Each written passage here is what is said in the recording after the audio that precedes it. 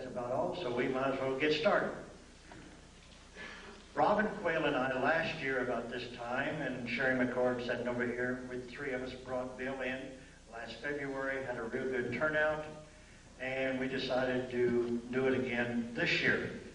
Robin and I have been talking with Bill for over the past several months, and we found out that he's got a lot of brand new material that you people, if you were to the one last year, it's going to be new material. And one of the things he said last year, he said he was going to touch from kindergarten to about the 4th grade last year. And it made some people mad, but yet made them mad enough to want to come back. Now, this year, he told me the other night, he said we're going to hit from about the 7th grade to the 10th grade, so we're into junior high. So maybe in 2 more years, we'll be into high school or college. So this is some of the things. Bill spent about 7 years in naval intelligence, and he'll get into a little bit about what he did in there. And then he spent the last 17 years putting together what he is going to share with us this afternoon. And at this time, I'd like to introduce Bill Cooper. Bill?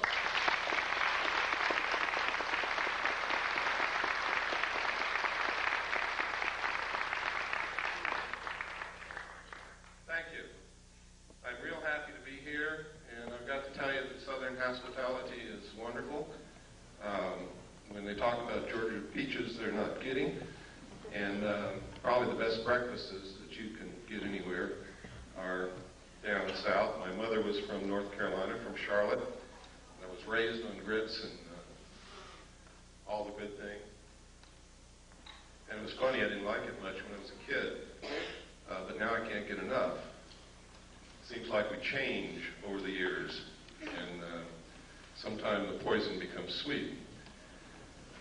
What I'm going to talk about today is a lot of how the sweetness has become poison. Just the opposite has been happening.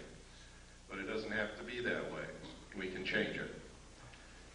I'd like to know how many of you are here from out of state? Good, excellent. We try very hard to notify everybody that we have an address on anywhere around any state that I'm going to be in, and I see that people are appreciating that. So we're not wasting our money on the postage. How many of you are here to see what I have to present and hear what I have to say for the first time? My God. Something is working. That's incredible. That's wonderful. How many of you have never seen any tape or heard any audio presentation of mine or been to any of my personal appearances? Okay, that's good. Something is really working. One of the most difficult things about what I talk about is get people to drop their preconceived notions, their preconceived ideas, it can't be happening, this is impossible, Bill Cooper's a nut. Get them to drop those kinds of obstacles and just take a look at the evidence. Because I'm going to tell you right now, I don't want you to believe anything that I tell you today. I don't want you to believe anything that I present to you today. But I do want you to see it. And I do want you to listen, and maybe, just maybe, what I'm all about is just maybe you will see or hear something here today that's going to convince you that something is terribly wrong. And it's going to empower you to become active and help us find out exactly what is wrong and fix it. Because I believe that we don't have too much time left to do this. I hope that I'm wrong. I sincerely hope that I'm wrong. But I have to tell you, ladies and gentlemen, since I have begun telling the world what I know and what I've found in my research, thousands of people have set out to intentionally prove me wrong, to ridicule me, to discredit me, to do all of these things, and no one has succeeded. Everyone who has gone to research the evidence to try and prove that I'm wrong has only succeeded in proving that I'm right. And I have thousands of letters from these people. And they're amazed when they do it. There are people here today who were at my presentation last year who I know didn't believe anything that I told them. They were very skeptical. skeptical and have since become helpers in our crusade because they went out and looked at what's available. Most of the evidence is in the public domain. It's there for anyone to find. That's where I found it. That's not how I got started on it, but that's where I found everything that I'm going to show you today, most of what I'm going to talk about. There is also a lot of deception. There is layer and layer upon layer upon layer of misinformation, disinformation, just plain old ordinary bullshit, and a lot of other things to get in your way. So wading through that can sometimes be difficult. You have to use your gut feeling, you have to use your common sense, you have to dig. But it's important that you learn to do that. For those of you who are here for the first time today, let me give you some background on who I am so that I won't be some mysterious character up here rattling off information which may or may not be true. I was reared in a military family. My father was a command pilot in the United States Air Force. He is a retired lieutenant colonel. He lives in the state of Texas now.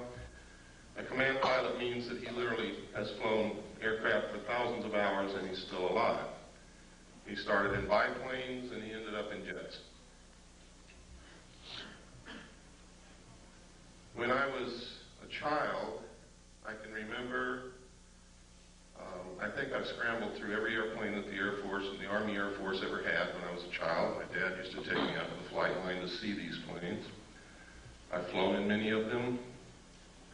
I used to eavesdrop on the pilots when they sat around the kitchen table, talked about UFOs and Foo Fighters and dog fights and things that went wrong with their airplanes and everything that you can think of, until they would get sick of me and my brother and sister and send us out in the yard to play.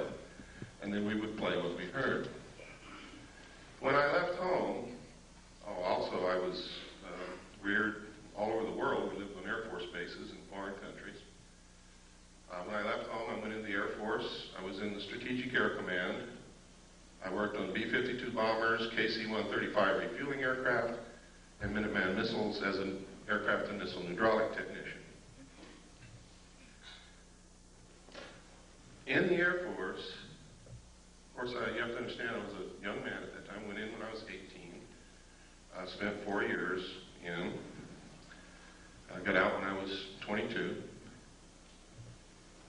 And I met sergeants, people who were over me, but who I became friends with, who sometimes after about 10 or 12 beers would begin to tell me the most incredible stories that I'd ever heard in my life about having participated in teams of Air Force personnel who recovered crashed extraterrestrial spacecraft.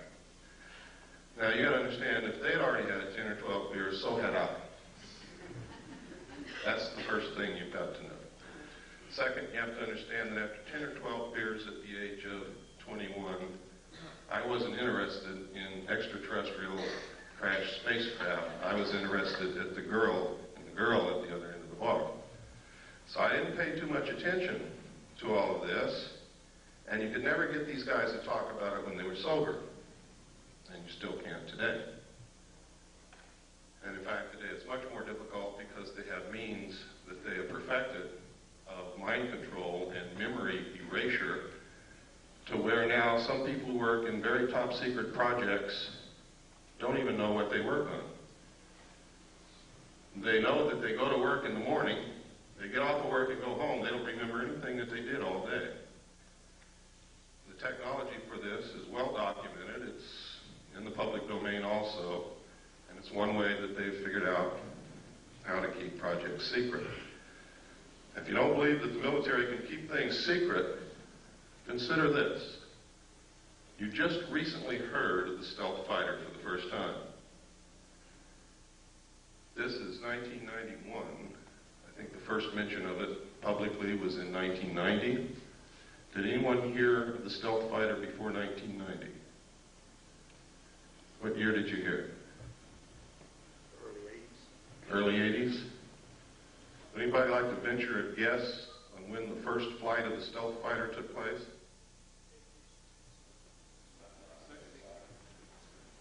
That's close. It was in the early 70s, ladies and gentlemen. First stealth fighter flew. So that's pretty good secret keeping. They can and do keep secrets for many, many, many years, and nobody knows about it. Now, I can tell you this for sure. If they have revealed publicly the existence of the stealth fighter, they have something else that's secret that makes that look like a tinker toy. That's the way these things go. When I left the Air Force, I went into the United States Navy. I had originally wanted to go into the Navy. I love the ocean. I love ships. I love the water. I was a wonderful swimmer. I only had one problem. I got terribly seasick when I just looked at a boat. So that's why I really went into the Air Force. But when I left the Air Force, it had not satisfied my sense of adventure. I still love the ocean. I still wanted to go in the Navy, so I did. And I volunteered for submarines. I was stationed aboard the USS Tiru, USS 416, stationed at the Pearl Harbor submarine base. It was an old World War II diesel boat. When I reported aboard, it was in the shipyard and had been cut in half. And you could imagine my chagrin, being new to the Navy and standing on the edge of a dry dock looking at a submarine cut cleanly in half, knowing that I'm going to have to go underwater on this thing. I really didn't like the thought of that. Everything was rusty. Everybody was welding everywhere. It looked like a dead grasshopper covered with ants. Well, what they did was they inserted a 12-foot section, which became a pretty sophisticated sonar facility, compartment, and put 3 domes on the deck so that we could triangulate targets. And when this was done, we could actually compete with some of the best nuclear submarines in being able to track and kill a target. In fact, I remember thinking at times how easy it was to detect submarines and keep them from getting near an aircraft carrier and then becoming a crew member on this submarine and surfacing within 100 yards of a carrier, not having been detected until we broke water. Now, to me, that was incredible, because that meant that that carrier was dead. I mean, if it had been wartime, we could have sunk that carrier very easily. I was acquainted with the state-of-the-art of aircraft technology. I was acquainted with not the state-of-the-art, but I knew what it took to go underwater and survive.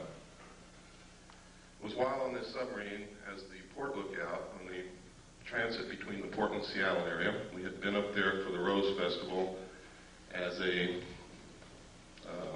showboat, really. People came down and toured through the sub. And we met a lot of girls and had some really neat dates, and then we left.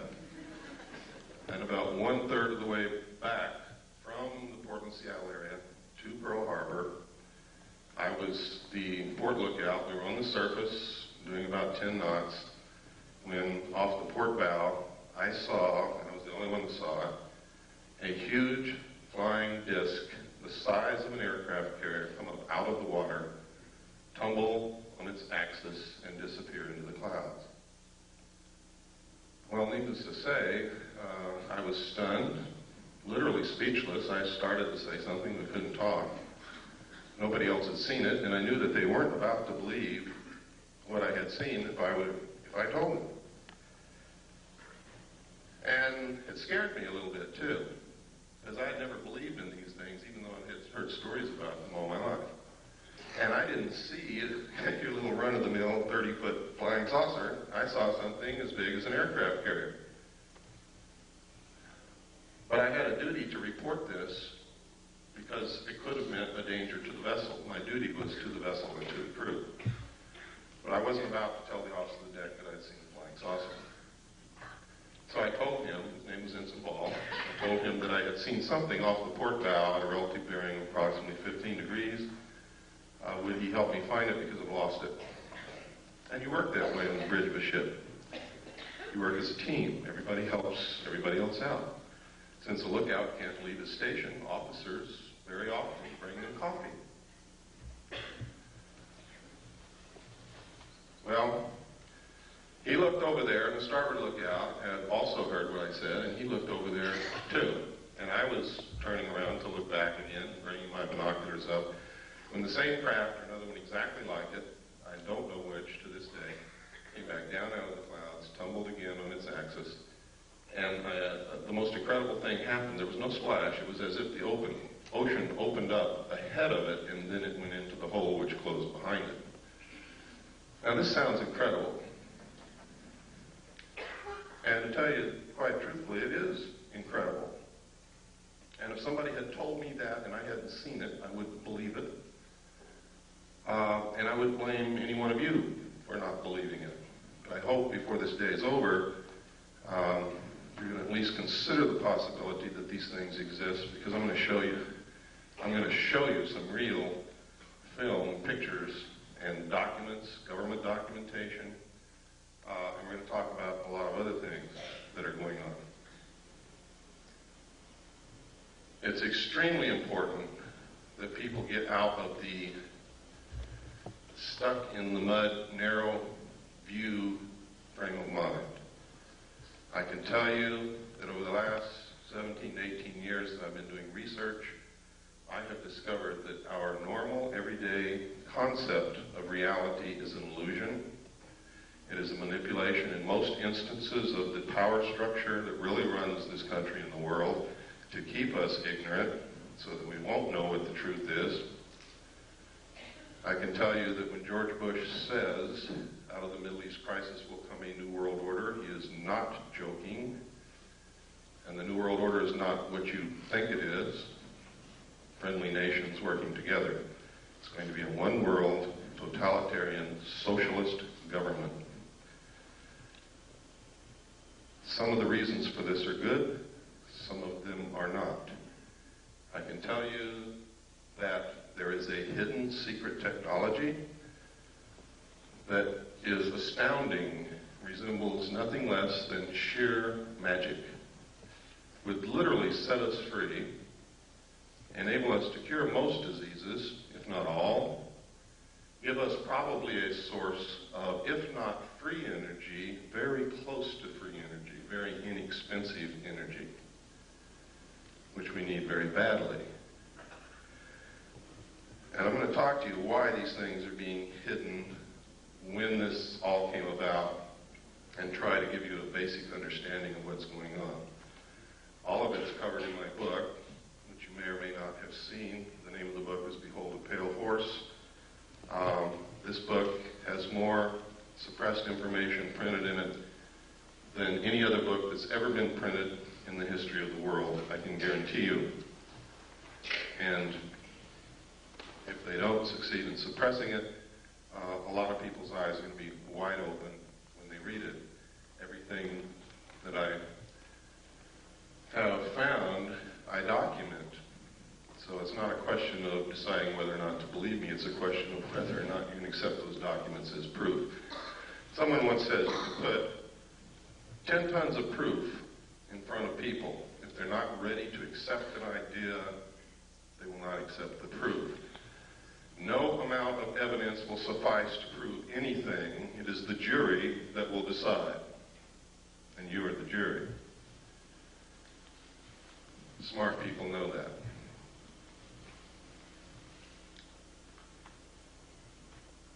After having gone through this experience in the con, on the bridge of the submarine, I was later told by the captain that we were not to discuss this, not even amongst ourselves. I'd never been told that in the military. I'd never heard of anything like that. People who worked on projects together usually discussed them amongst themselves together. Now, when we reached Pearl Harbor, those of us who had been on the bridge, including the captain, were not allowed to go to shore. An officer and commander from the Office of Naval Intelligence came on board, spoke with each one of us in the captain's stateroom individually, and literally what happened is he did not tell us what to say. But every time we said the wrong thing, we were threatened. We were yelled at. It didn't take me long to figure out, having been raised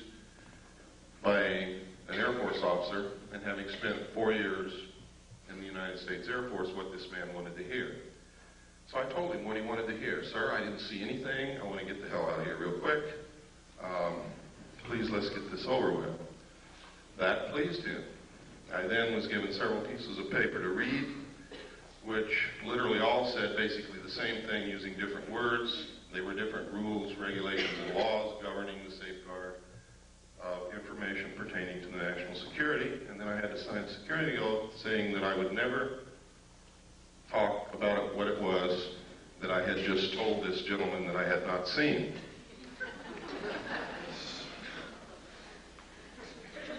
And then I was allowed to go. Later I was selected and trained for Naval Security and Intelligence. I was given a secondary NEC of 9545, which is Internal Security Specialist.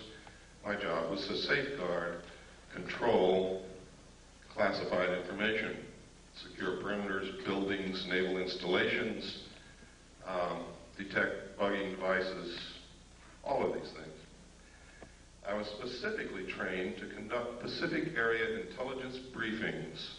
And then after all this training, I was sent to Vietnam and made a patrol boat captain for Naval Security and Intelligence. I was attached to Camp Carter, which was the headquarters of Naval Intelligence and I-Corps. I was then sent to a division of Naval Intelligence, which was the Danang Harbor Patrol. I was given a crew, a patrol boat, and a lot of weapons and ammunition, and they turned me loose. And that was crazy, because I was a young man that didn't know what the hell I was doing. But I did okay, thank God. Some others didn't. Later, I was transferred up to the Danang River Security Group, which was another division of Camp Carter Naval Intelligence. And my job there was to patrol the river, make friends with the people along the banks, gather intelligence, and maintain the safety and security of the river. That river was at the DMZ. It's the Takan River. The base camp was Quaviet at the mouth of the river on the southern bank. And it was a major supply route for supplies that went to Quezon, which was under siege. While there, I learned that there was significant UFO activity in Vietnam. A lot of it. Why? I don't know. There were rumors flying everywhere.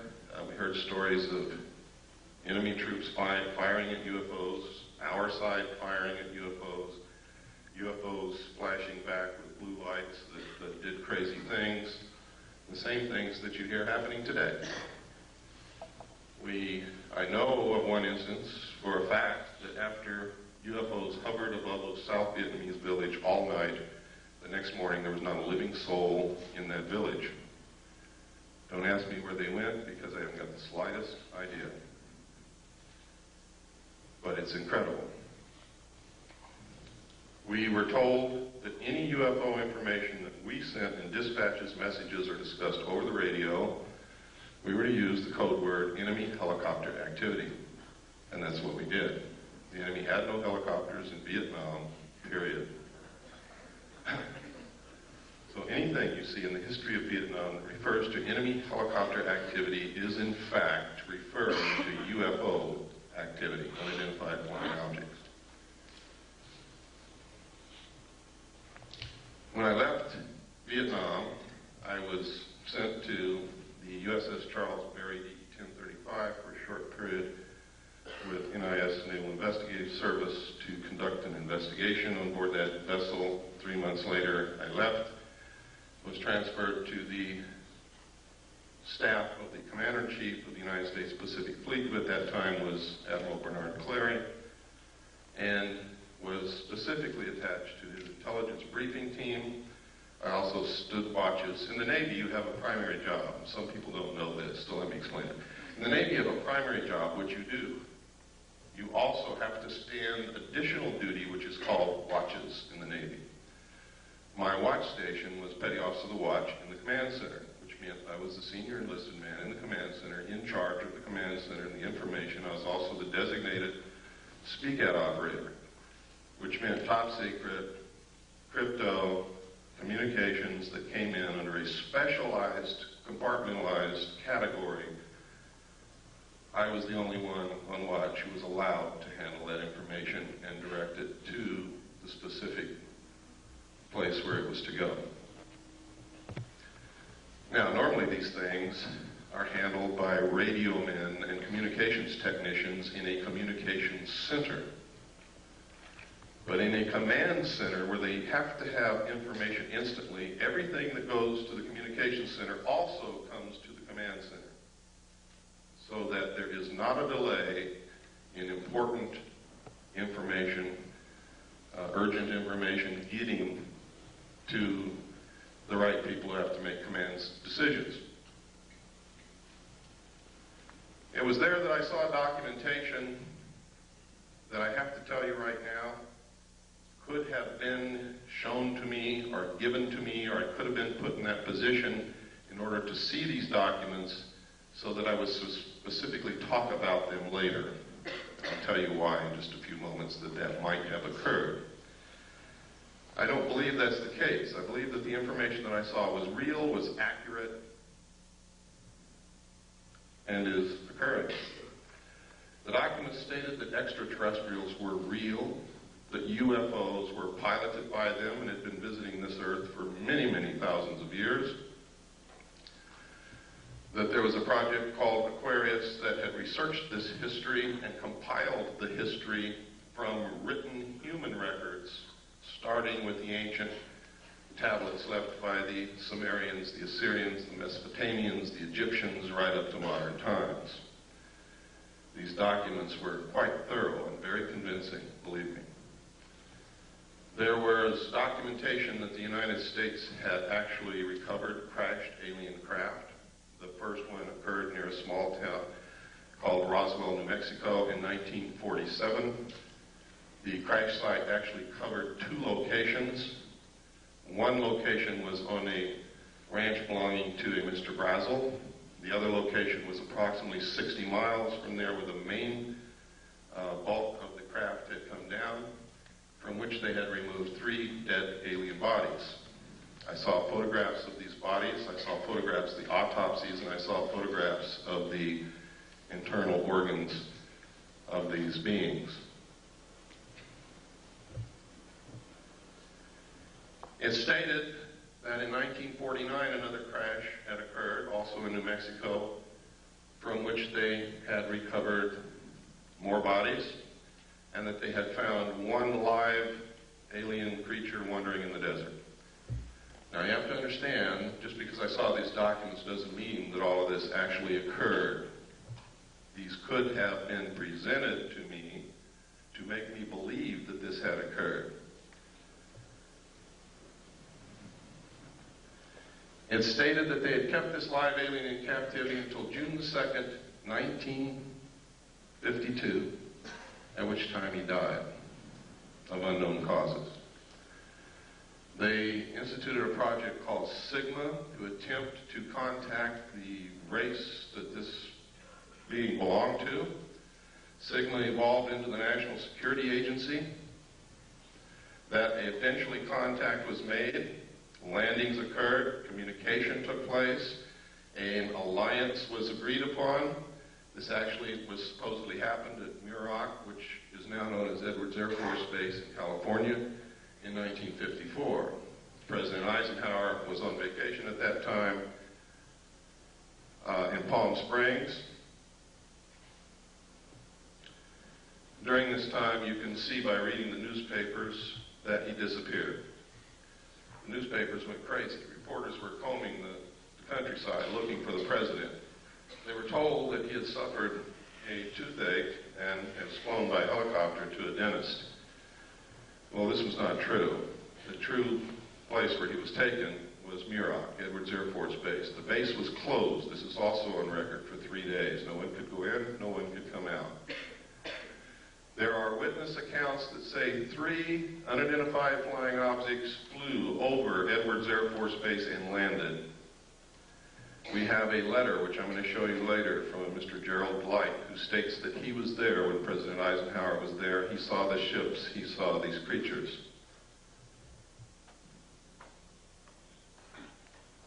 And that's just the beginning, but I'm not going to go much farther than that right now. We're going to get into some documentation so that your disbelief can start to see that this is not as incredible as it sounds. And I know what some of you must be sitting there thinking. It wasn't too long ago I would have been thinking the same thing. Now, over the years, if this is real, it's been suppressed and covered up and hidden for very good reasons in the beginning. Reasons that don't stand up now. Reasons that have resulted in criminal activity, in erosion of the Constitution, in all kinds of things. Now, I said that I believe that this is all true. I don't believe that it's a hoax. The evidence is overwhelming that it's true.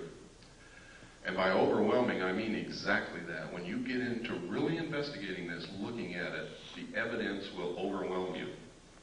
It is incredible that such a cover-up has been able to be maintained for so long. On the other hand, I have found references as far back as the beginning of this century by a secret group of very powerful people to create an artificial alien threat from some other planet to help unite all humanity into a one-world government with them at the head. I have found a speech given by John Dewey in 1917 to Viscount Ishii and the Japanese delegation in New York City, where the first thing that he says in his speech is, "Someone once told me that the best way to unite all humanity and do away with war is if we were attacked from some other planet by alien beings from outer space." I have found reference in a report called the Report from Iron Mountain to the ultimate method of permanent peace on this earth and uniting humanity, doing away with nation states which cause wars, and substituting for war a tremendously wasteful space program that would unite humanity against an alien threat of an intelligent race from another planet. Now, I didn't know all this when I saw these papers back between 1970 and 1973 and the photographs and the records that I saw. This information came out during my research over the last 18 years. So it's something that has to be considered. I have to tell you that the intelligence communities, the powerful people in this world, have the capabilities to do this, to perpetrate such a hoax.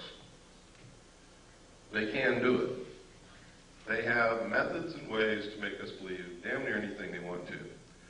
But I will tell you this.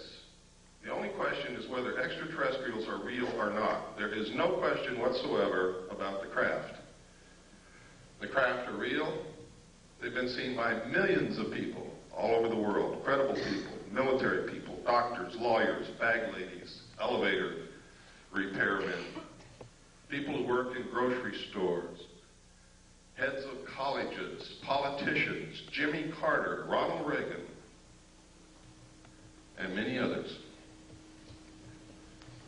Now, Jimmy Carter said he saw a UFO before he was elected president. Now, if he's not credible, why did you elect him?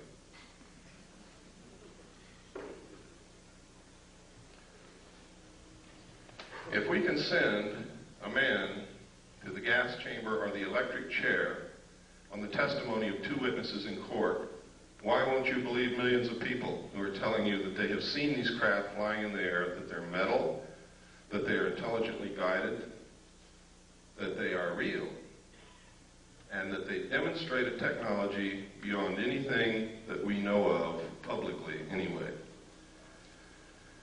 I can tell you that we have this technology in the United States. It is being flown in an area called Area 51, Groom Dry Lake, in the Nevada Test Range in the state of Nevada.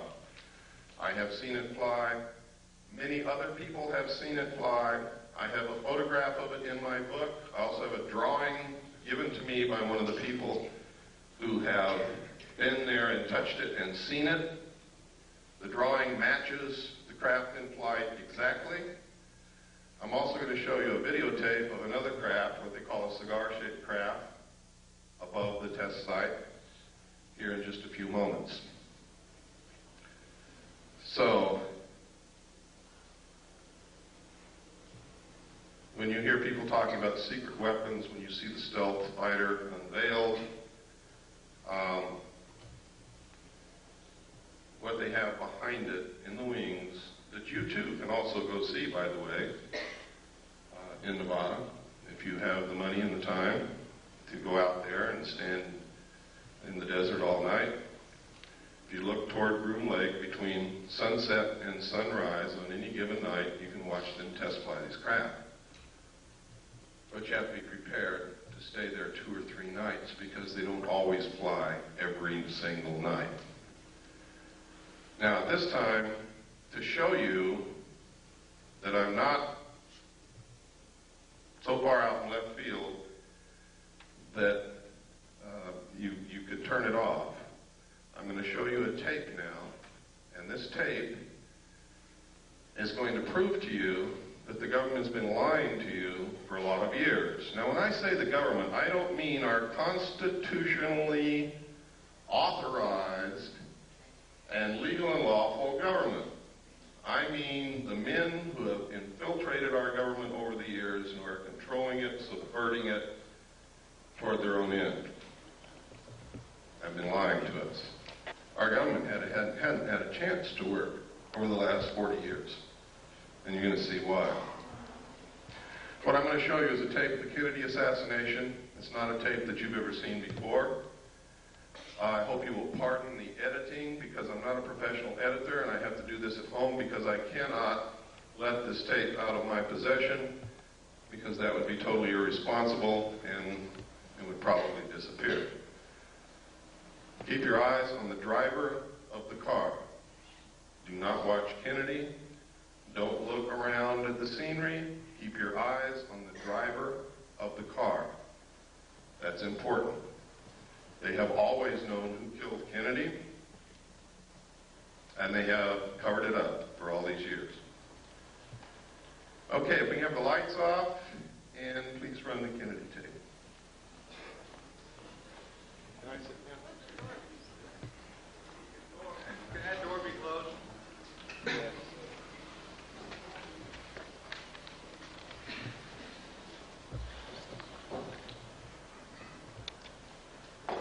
None.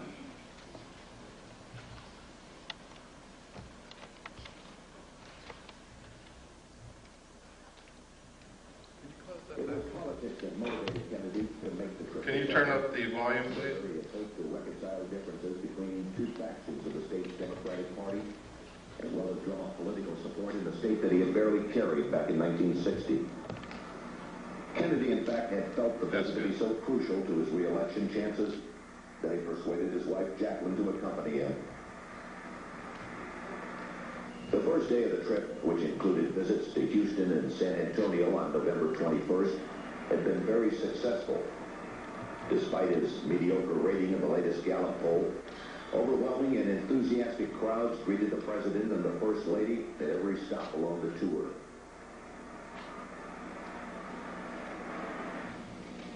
Late in the morning of Friday, November 22nd, the presidential party arrived at Dallas's Love Field, where the president was again met by a large and exuberant crowd.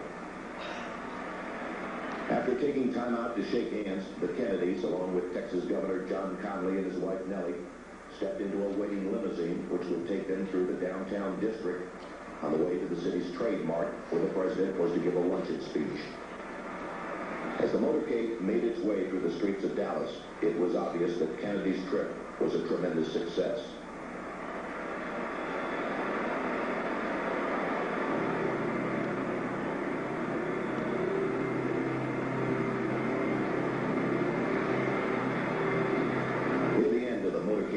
The limousine entered Dealey Plaza, a small open area on the outskirts of the city. After turning right onto Houston Street, the president's car traveled one short block and then turned very sharply left onto Elm Street, where it passed beneath the Texas School Book Depository. It was 12:30 p.m. Central Standard Time. At this point, Abraham Zapruder, a Dallas clothing manufacturer who watched the motorcade from atop a grassy slope to the west of the book depository, turned on his 8mm Bell & Howell movie camera. Focusing his telephoto lens on the president, Zapruder captured the most shocking and sensational piece of film in history.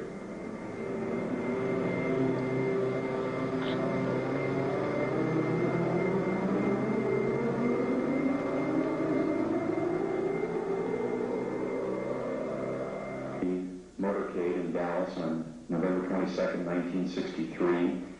As the presidential car passes behind the freeway sign, President Kennedy is struck in the throat by a bullet that was fired from the grassy knoll. As he's grasping his throat through John Connolly, turning around to his right, he at that point is struck. You notice the passenger of the car turning back to see what has happened to the president. As he turns back to the front, the driver of the car turns with his left arm over his right shoulder with a pistol and fires. You see the 45 caliber nickel-plated automatic weapon in his left hand. He's firing over his right shoulder. You see it in relief. You see his head pointing backwards towards the president.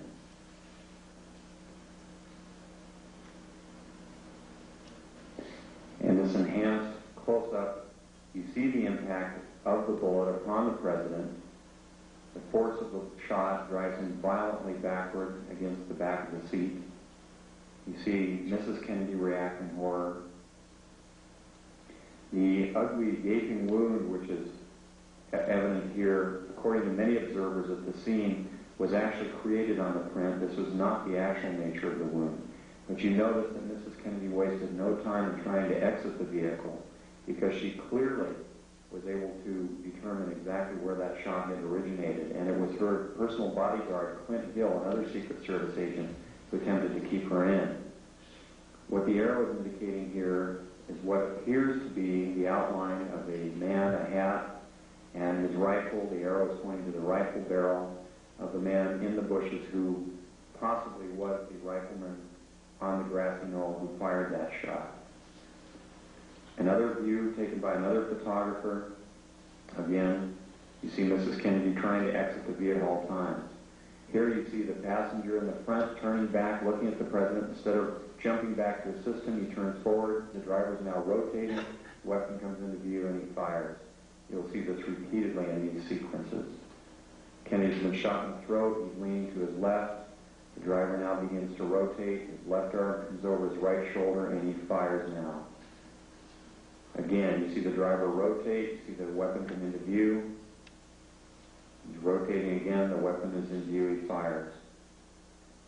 You can clearly see his head turning and his arm and the weapon extending into view over his right shoulder. Many of the witnesses indicated that the car slowed almost to a virtual halt at about this point. And here in the normal version, you see how much more quickly it is speeded up. It's much harder to determine. Many of the people who asked the question why Jackie Kennedy did not.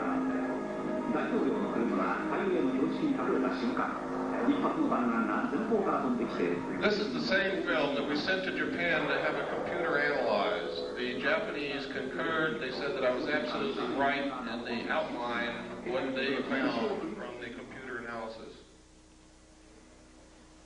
They also gave us a very clear, beautiful color cut that you will see following this.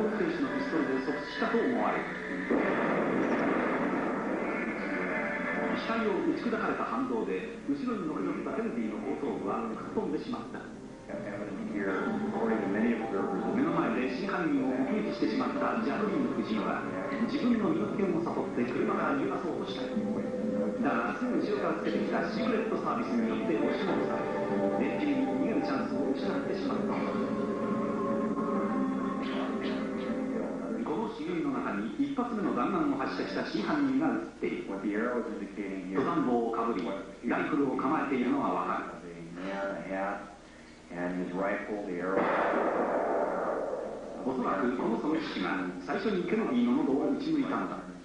On the grassy knoll who fired that shot. Another 別のフィルムでもシークレットサービスが慌ててジャクリーン夫人を阻止しようと飛び乗るのが映っている。ここで決定的な瞬間をより鮮明なフィルムで見て画面右端の運転手が振り向き片押しにピストルで撃つのが見える。画面の右端に見える運転手の動作に注意すると分かる。ハンドルを握った右腕越しに左手でピストルを突き出している。もう一度見てみよう。間もなく運転手の頭が後ろを振り向くと同時に肩のところに白く光るピストルが出てくるのが見える。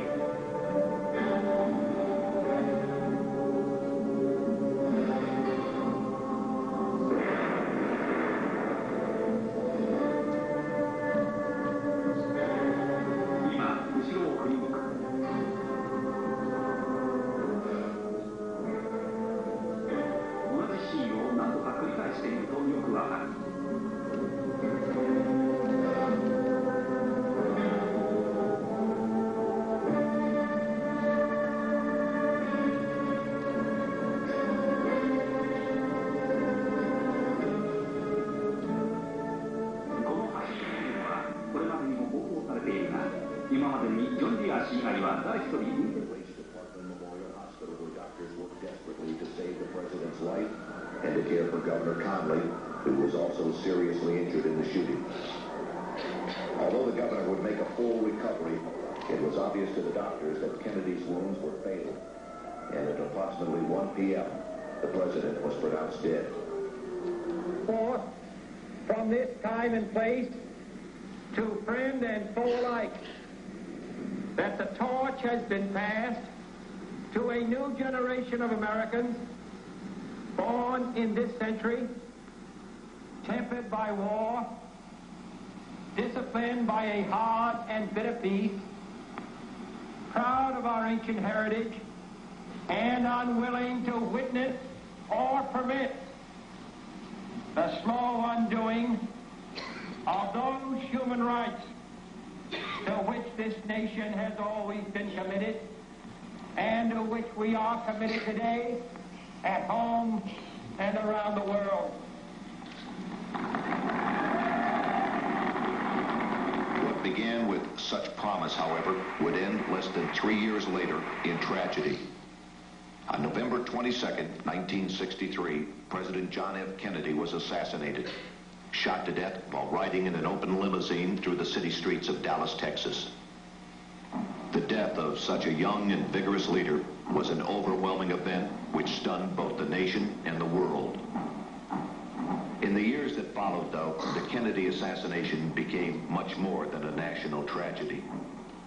When viewed in light of later assassinations, the war in Vietnam,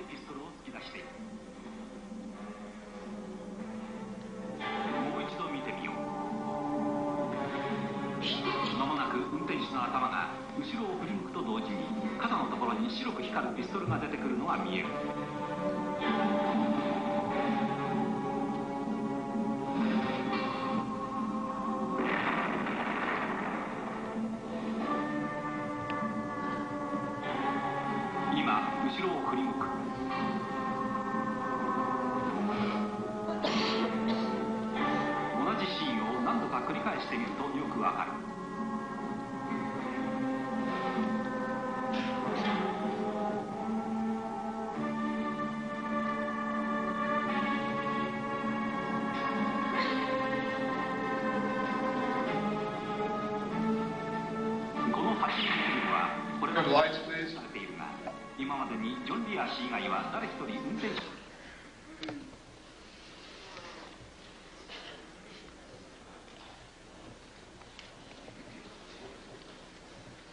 While I was with the Office of Naval Intelligence attached to the Commander-in-Chief of the United States Pacific Fleet staff, I saw documents that stated with no hesitation whatsoever, with clear understanding, that President Kennedy was killed by William Greer, the Secret Service agent driving his limousine in the motorcade.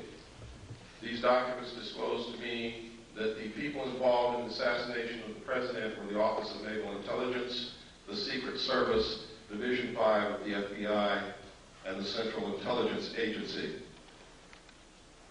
The reason stated was that he was a security risk, that he had ordered them to stop the sale and importation of drugs to the American people, and that he had ordered them to develop a plan to disclose the presence of extraterrestrial visitation to this earth within the following year.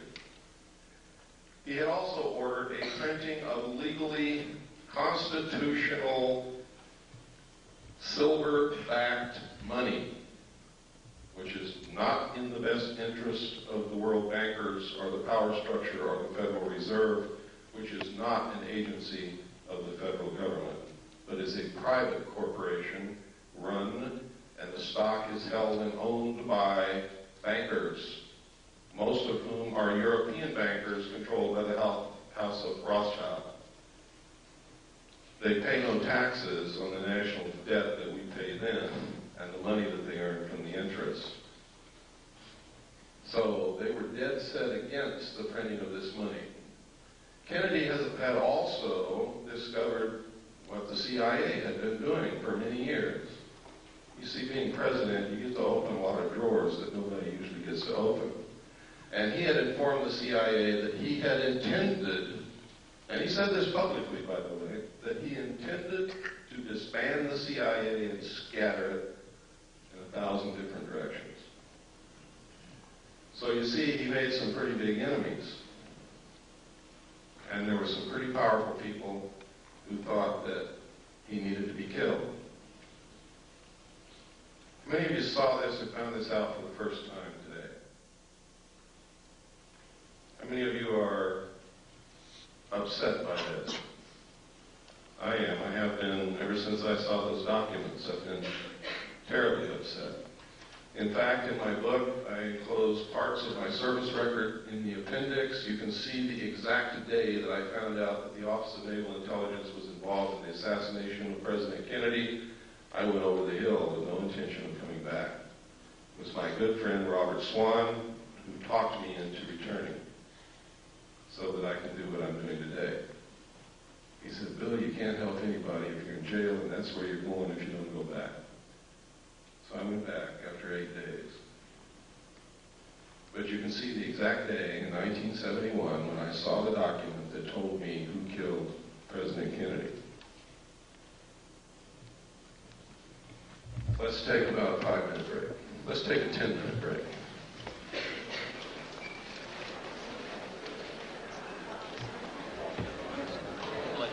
Bobby, please, we're going to get started again.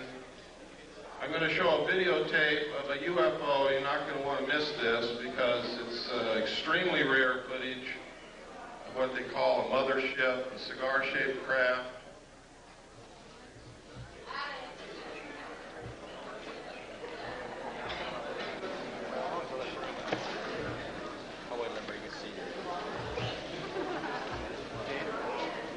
Close that door. Sure.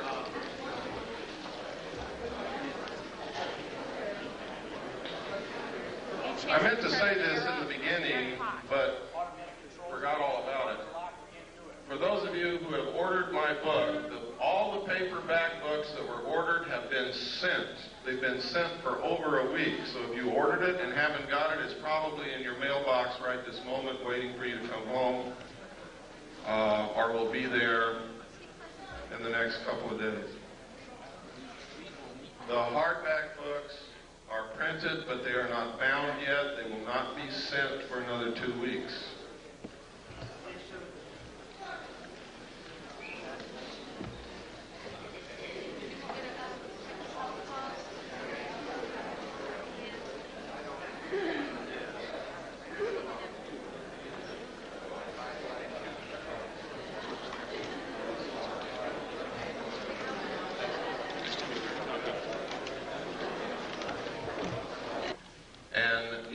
Gotten to the bottom very quickly.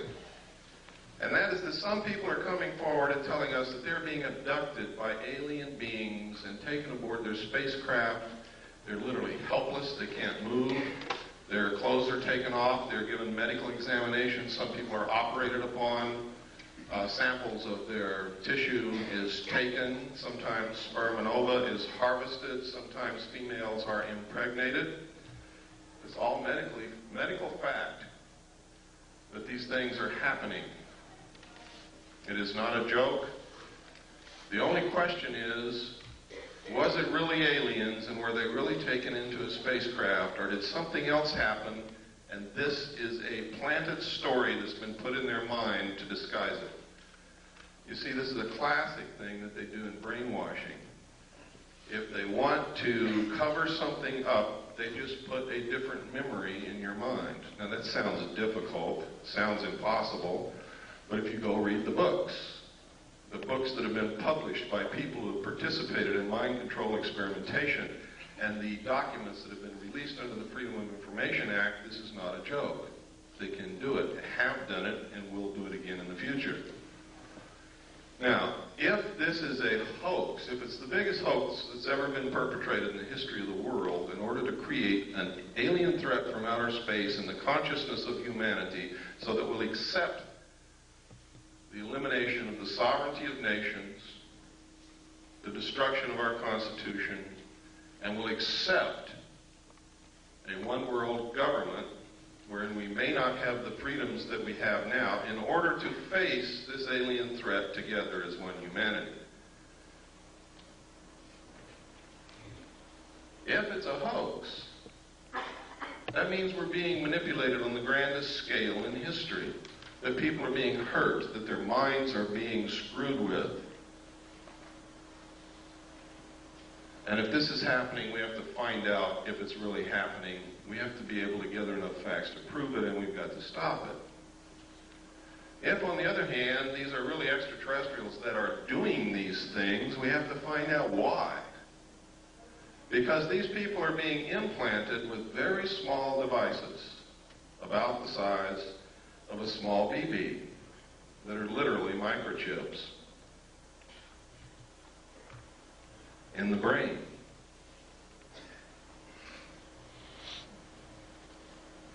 What is the purpose? I don't know. Can these people be controlled through these implants?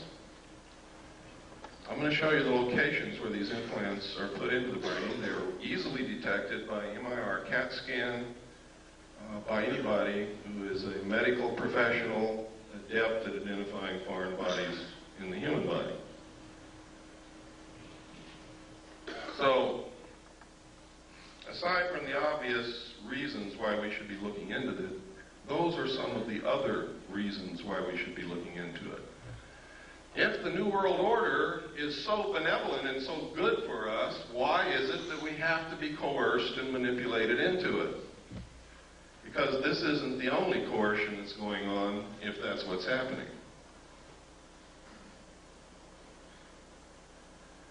Now I'm going to preface what I'm going to say next, because I'm going to talk about the war in the Middle East for a few minutes. I'm going to preface what I'm going to say next with this statement.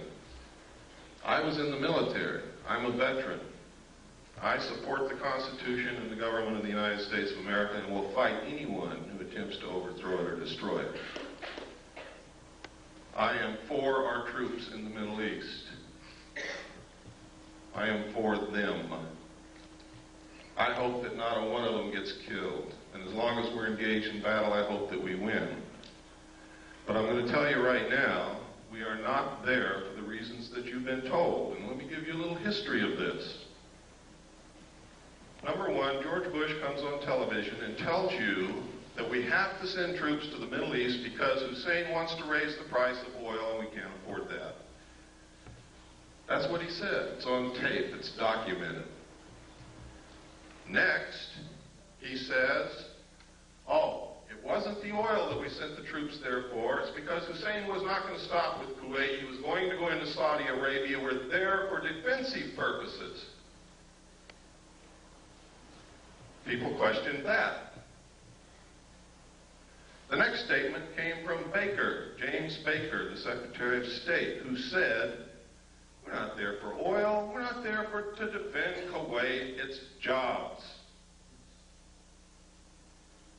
We're there for jobs. Then at a press conference, Bush said, and I quote, "Some people just don't get the message. It's not oil. It's not to defend Saudi Arabia, and it's not jobs. We're there to prevent this kind of naked aggression."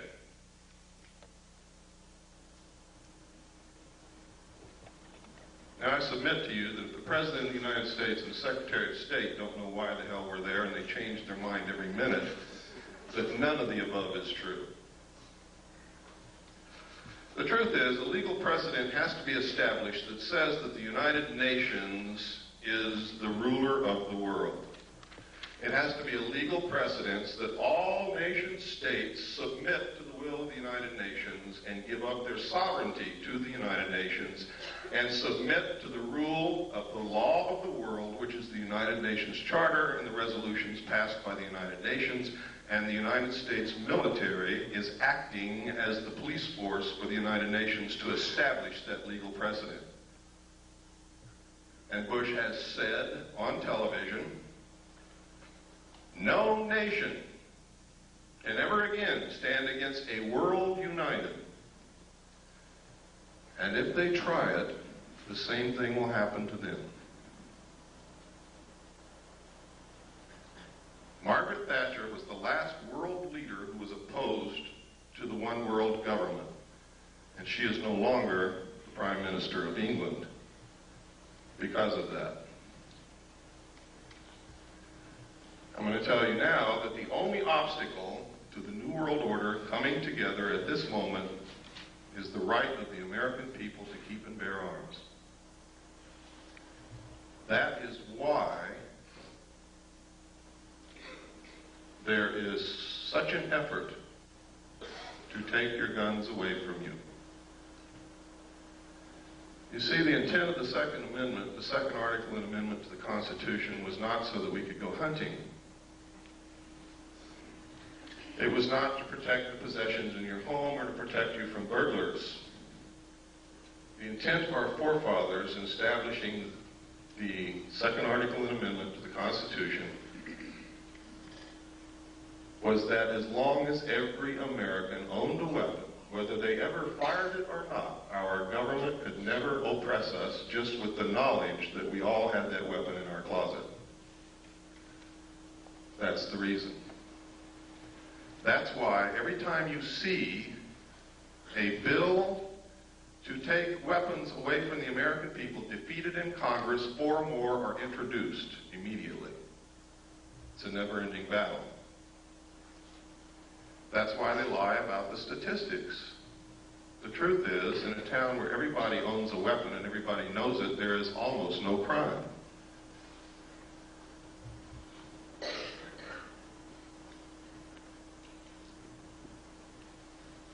I'm going to show you this next videotape while you're thinking about that, to show you that these craft do in fact exist. This was taken above the Nevada test site. This is what's called a cigar-shaped craft. They are very large. They're also called motherships. Every time they're seen, except in this photograph, usually you see other smaller craft exiting and entering these craft, like scout ships or something. I don't know what you would call it. But it's absolutely incredible. This piece of footage you're going to see is so rare. I've only seen one other piece of film footage on this particular type of vehicle, and it wasn't even 1/3 as good as what you're going to see here. So what you're going to see is extremely rare, and you probably be a long time before you ever see any footage like this again. It's very difficult to get. Go ahead, there's no sound.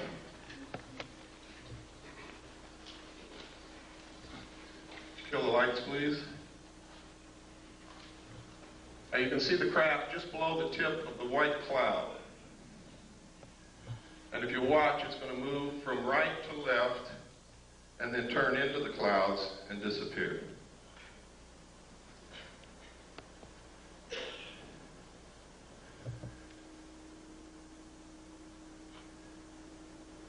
We were approximately 15 miles from that location when this footage was taken, which means that what you're looking at there is approximately 2 to 3 miles in length.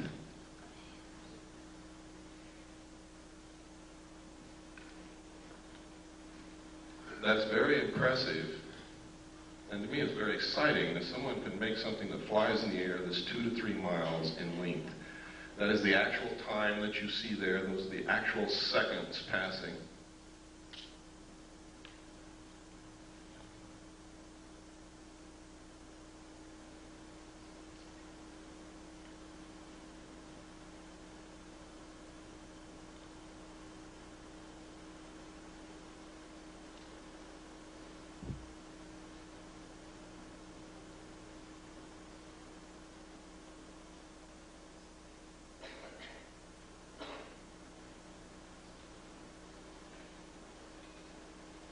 And it's almost gone now. Now it's into the cloud bank. You can stop the tape.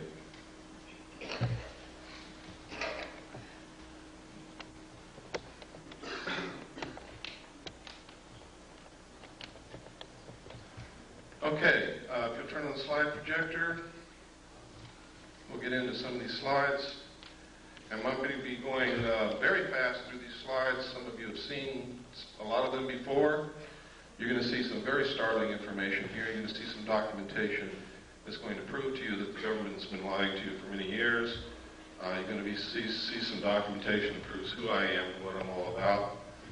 After I left the military, ladies and gentlemen, in December the 11th, 1975, I attempted to leak the material that I knew to the press. I was attacked twice. I've lost my leg. I've had my skull caved in. I kept silent for 16 years, during which time I was the head of the Mixed Gas Deep Saturation Diving Department of the College of Oceaneering. I was the executive director of Adelphi Business College. I was the executive director of Pacific Coast Technical Institute, the executive director of the National Technical College. I was the national marketing coordinator for United Education and Software. And I owned a gallery and studio of fine art in Long Beach, California.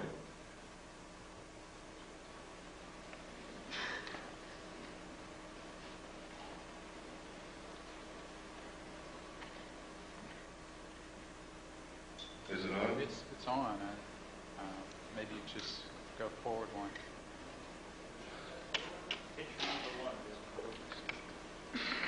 I'm hitting it. Something's wrong. There we go. You want to go forward? That's the wrong.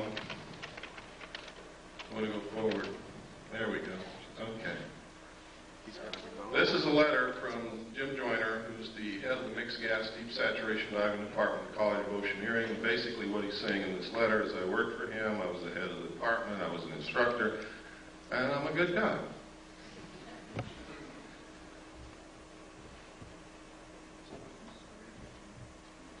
This is not working. It's not? Go ahead and push. Just say forward and he'll push the button. Okay. This is a piece of research that was done by Bob Exler. In his own research, he verified something that I had not told anybody, and that was that when I was with the Commander-in-Chief of the United States Pacific Fleet, I worked directly under Bobby Ray Inman. He verified all of this, verifies that I was there, and that I had reported seeing UFO-related documents under their command. And it goes through to outline Bobby Ray Inman's career path, which is incredible. He believes that Bobby Ray Inman is very much connected with the cover-up group, is one of those in the know, knows everything about the alien situation. Born April 4th, 1931, graduated from college at the age of 19 with the BA from the University of Texas in 1950. He entered the United States Navy in 1952, advancing to the rank of Admiral in 1981. 20 years after entering the Navy, he graduated from the National War College in 1972.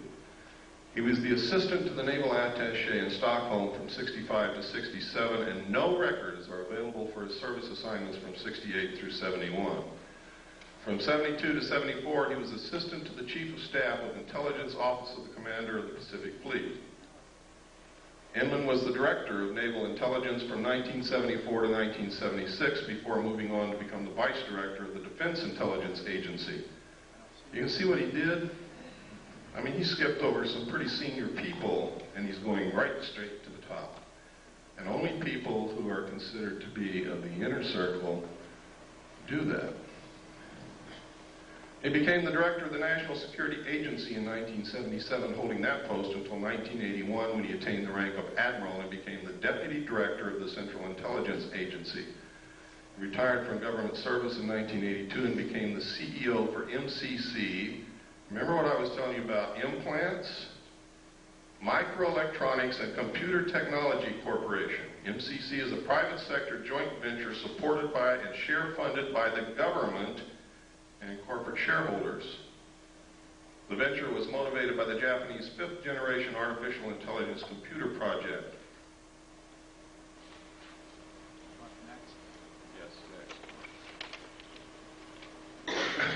This is a letter from Bob. Remember I told you Bob Swan was the one who talked me into going back after I went AWOL.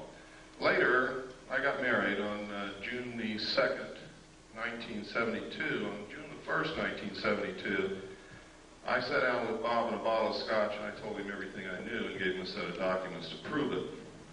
Bob acknowledges that conversation in this letter.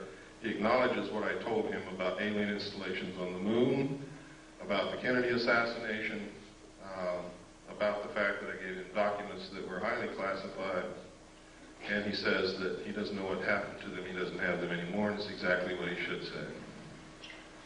Next.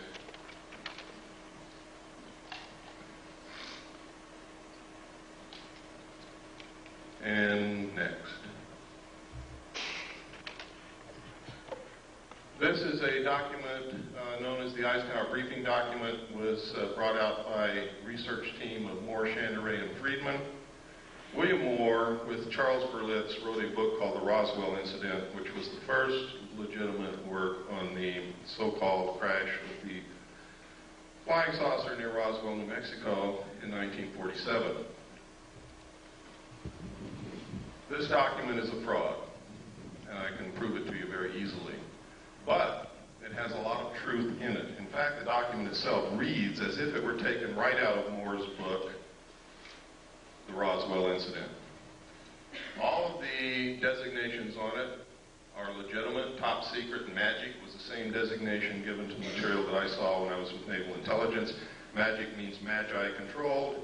Magi is the majority agency for joint intelligence, which reports only to a top secret group called Majesty 12, also known as Majority 12. It is made up of 19 members. There are 6 from government, 6 from the Executive Committee on the Council on Foreign Relations, 6 from the Jason Scientific Group administered by the MITRE Corporation and Dr. Edward Teller. This briefing document calls it Operation Majestic 12. The documents that I saw said that it was Operation Majority.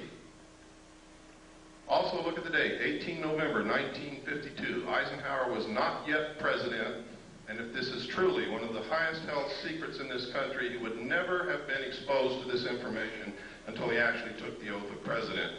He was not even in government service at the time he was elected. He was the president of a college. Next, please.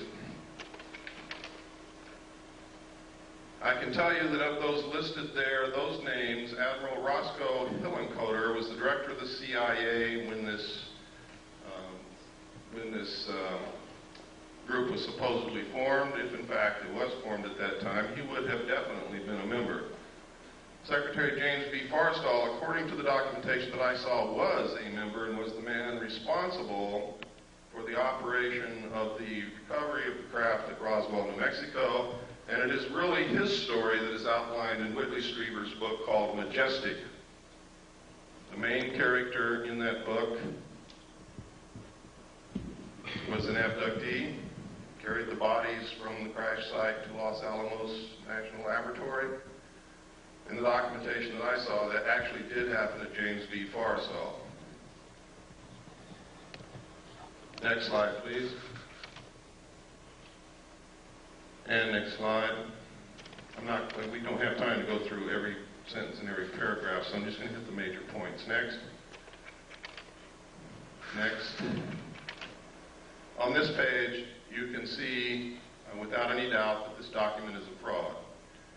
In enumeration of attachments, you'll see attachment A, special classified executive order number 092447 TS/EO. TS is top secret, EO is executive order. Executive orders are numbered consecutively from president to president, from executive order to executive order, no matter who occupies the White House, for the purpose of continuity and record keeping. Truman wrote executive orders in the 9,000 range. Eisenhower wrote executive orders in the 10,000 range, and so on and so forth. President Nixon wrote in the 11,000 range, and some of the ones that he wrote were actually signed by Carter. This is 92,447. Any way that you look at it, it can only be a date. 09, which would be what month? September the 24th, 1947. Executive orders are not listed by date, they are listed by number. Next slide, please. This is a memorandum for the Secretary of Defense. This also is a fraud. Next slide, please. This is legitimate. This came directly from the National Archives. It is legitimate. One thing that makes it important is it does mention NSC, National Security Council, / MJ-12 Special Studies Project. In the documentation that I saw, Majesty 12, also known as Majority 12 for security reasons, where I got the name Majority 12 is that they had to have a majority of 12 votes to carry on any motion or any operation or anything that they wanted to do. If they didn't have 12 votes, they couldn't do it. It was abbreviated MJ-12. I also saw documents that there was a special studies group made up of scientists and prominent people belonging to a secret society called the Jason Society, which actually makes up the core of the Council on Foreign Relations. And under them is a Jason scientific group administered by the MITRE Corporation to study all the facts, lies, evidence, disinformation of the alien question and arrive at what the truth was. It was a 3-year study. Dr. Zbigniew Brzezinski headed the study group for the first 18 months. The second 18 months was headed by Dr. Henry Kissinger. During that time, Dr. Henry Kissinger, this is historical record, wouldn't even speak to anyone.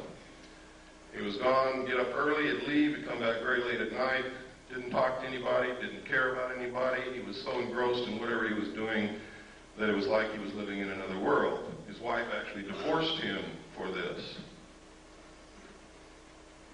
So it fits. If he was really studying the alien question, I think that's the only thing that I can think of that would engross me so much that I would neglect my wife. Something of such historical and monumental consequence as that. Next slide, please.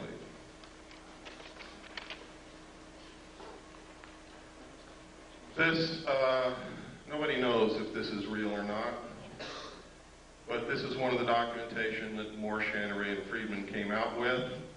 Next slide. This is a letter from Jesse Marcel Jr. In the Roswell crash in 1947, Major Jesse Roswell was an intelligence officer attached to Roswell Army Air Force Base, and he was the one who was sent out to check out this wreckage that Mr. Brazel reported on his ranch. When he got there, he determined that this wasn't anything he'd ever seen before, didn't know what it was, gathered it all up, put it in his car, took it home, showed it to his wife and child that night, and the following morning took it into the base.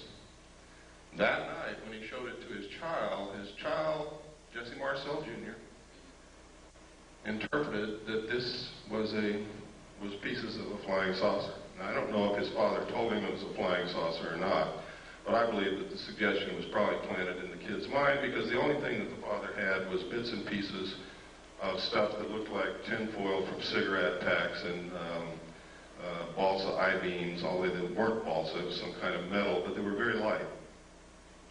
Next slide.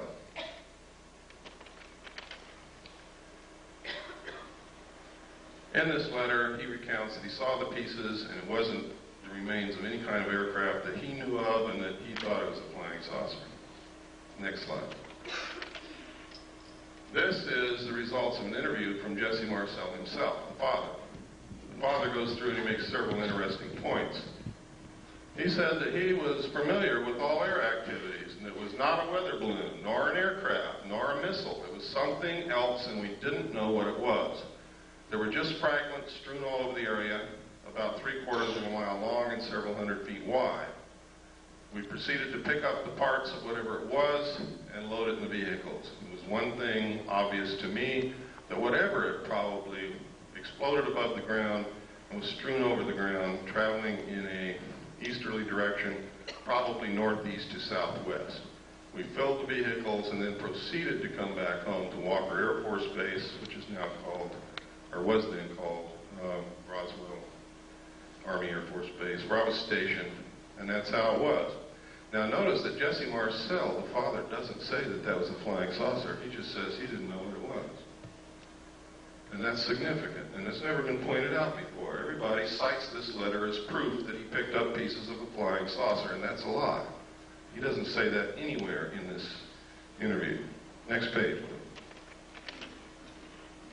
And he goes on here, and he talks about the metal, the pieces, and what it did. He said they tried to burn it, could not be burned. Would not burn. The same with the parchment we had.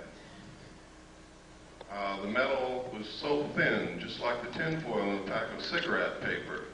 I didn't pay too much attention to that at first until one of the boys came to me and said, you know that metal that was in there? I tried to bend that stuff and it won't bend. I even tried it with a sledgehammer. You can't make a dent on it. And he talks about some other things that they did. But nowhere in here is significant. Does he ever say that it was a flying saucer or an extraterrestrial craft? He just says he doesn't know what it was. Next slide, please. And even here, he doesn't say or venture any guess as to what it was. Next slide. This is a letter. This is called the Smith Memo. Smith was a radio engineer for the government of Canada. He came down to Washington to see if he could get the United States government to participate in electromagnetic experiments and experiments involving radio waves and other things of that nature. While he was there, he read a book written by Frank Scully called Behind the Flying Saucers, and he wanted to know if it was real. Scully in his book had said that the government had recovered crashed flying saucers and was hiding this from the public. He went to his embassy, the Canadian Embassy in Washington, asked them to find out the truth. The Canadian Embassy contacted Dr. Robert Sarbacher, who was a senior scientist working for the Pentagon at that time. And if you'll give me the next slide, this is what Dr. Sarbacher told the Canadian Embassy, and they relayed it to Wilbur Smith. A, the matter is the most highly classified subject in the United States government, rating higher than even the H-bomb. B, flying saucers exist. C, their modus operandi is unknown, but concentrated effort is being made by a small group headed by Dr. Vannevar Bush. D, the entire matter is considered by the United States authorities to be of tremendous significance. Again, no mention of extraterrestrial or alien beings. And as you're going to see later, yes, flying saucers did exist. Next slide, please. This is the rest of the Smith Memo. It's important that you see the signature and the official stamps and the classifications that were on this thing. It is now declassified. Next slide. At the same time that the government was denying that they were interested in flying saucers or that flying saucers were real or that they were investigating or anything, this poster was on the bulletin boards of Air Force bases everywhere. I remember seeing this for many years on bulletin boards where my father worked. And it says, the first thing up there, UFOs, serious business, and outlines the fact that every base must have an officer designated to specifically investigate UFOs and report the evidence. And down here it tells him what he has to have. And one of the things is a Geiger counter, a magnifying glass. I don't know what he's going to do with that. And have a source or containers in which to store samples. Camera, binoculars, and other things. Next slide, please. This is a news release. At the same time that poster was on the bulletin boards at Air Force bases, the Air Force was issuing news releases saying that we're not investigating flying saucers, there are no such thing, what you're seeing is weather balloons, and we don't even want to know about it. Next slide. And next, that's the last of it. One of the things they did, though, that last one, I should have held it there, but that's okay. They said that, it's possible it could be a foreign country experimenting with some weird aircraft flying over our airspace, but of course they couldn't possibly be doing that. Next. At the same time, this poster was also on military bases, and one was the winner of Poster of the Month. Next slide.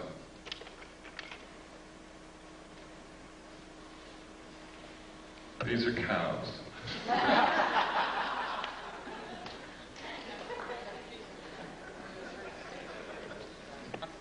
But I wanted to show you what they look like in case some of you haven't been out of the city in a while. Next slide. In some cities that I go to, there's really a reason for doing that. I wanted to show you this. There's something happening with this phenomenon that is absolutely incredible. Everywhere on this slide where you see an M, there has been a classic case of cattle mutilation. I'm going to describe to you what a classic case of cattle mutilation is so that you will know in your mind what I'm talking about. I'm talking about the lips on one side of the face gone. The jaw, the flesh, and the muscle on the lower side of one of the jaw, lower jaw, gone, stripped to the bone. The tongue missing, one eye missing, one ear cored out and missing. Usually a 6-inch diameter patch of skin somewhere on the animal has been cut out. If it's a cow, either the entire udder or a portion of the udder is missing. The rectum is cored out in a perfect cone shape. These sexual organs are always missing.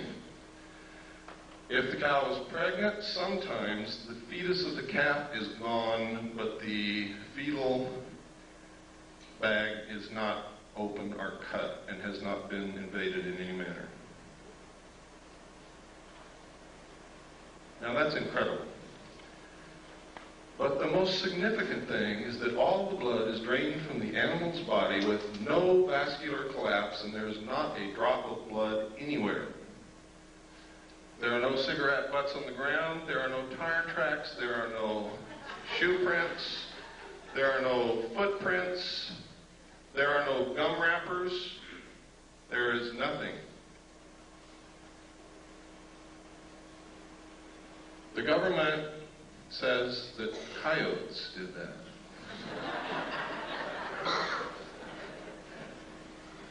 Now, I'm not going to pretend that I know who or what it was, but I do know one thing, it wasn't coyotes.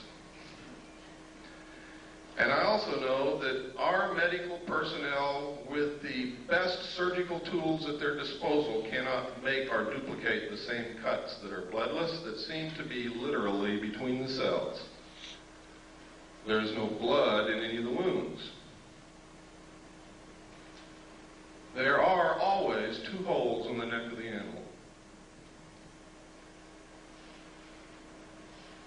Now, we got very curious about why would these specific parts of the animals be missing? And we came up with some things that are very interesting. Dust collects in the ear. Things that float around in the atmosphere collect in the ear. The lips touch the grass and the earth, so does the lower jaw. The eyes exposed to the atmosphere.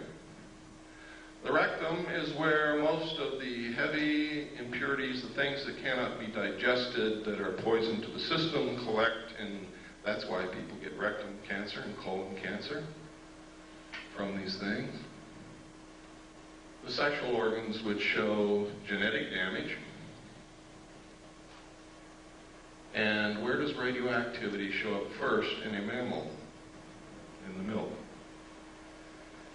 So then we got very interested in where these mutilations occurred, what time of year, which way was the wind blowing, and what was upwind from these locations. And we found in every single instance there was a nuclear site of some kind, a power plant, a weapons base, a weapons storage installation, weapons manufacturing plant, a testing area, missile stockpile, uranium mines, and tailing piles,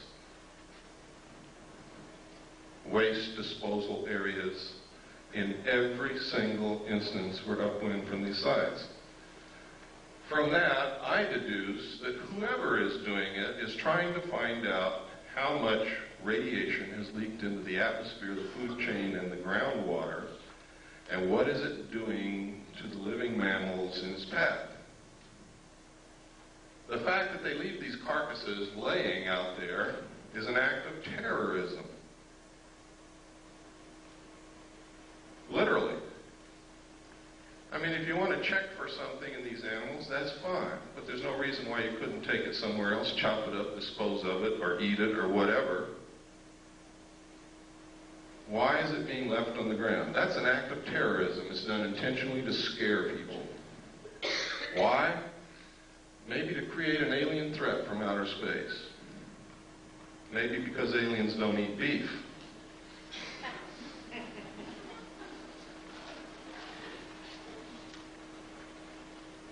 Next slide, please. Sometimes these are seen in the sky over the areas where these things occur. Next. Sometimes it's these things with something going up and down from them. Next. Sometimes these things are found, they're being found all over England. One of the incredible things about the crop circles in England is they are literally a vestige of some kind.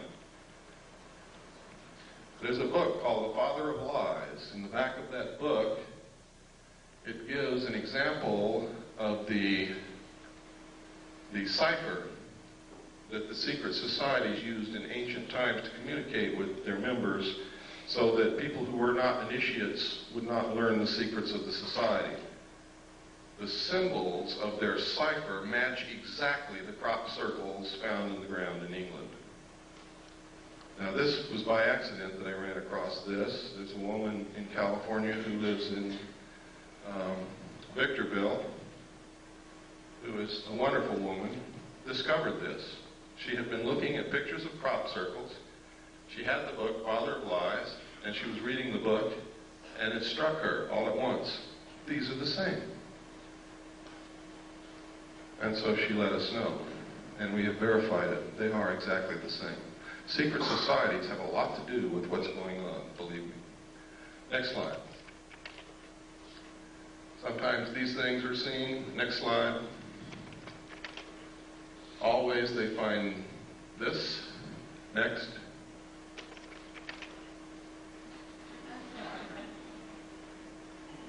Then we got to wondering, gosh, all through history there's records of people and animals being found with the blood sucked out of them. Is this the source of the vampire legends? Back through history, we have found that there are accounts of animals and humans who have been mutilated in this classic manner. Next slide, please. This is some of the information a man by the name of Bill English has released. It is some of the exact information that I saw while I was in naval intelligence. He was working as he was working in England at a national security agency, listening post really, and he saw the same documents there. Next slide. This is UFO observers' instruction sheet from the Air Technical Intelligence Command, which tells you how to report UFOs at a time when the United States Air Force said they were not reporting UFOs, didn't care about UFOs, they didn't exist. Next. Next. These are all official Air Force forms. Next. Next. Next. Now this is part of Air Force Regulation number 200-2 Alpha, unidentified flying objects, intelligence. Now, this is significant. The Air Force is not supposed to lie to us, but they were telling us, no, UFOs do not exist. We're not interested in UFOs. There is no evidence of UFOs. And anybody that says they say a UFO is crazy. We don't care about UFOs. Yet they have written a U.S. Air Force regulation called 200-2.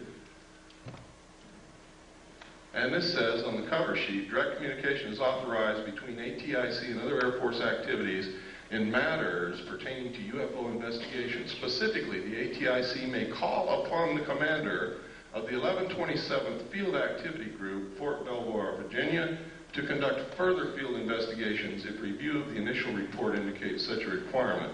In this event, the headquarters, 1127th U.S. Air Force Field Activity Group, will prepare the final report by order of the Secretary of the Air Force, Thomas D. White, Chief of Staff. Next page. This tells how to report it, what forms to use, identifying information, weather and winds, comments of preparing officer, classification, time and date of sighting, manner of observation. Next.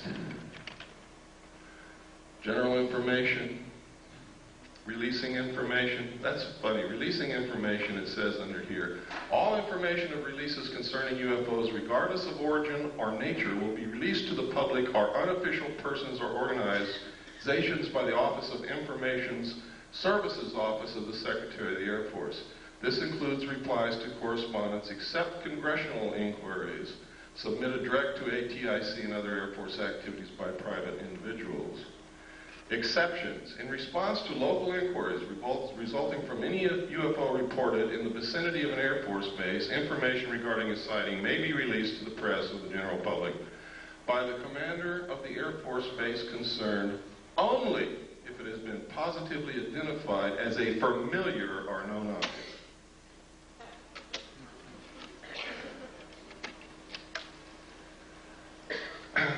Next, please.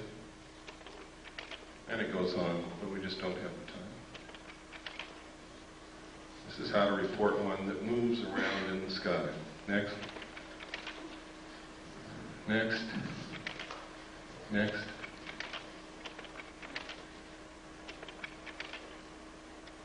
People always ask me, why don't they just fly around the White House?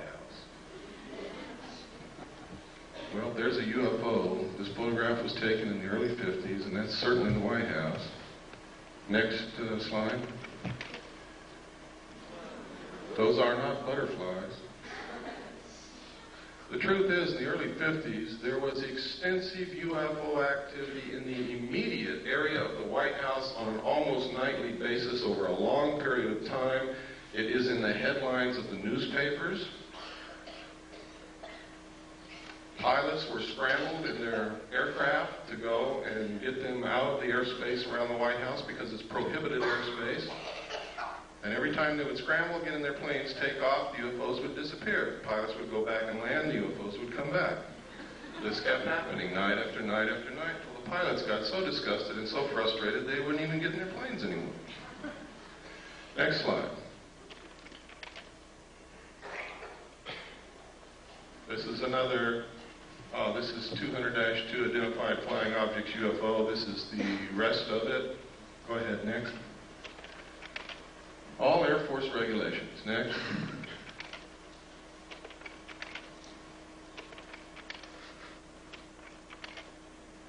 Okay, I told you earlier about implants. Let me show you where these implants are being found in human beings. We don't know who's putting them there. The people who are being abducted are telling us that they are alien extraterrestrial beings from outer space. They all tell the same story. They all describe the craft exactly the same. They all describe the beings in the craft the same. They all have describes the same things that have not been made public knowledge, and they don't know each other. And these are people from all around the world. One of the best abductee researchers that I know is here in this room with us, Robin Quayle. One of the implants is inserted up through the nose and is lodged next to the optic nerve in this region. Another implant is inserted beneath the skull cap next to the medulla oblongata in this region. Another implant is found subcutaneously behind usually the right ear and can be seen and felt. I always like to watch everybody feel behind their right ear when I say that. Implants have been found in the wrist, in the calf, and in the lower arm. Next slide. Now, this is very strange because just before these began happening and after we began finding these implants, we began noticing newspaper articles like this. Computer chip implants can help find lost pets, and it goes to outline how this happens. And it tells us that the sheriff's department or the police department in the cities are given electronic equipment to communicate with a satellite that the government has put up. And if you put an implant in your pets, this satellite can find your pet wherever it is when it's lost, and your local law enforcement people, by tuning into this satellite with their electronic equipment, can tell you where your pet is and go get it.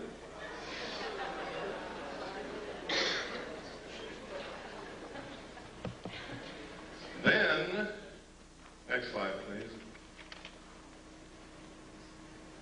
Then you hear Dan Rather on the 6 o'clock news say that the pet implant program has worked so well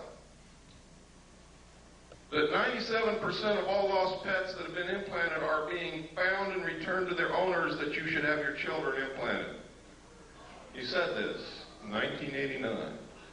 Then you see in the Los Angeles Times, not the National Enquirer, ladies and gentlemen, the Los Angeles Times on 12/12/89, forecast 10 changes for the coming decade.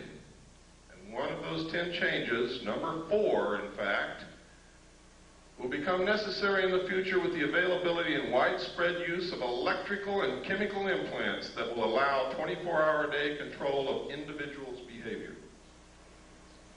Now, are you beginning to get interested in the abductee experience? I hope that you are. You might be next. Next slide. This is just a letter to me from another researcher. Next slide. Who sent me this? It's in my book. It's the Foreign Broadcast Information Service, Foreign Press Note. Foreign Broadcast Information Service is a division of the Central Intelligence Agency, which monitors foreign broadcasts on radio, television, military, civilian broadcast waves, and gleans information. This entire report, each paragraph is a separate report of flying saucer or UFO reports in the Soviet Union during the period covered by this report, and this report was issued 22 November 1989. You never heard of any. Every paragraph. One of these paragraphs refers to a crashed craft on a hill from which they recovered pieces of technology that we're not capable of manufacturing. Next page, please. All of these. Now you see at the top is what they found up here. You look closer so I can read it. Some of the scientists have concluded that the object that crashed into Hill 611 was an extraterrestrial space vehicle constructed by highly intelligent beings. Doctor of Chemical Sciences V. Vysotsky, it's a good thing I'm not Russian, I couldn't talk, stated that without doubt this is evidence of a high technology and it is not anything of a natural or terrestrial origin. He cited the fact that the remnants of fine mesh, including included bits of thin threads with a diameter of only 17 microns, and that these threads in turn were composed of even thinner strands twisted into braids. Extremely thin gold wires were discovered intertwined in the finest threads, evidence of an intricate technology beyond the present capabilities of terrestrial science, according to this man that I can't pronounce his name. Next slide, please. It continues. Next. Next. And I was marking some of the locations. There's a mark on here somewhere. Right here. There's one of the locations, one of the reports. Next slide. These are some of the others. I didn't mark every one of them. I marked the important ones in the Union of Soviet Socialist Republics. Next slide, please. This is the first known civilian photograph of a UFO. Next slide. This is a letter, the Gerald Light letter. This letter is absolutely astounding. It confirms everything that I've been saying. Nobody knew that this letter even existed until Bob Exler presented it at the 1989 MUFON Symposium in Las Vegas. He presented this on July the 1st. I had already issued my information that this confirms on May the 23rd of the same year. In here, he says, "My dear friend, I've just returned from Muroc." Remember, I told you Muroc is Edwards Air Force Base now. "The report is true, devastatingly true. I made the journey in company with Franklin Allen of the Hearst Papers and Edwin Norse of Brookings Institute, Truman's erstwhile financial advisor, and Bishop McIntyre of LA. Confidential names for the present, please. When we were allowed to enter the restricted section after about 6 hours, in which we were checked on every possible item, event, incident, and aspect of our personal and public lives, I had the distinct feeling that the world had come to an end with fantastic realism. For I have never seen so many human beings in a state of complete collapse and confusion as they realized that their own world had indeed ended with such finality as to beggar description." Can you get the sense of what this guy had gone through? "The reality of other plane aeroforms is now and forever removed from the realms of speculation and made a rather painful part of the consciousness of every responsible scientific and political group. During my 2 days visit, I saw 5 separate and distinct types of aircraft being studied and handled by our Air Force officials with the assistance and permission of the Etherians." Notice he calls them Etherians, which means that he attaches some spiritual significance to them. And notice also that he capitalizes Etherians, signifying that he may have viewed them as gods. "I have no words to express my reactions. It has finally happened. It is now a matter of history. President Eisenhower, as you may already know, was spirited over to Muroc one night during his visit to Palm Springs recently. And it is my conviction that he will ignore the terrible conflict between the various authorities and go directly to the public via radio and television if the impasse continues much longer." Well, we know that he didn't do that. And it goes on. We don't have time to read it all. It's in my book in the appendix. Those of you who get the book, you can read it at your leisure. Next. This is the second page. Next. This is Bishop McIntyre. Next. There's old Ike. Remember the slogan, "We like Ike"? Ike started this crap. Next. There he is again. Remember what Ike said to us when he left office? Does anybody remember that?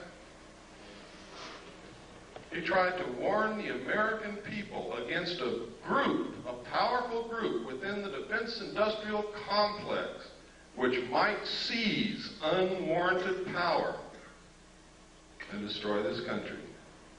And nobody listened to him. Next. I think he would have said a lot more, but he didn't want to die. Was this one of the little guys he met? Or is this for our entertainment? Next. Is this one of the little guys? Now, this is a very well-known photo that's been leaked out to the public. It's been thoroughly debunked by everybody in the world, but it's never been proven false. Never been proven to be a fraud. Nobody knows where it came from. Now, I hope you all know what debunked means. Let me show you what debunked means. What's your name, ma'am? No, it's not. What's your name? No, it's not. What's your name? No, it's not. That's what debunked means. Next slide. One of the things that I saw and I talked about earlier was that there was an elite group of scientists called the Jason Group, administered by a corporation which at that time was not the MITRE Corporation, but is the MITRE Corporation now. I talked about that all over the country. People said, "You're crazy." Well, I found reference to them in the Pentagon papers that were leaked by Daniel Ellsberg. And in the Pentagon papers, it said that the Jason Group had invented and come up with the electronic barrier that was placed across the DMZ of Vietnam to detect and prevent the North Vietnamese regulars from coming across the border. I was there on the DMZ. It didn't work. So they're not as smart as they think they are. But they do exist. Some people submitted Freedom of Information Act requests and actually got the truth out of the Pentagon. The first official acknowledgement that they exist. We submitted one and got it, but what I'm going to show you is not what I got, because people always doubt what I get, so I'm going to show you what somebody else got. Richard Whitmire of the Gannett News Service published this in the Olympian in Washington, and this is what he found. Next slide. He found that these guys are incredible. They have the highest security clearances in the nation. There are several Nobel Prize winners in the group. They hold the protocol rank of Rear Admiral, which is 2 stars whenever they visit any military installation, ship, airplane, Air Force base, or government facility. They are paid $500 a day consulting fee, and they are literally some of the best brains in this country. Next slide. Next. And these are some of the lists. These are some of them. There is only one woman among them. Her name is Claire Max. Let me see if I can find her. I think she's on the next slide. There she is, Claire E. Max, Institute of Geophysics and Planetary Physics, Lawrence Livermore National Laboratory. What do they need with a planetary physicist in a government consulting group? Next. Next. I always try to point out what's happening with women because I'm very sensitive to women's needs nowadays. I think, really, truthfully, if the world were run by women, we wouldn't be in this situation. Next.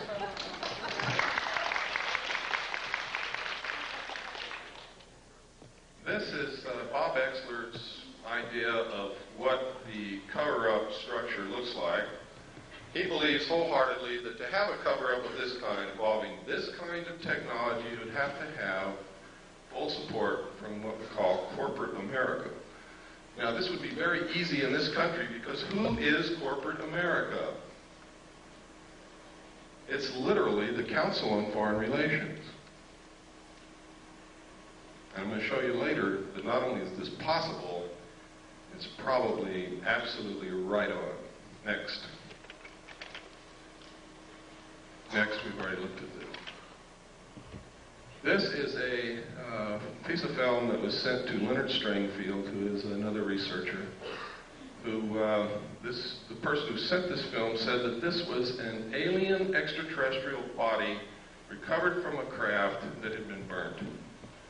I've looked at this at every angle that I possibly can think of, and I can't tell what in the world it is, except that you can sort of get a sense that it's probably biological something. Next. This was also sent to Leonard Stringfield, and the same thing was purported to be said.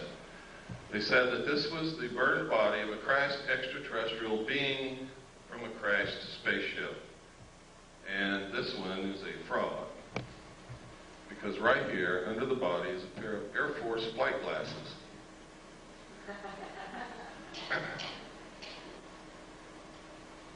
I've seen enough of those in my life to know exactly what they are. Next.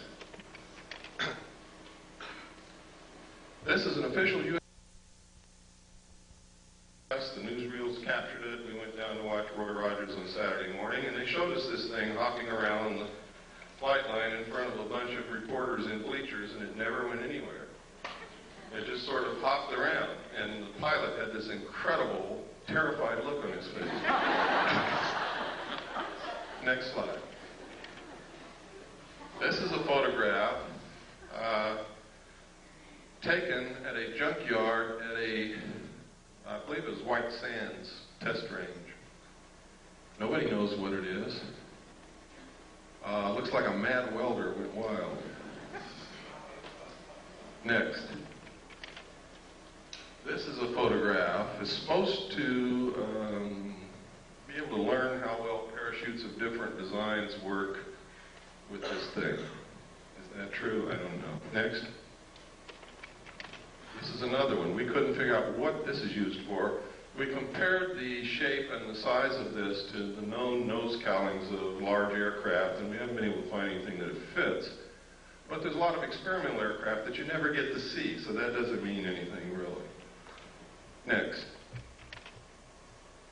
These are photographs of 3 UFOs, or actually 4. One's almost out of the photograph up there, over a power plant. They seem to really like power plants. They're seen a lot, especially around nuclear power plants. If my theory about the cattle mutilations is correct, that might explain it. Next slide.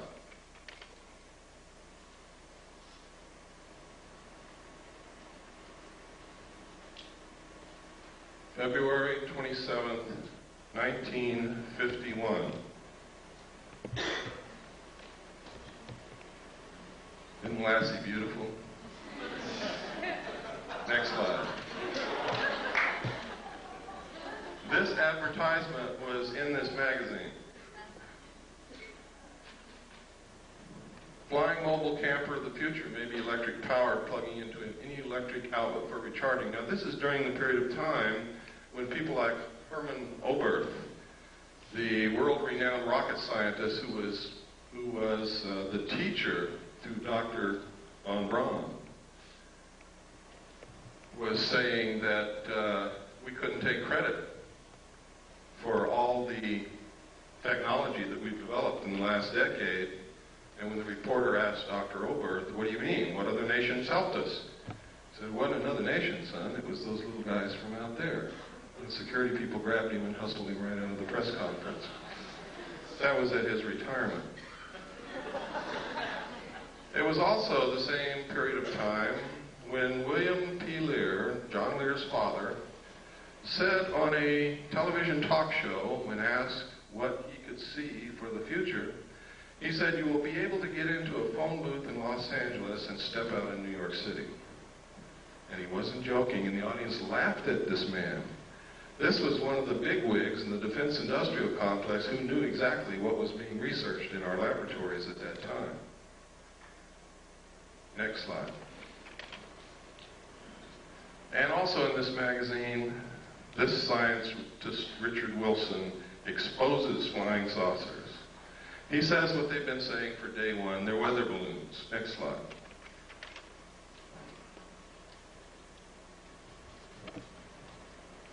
Albert Einstein. If, in fact, extraterrestrials were real and we had recovered that technology, I'm sure that Albert Einstein would have known about it, would have been in on it in one way or another.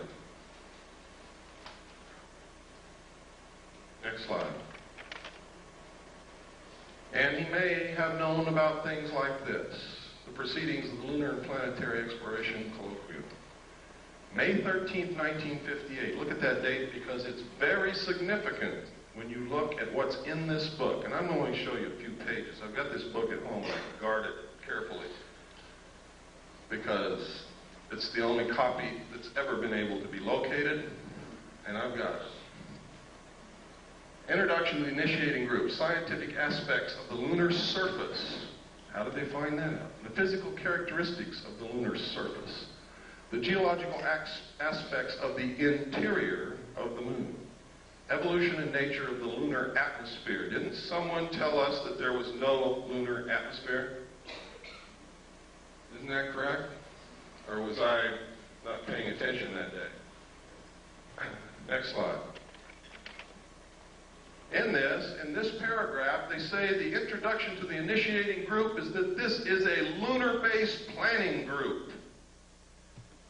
And then it's going to be attended by the RAND Corporation, by people from UCLA, by North American Aviation. Next slide, please. You can see that this colloquium took place between May 13th, 1958 and April 25th, 1959. Next slide. Next. Here's another contents of a separate section of the same document. The chemistry of the moon, chemical resources on the moon, power for a lunar colony, where to land on the moon, observations on Mars and Venus. It doesn't say observations of Mars and Venus. Gamma ray spectroscopy of the moon's surface, program of lunar and planetary experiments, and the crater Linnae, which is very important, ladies and gentlemen, because the crater Linnae has completely disappeared from the surface of the moon. You cannot find it. It's as if bulldozers have covered it up. Next slide. But in 1958, in this document, there may have been someone on the moon at that time. Next slide. Are orbiting the moon who took these photos of the crater Linnae. What's so interesting in the crater Linnae? Why did they have that in their colloquium? Well, there's a couple of things. One is this right here. Look at the crater. See the crater? See where the shadow is? And see where the sun is? There's another crater. See where the shadow is and where the sun is? That means this is not a crater. This is something sticking straight up from the surface or coming out of the surface of the moon. The caption in the photograph said that this is gas escaping from the interior of the moon. But there's even something even more interesting, and that is in this crater there is a dome. And in this crater there's also a dome. These are both the same photograph taken with different filters. Next slide. Now, supposedly we had nothing up there in 1958 and 59 orbiting the moon, and there was nothing on Earth that could take a photograph like that from the Earth. This is the Tonopah area of Nevada. Tonopah Test Range is out in this area. Next. Down here you can see Nellis Air Force Base. See again up here, Tonopah Test Range. Down in here is Mercury. Over here is Groom Lake. Next slide. This is the Tonopah Test Range with some revelations on it. Stealth fighter flight path, turn off to TTR, rocket on stand, radar road, large radar facilities, unmarked runway used by stealth fighters is here. We could go on and on, but we don't have the time. Next. This area is also the test range. Nellis Air. Over here it says Force Base. Gold Flat. You see over here is Tonopah. Right up here it says Saucer Mesa. See that? Saucer Mesa. I don't know if that means anything, but I think that's a hell of a coincidence in an area where they're testing flying saucers that you've got a name on a map called Saucer Mesa. Next. This is a letter from a man who worked in, this is in my book, so I'm just going to brush over it lightly, who worked in Area 51 and saw the saucer fly. Next. That's just a lens cap for my camera. We cover up names to protect the identity of people so that they don't get hurt. But in here, he talks about seeing crates labeled Project Red Light. Project Red Light is the name of the project that I saw that flew the crashed alien discs and the technology that we had. for a flying saucer. It also talks about the fact that when a certain siren would go off, they were supposed to run into a building and they couldn't look out the windows. Or if they were caught outside, they all wore a little pouch on their belt that contained a black hood. They were to take the black hood out of the pouch, put it over their head, and lie down on their stomach on the ground and not move. Next. And he goes through, he talks about, he says he saw the pilots, they were human, and they were just slightly larger than he was. Next. And next. This is a photograph of one of the craft flying above Area 51 in Nevada. Next. This is a photograph of some craft. I forgot where this was taken. It was not in Nevada, but this symbol, some people say that this symbol belongs to a group of aliens called the UMO group. Now, I did a lot of research to find out if there's anything in this earth named UMO. I found an UMO corporation in London, England, that was a KGB front company. Just like the CIA has front companies. One of them is Gray Advertising in New York City. Belongs to the Central Intelligence Agency. They are the ones who paid the expense checks for UFO Cover-Up Live. Next. This is a saucer developed and flown by the French. It is real. It flies. It's not a joke. Next. It's another view of the same saucer. You can see the hatch down here. This is significant. That is a watertight, airtight hatch. What kind of technology is that based on? Boy, you got me. It says here, it says 3 135 horsepower engines would supply the power. Doesn't say that it did, and it doesn't say what kind of engines. Next.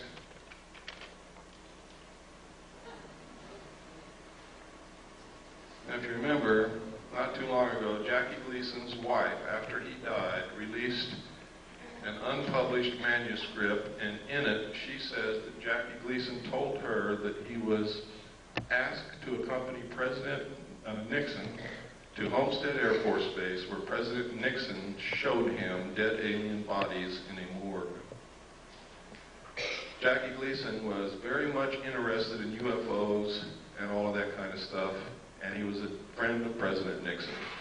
Nobody knows if the story is true, but I don't think his wife has any reason to lie to us. Why would she want to discredit her dead husband with something ridiculous that wasn't true? Next. And that was the cover of this magazine, June 14th, 1955. Next. In which this story appeared. This was information leaked by a general. And he gave them a scoop. These are actual drawings of a United States Air Force flying saucer. Tells how it worked. Shows the air base of the future. And what is it? I'll be damned if it isn't an underground base. Where they can go in and out this way, out cliffs like they do under the Archuleta Mesa near Dulce, New Mexico, or up out the top. What a coincidence. Next.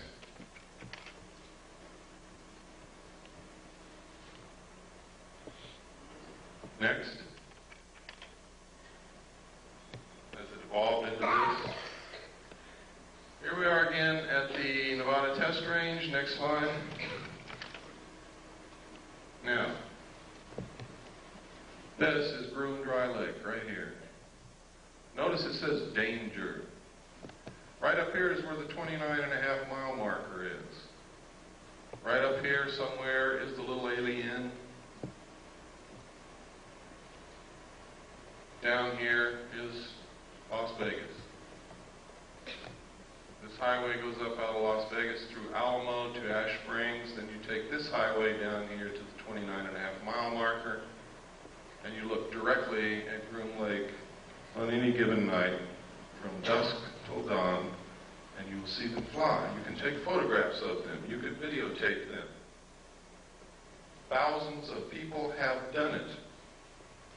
They have called into radio shows and said what they saw. When Billy Goodman was on KVEG in Las Vegas, every night, dozens of people would call in and report what they saw out there. Next slide. That's Groom Lake again, showing the tunnels that go to Los Alamos and up to Tonopah. Next.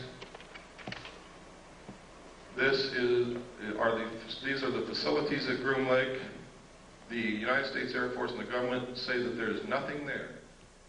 It is a barren desert wasteland with a dry lake bed. There is nothing there. This is where they developed the U-2. Next. It's another view of the same thing. Next. Here's another view. Same. Another view. Another view. Another view. I guess by now you all know there's something there. The runway is over 30,000 feet long. That's 6 miles. It's really closer to 7 miles from the people that I've talked to. This is a satellite, an SR-71 photograph. Next, this is, no, the other one was a satellite photograph. This is an SR-71 photograph, I'm sorry. Next slide. And this is what we've been able to identify as being there. The runway was built in 4 phases. They have a TACAN, which is a tactical navigation tower, navigational aids, access road, refueling ramp, tank farm. Tank farm is fuel tanks. Pipeline, road, housing, MiG haven. They have one of every kind of MiG that was ever built here. Power lines, water supply. This is a National Security Agency, CIA satellite intercepting dish antenna. Next. This is one of the underground tunnels. We found a publication, we'll look for something called Project RAND, which turned out to be a deep underground symposium hosted by the RAND Corporation and attended by some of the biggest defense contractors in the country. And in it were these photographs. Next. The date of this symposium in this publication was 1959. Next. Next. Look at that drill bit, ladies and gentlemen. In this, they said they had the technology to drill a tunnel 45 feet in diameter at the rate of 5 feet per hour. No one knew this technology existed at that time. We thought the Hughes drill bit that drilled for oil was the greatest thing since butter. Next. Look at that. Next. Now you know why Howard Hughes knew almost everything. These were developed by the Hughes Tool Company. Next. Next. Next. What kind of engine turned these things? In the symposium report, it says, just as airplanes, ships, and automobiles have given man mastery of the surface of the earth, tunnel boring machines and shaft sinkers will give him access to the subterranean world. What in the hell are they talking about? And construction of underground facilities. I also saw in the documents that there were underground bases all over this country, specifically in the Four Corners area of Utah, Colorado, Arizona, and New Mexico. Next. Next slide tray. You got to go back to the beginning. Okay, next slide tray. Everybody, stand up, take a stretch so you don't get kinks in your muscles. And we're just going to keep going right on through, and then we'll take a break in about 30 minutes.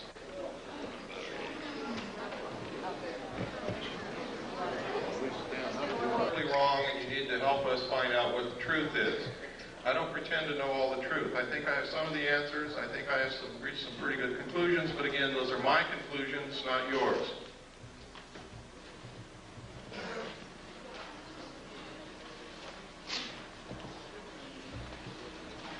If in your research or your activities you can prove something that I have said or done or shown you here wrong, I want to know about that so that I can verify your research and your conclusions and change it.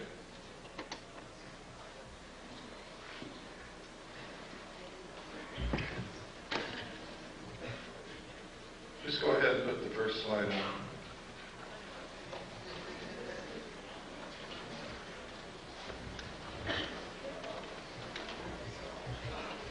Is that the first one? That's backwards.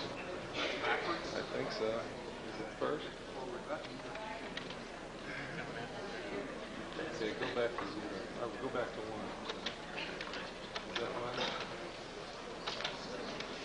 Okay, go to 1. That's the last one. Okay. Should be number 2. Okay, when we began to research this underground stuff and these tunnels, we found newspaper articles that stated, this is the Los Angeles Times, Wednesday, June 28, 1989, the secret of Moscow's underworld. Moscow also has tunnels under it, as does much of the Soviet Union. And next slide. Next. This is the Dulce, New Mexico area. Let me get my little wizard zip gun here. This is the small town of Dulce, New Mexico. Everybody is making a big mistake calling this the Dulce base, the Dulce underground base, the Dulce papers, the Dulce this, the Dulce that.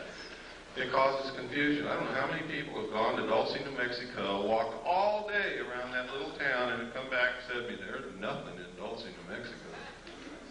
And they're absolutely right. There never was. Except some very nice people who are terrified. North of Dulce, however, there is an area called the Archuleta Mesa, up here. Under this mesa is an underground installation of immense proportions.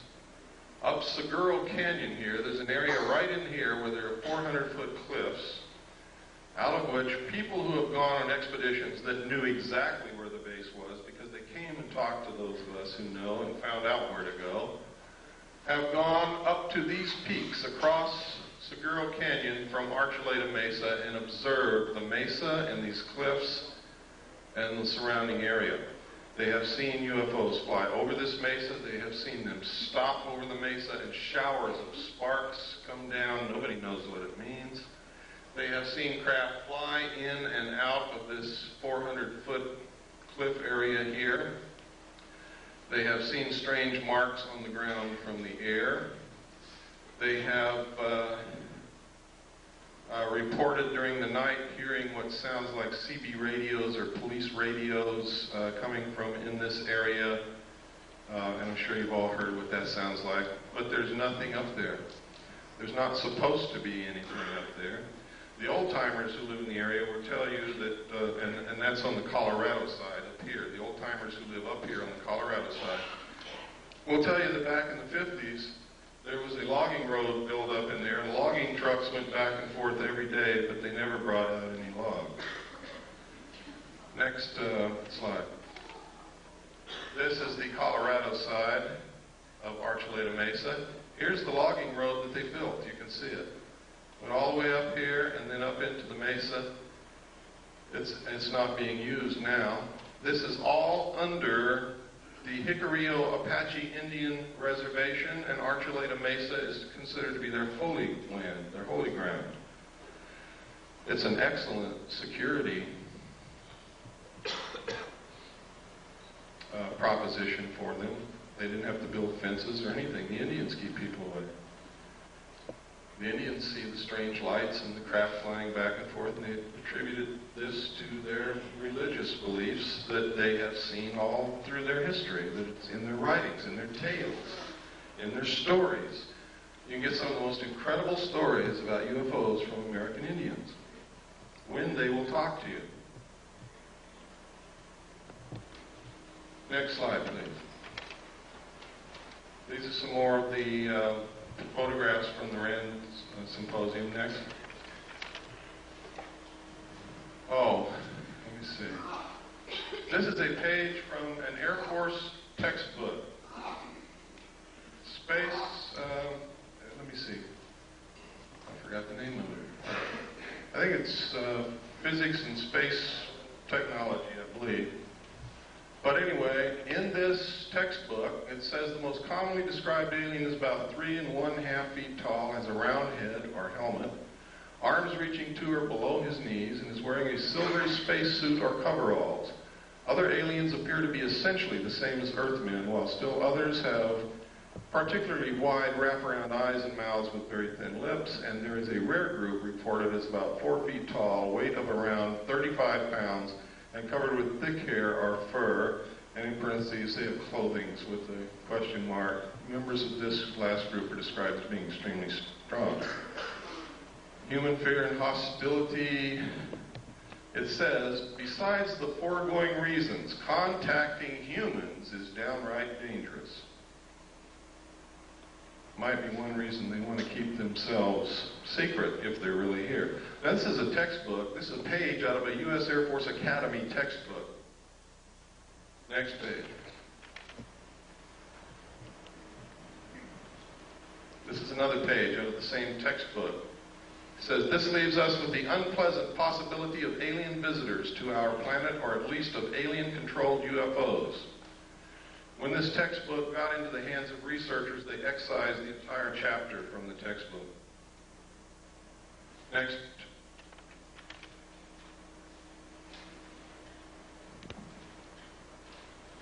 See if the name is on here. No. Okay, next. This is Janet 146D. You want to know why people don't report these things? Want to know why more airline pilots don't speak up? Why more captains of ships don't speak up? It's because of Janet 146, Joint United States-Canadian Communications Instructions for Reporting, and notice it says vital intelligence sightings. Now, in this regulation, it says, if you make this report, you can be thrown in jail for talking about any of the information in the report. You can be fined. You can lose your license. But if you don't make the report, it's okay to talk about it. Next. And this just goes through telling you what's in here. Next. Next. Next. Wait a minute, go back to the last. Oh, here we go. Stay on that. Unidentified flying objects. Just want to make sure that you know that this specifically stated in this report that they're to be reported. Next. Okay, let's go through this. Go ahead. And go ahead. We just don't have time to cover every paragraph and all of the pertinent information. Go ahead. Keep going. Keep going. You can see how extensive this is. Keep going. Keep going. This is some footage that I put in here because someplace I get to where I'm going, and they have assured me they will have a video projector, and they don't.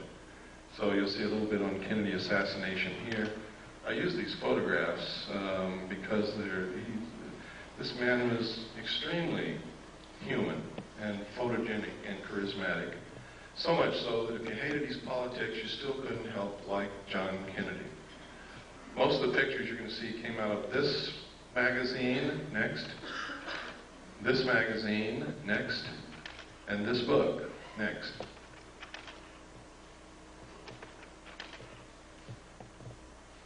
Go ahead. Can you imagine pictures like this of Richard Nixon? Lyndon Johnson? George Bush? Gerald Ford? Oops. Next. Next. Look at that. I'm not going to ask you this because some people are probably not going to be able to raise their hand, but I just wonder how many men in here have kissed your father lately. Next. This is a photograph of Kennedy after he'd been shot in the throat. Jacqueline is looking at him in horror. He's clutching his throat. Next. This is William Greer beginning to turn around. You can see his hand here, his arm. You can see the end of the gun barrel right there. Next. Now you can see him. Here's his hand, his arm. The gun is right behind this flash of reflection here. You can see him looking directly back at the president. Next slide. Next. Now, you can see the top of Kellerman's head right here. People argue that that's a reflection off the top of Kellerman's head. It is not. You can also see Kellerman's hand is on the wheel. Kellerman, that's his arm and hand, is actually driving the car at that point. Kellerman is a Secret Service agent who was the passenger in the front seat. Pardon? No. No. John Connolly was sitting directly behind Agent Kellerman. And his wife was sitting directly behind Greer. That's John Connolly's wife. And that's John Connolly. Next.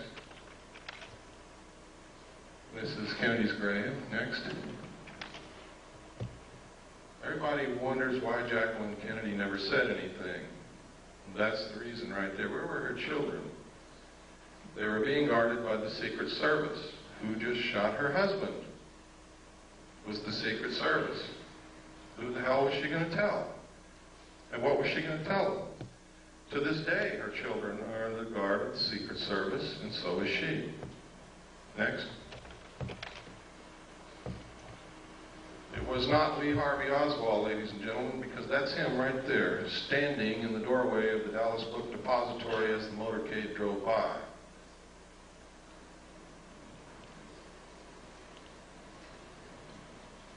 The Central Intelligence Agency has agents in the civilian community writing books and making statements to keep you confused. They will tell you that's not Lee Harvey Oswald, it's somebody who looks like him. What was Jack Ruby's part in? I don't know, but he certainly had a part. Next. There he is again. Lee Harvey Oswald. We have done body proportion measurement comparison. We have studied the clothing. We have studied the jawline, the features of the face. Next. And it is Lee Harvey Oswald.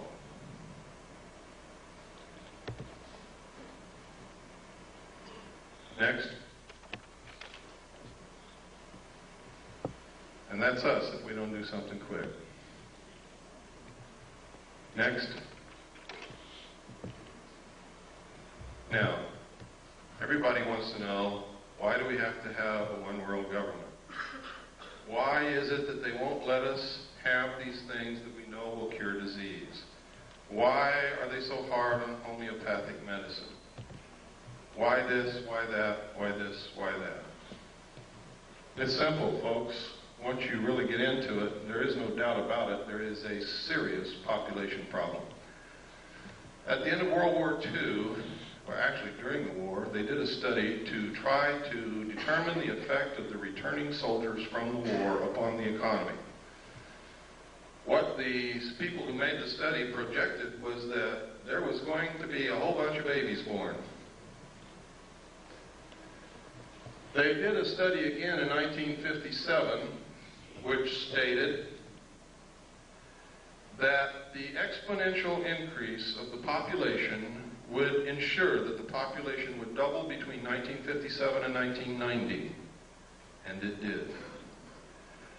They said that if something wasn't done, the increase in the use of insecticides, toxic chemical waste, effluent sewage, the pollution of the air, the use of fossil fuels,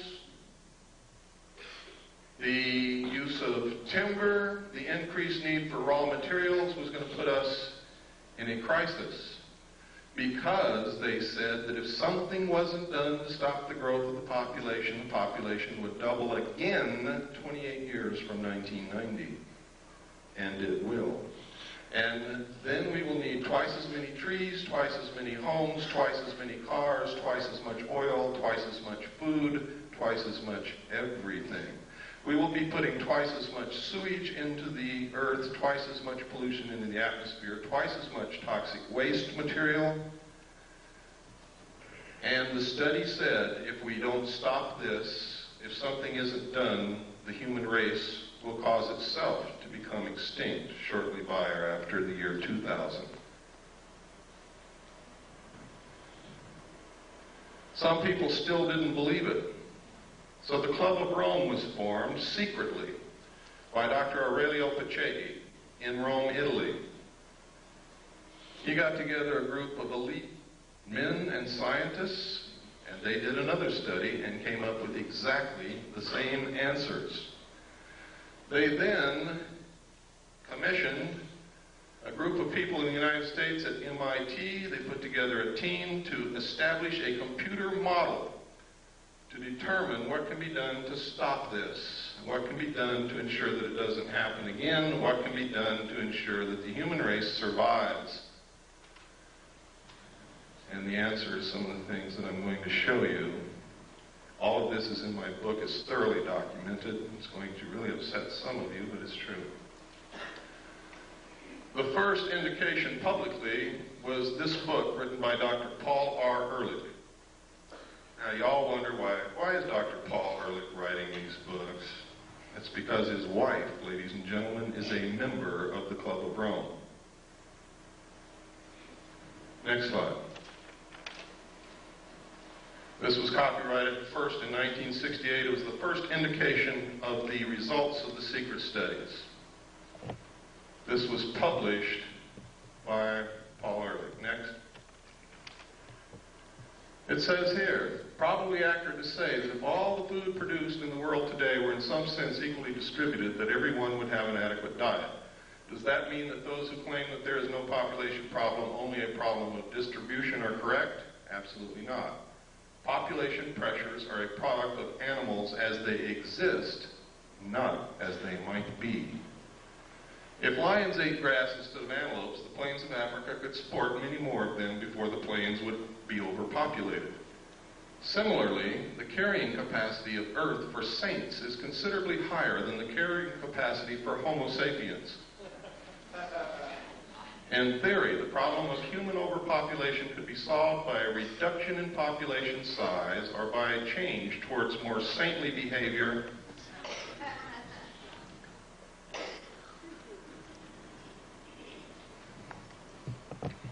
The current situation of global overpopulation is so serious, and the built-in potential for further population increase is so great, that the only sensible strategy for humanity today is to end population growth and start a population decline as rapidly as is humanly possible, simultaneously striving to achieve a more equitable distribution of the food and other goods of this planet.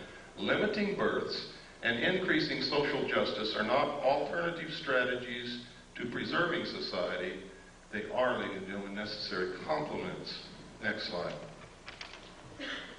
Now, here is the key. In this book, Paul Ehrlich told us that they had already decided on the solution because they had tried zero population growth and we didn't buy it. We didn't buy it. It worked in some small areas, but it didn't work in many, and it certainly didn't work worldwide. This paragraph tells you everything that you ever need to know about what is happening today and will answer a lot of your questions. Basically, then, there are only two kinds of solutions to the population problem. One is a birth rate solution, in which we find ways to lower the birth rate. Didn't work. Didn't work. The other is a death rate solution, in which ways to raise the death rate, war. You asked me about the Middle East. You asked me about what happened to Iran. You asked me about El Salvador. You asked me about Nicaragua. You asked me what's going to happen in the future. This paragraph tells you what's going to happen. Famine, pestilence, find us. They have just shut off the water to all the farmers in the San Joaquin Valley. they produce 50% of all the vegetables that are consumed in this country. Do you believe that's an accident after reading this?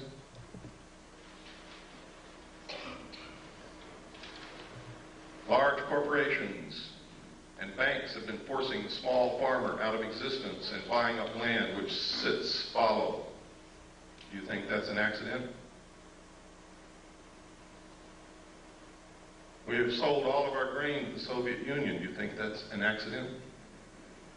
There's not 20 days supply of grain in this country if we needed it in an emergency.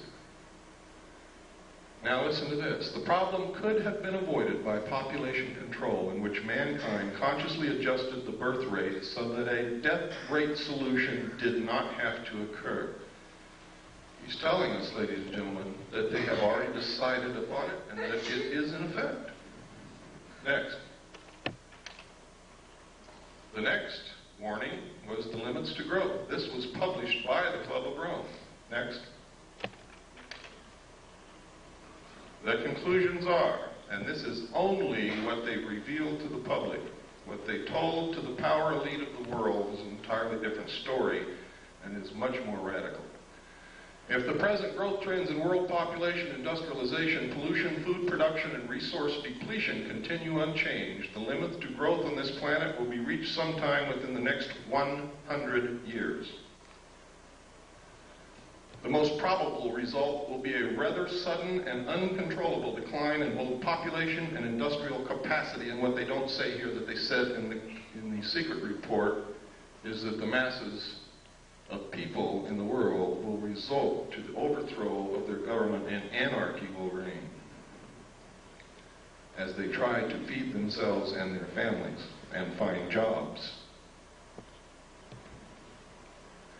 It is possible to alter these growth trends and to establish a condition of ecological and economic stability that is sustainable far into the future. The state of global equilibrium could be designed so that the basic material needs of each person on Earth are satisfied and each person has an equal opportunity to realize his individual human potential. Who would suffer the most under such a plan? Not the rich, ladies and gentlemen. They are in control. It's going to be us. Americans consume most of the raw materials in the world. 50% of the energy supply is consumed in this country. We pollute the earth more than any other nation. It is us who are going to have to go back and live like our ancestors did, and they're going to make us if we don't learn how to do it on our own. I'd rather be a volunteer than a slave. I don't know about you.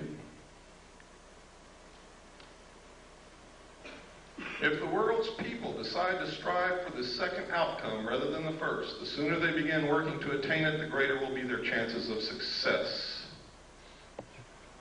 And down in the last paragraph, something really important. These conclusions are so far-reaching and raise so many questions for further study that we are quite frankly overwhelmed by the enormity of the job that must be done. We hope that this book will serve to interest other people in many fields of study and in many countries of the world to raise the space and time horizons of their concerns and to join us in an understanding and preparing for a period, and listen to this because they're not kidding, it's coming very soon, for a period of great transition, the transition from global equilibrium. Henry Kissinger said when asked what he foresaw for the coming decade, he said, everything will be different. There will be a new world order. Many will suffer. For those who survive, the world will be better. And the last thing he said, we will have the world we have always wanted. Now, if you know anything about Henry Kissinger, he never wastes words, and he knows what's going on. Next.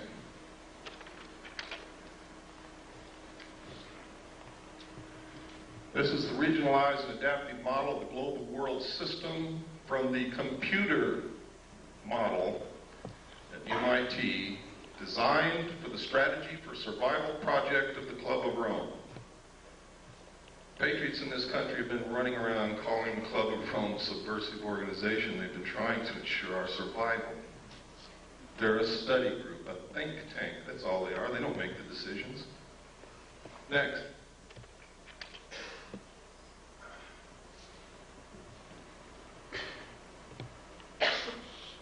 We don't have time to go through all of this, but it's in my book. That chapter is going to be the most interesting chapter that you're going to read in my book. And everything that I say in there and here is thoroughly documented. Next. And next. And next. These are the New World regions. There's already a new constitution has been made for the United States of America. It's called the New States Constitution. It was paid for by your tax dollars over a 10-year period. It was developed by the Center for Democratic Studies in Santa Barbara, California, and it cost $25 million. The entire Constitution is also in my book. Next. You could see by there, Region 1 was the combination of the United States and Canada, and that's the real reason for the lowering of the trade restrictions between the United States and Canada. We are fixing to be merged. Next. And next. There are 10 regions in the New World Order, and you are looking at them now. Next. Next. What's one of the answers? Alternative 3. I also saw documentation, and I've already shown you documentation on slides, that there may have been somebody in the moon in 1958, and I can tell you right now, there is a base on the moon. We are attempting to colonize space because if their attempts to control our greed and our wastefulness and our destruction of this earth do not work, the only hope for the survival of the human race is colonization of other planets.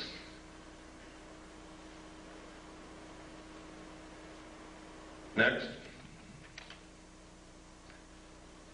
This is verification. I can't tell you who wrote this letter, but it is a letter that was delivered into our hands from, well, I can't tell you that, but this confirms that as far back as 1962, working for the Jet Propulsion Labs in Pasadena, she was working on photography taken of the moon and Mars from objects that went there. I can tell you that the first landing on Mars of a probe occurred on May the 22nd, 1962, sent back photographs and verified the existence of an atmosphere that could support life.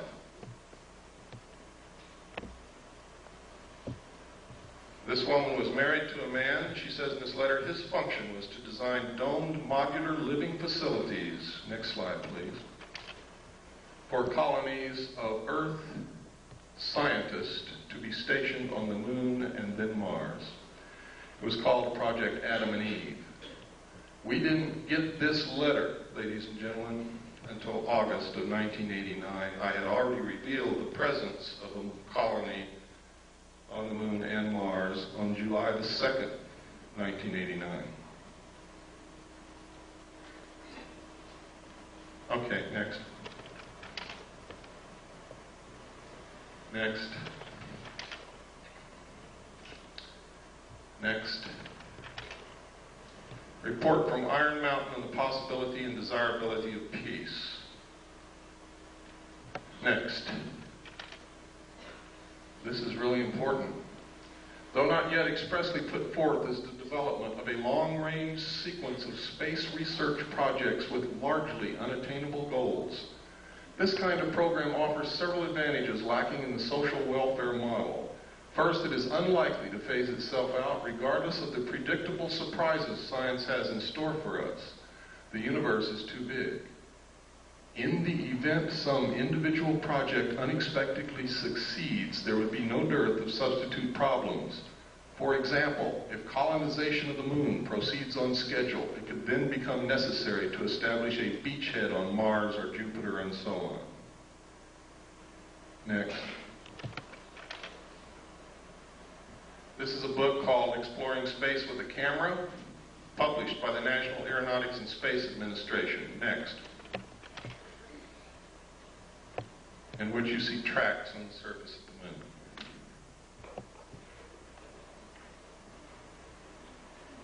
Now I want you to notice where these tracks go. Start way up here. They go down, down into this valley, up over this hill, down in this valley, up over this hill, down in this crater, up over this hill, and down here, and NASA says it's rocks rolling downhill. Next.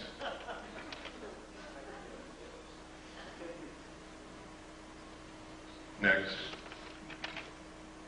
Here's another one. Look at this. It goes way down in this crater, up here, over here, down in this little crater, up, down again, and stops right there and makes a long shadow. Next. Here's another one. So whatever was making those tracks was still there? Yes. Next. Look here. Look at those tracks. Look at that object and look how big the shadow is. Here's another small set of tracks here. Goes out into the washout in the light. And here's another one. It comes up out of the crater and down here. And there's the object casting a shadow. Rocks rolling downhill. Next. These are official NASA photographs taken right out of a NASA publication. I didn't fake them. You can go get the same book and look at them yourself. They told us there's no water on the moon. I guess that doesn't call for any comment, does it? Next. This is another book that we had to get because they had pulled it off the shelves when they found out what was in it, and another one also. Also printed by NASA. Next. There's the title page. Next. And this is the other one, Atlas and Gazetteer of the Near Side of the Moon. We have located one in the library of the Jet Propulsion Laboratory, which the title is The Lunar Base, and we are trying to get someone in there to photograph it now. Next. Next. Next. Right here, you can see a machine inside the crater throwing dirt out of the crater, and right there you can see a saucer sitting on the rim. Over here you can see a crater that's already been artificially mined and is just left vacant. Next. That's another view of it. You can no longer see the disc that was sitting on the rim. It's gone. Next. Pardon? I don't remember. We've already passed that page. Does everybody want to go back to it? Got to be quick. Go ahead. Next. Down in this crater, you see all kinds of artificial objects. We have no idea what they are. They are not natural. It's really strange. You can see here a building with a ramp coming this way and then up to the top, and then a flattened off top here and square corners all around it. You never find anything like that in nature anywhere. There are other objects, I won't go into them. That is the most obvious. It has square corners all the way around. Next. Here you can see the antenna from the lunar orbiter here. Look at these weird things in this crater over here. These are the ones we just looked at, and that's where the mining is going on, or what appears to be mining up there. And this is the artificial crater that we looked at. All of the other photographs that you saw were macro photography taken from this photograph out of the book. Next. Anybody see anything strange there? It's right out of the book, folks. Don't see anything strange? What's that? Next. I don't know. What is it? Give me the next slide. What is that? Give me the next slide. Okay, go back one. This looks exactly like a B-24 Liberator bomber. Is it? I don't know. Look over here. Here's another one. There's a wing, there's a body, there's a tail section, small plane.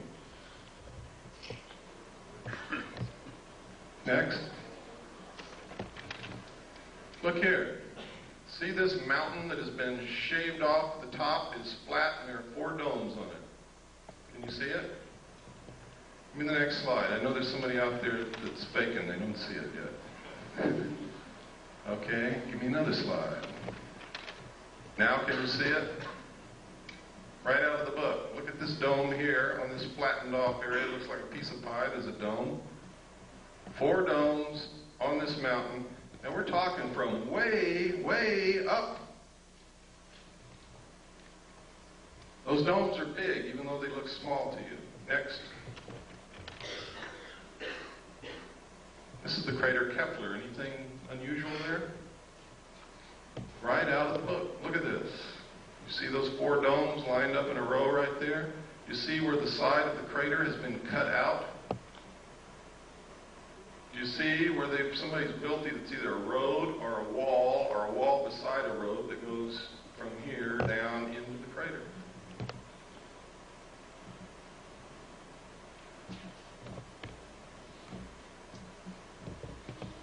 Incredible things in these books.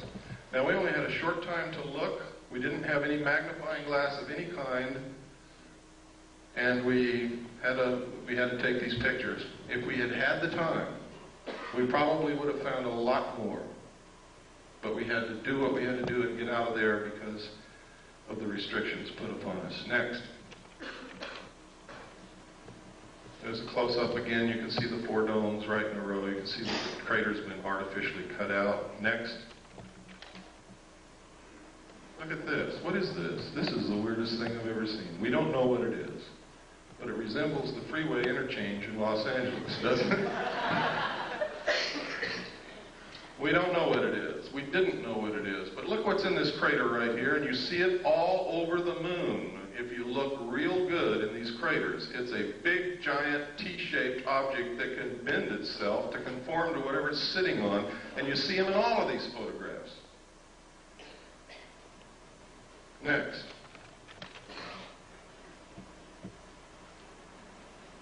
Look right up here on this ledge, folks. You'll see a whole bunch of buildings. See them? They're all square and rectangular with perfect 90-degree angle corners all the way around.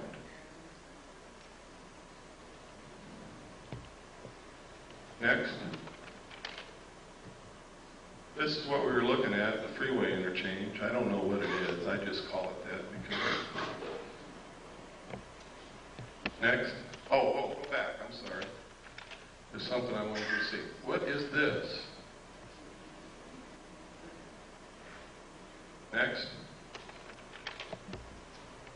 And you can see that a little bit better there. Next. This is one of my favorite photographs. Something crawled over this lip of that crater, gouged out the lip, crawled down, gouging the earth away, made a turn here, came back, crossed its own path, and went back over the lip of that crater. I guess it could have been a rock rolling downhill. Next. There's a close-up of it. There is no doubt about this, ladies and gentlemen. You can see it as plain as day. It came up over this rim, came down, made a turn, went back over its own path, and out. Next. Look at this. Experts that we have taken this to say that that resembles the crater made by a very large artificial explosion, such as a nuclear weapon. Next. That's Kepler again, just to show you that it did come out of the book. Next. Next. Next.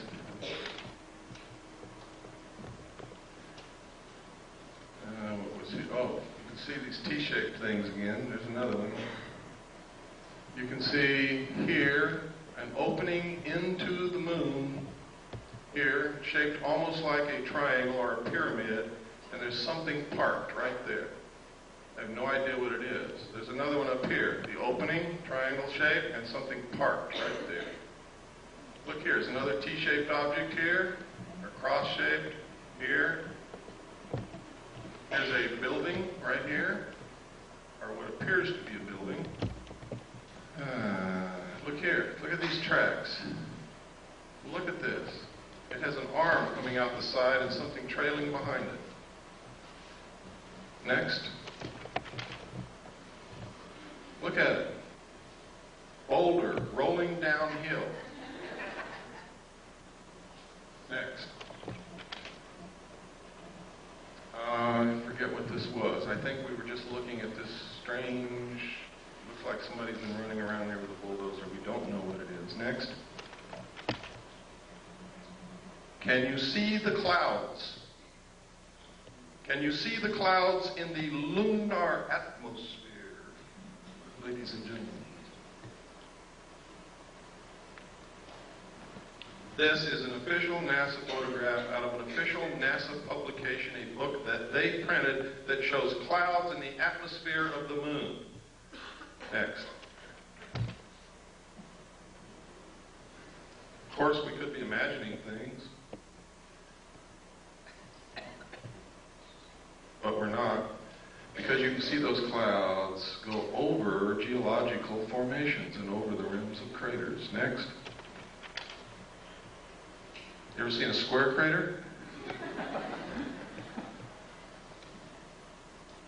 Next.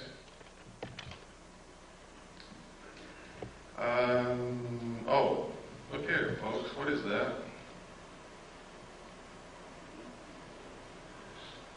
Doesn't that look like a triangular-shaped lake or reservoir with an island in the middle? Is it? I don't know. Next. That's the same picture a while ago. I kept trying to get a better picture of this object because you can sure see that thing sticking out with an arm trailing behind it. Next. Yeah, we saw it. This is, and this is incredible that they would allow this to be published. It says here, they resemble many steep terrestrial slopes, including those of some man-made craters produced by explosives. Next. Here are again 2 triangular-shaped openings into the moon. They are not the same location as the other ones, and they have a platform at the lip, but there's nothing sitting on these as there was on the other ones. Next. Anybody see anything unusual here? What we're looking at is across the entire crater Copernicus. What I'm looking at is a page of the book in which, in a very small portion of that photograph, I have taken this with macro photography, and in this you can see a base in that crater across on the far side of the crater, and you can see towers,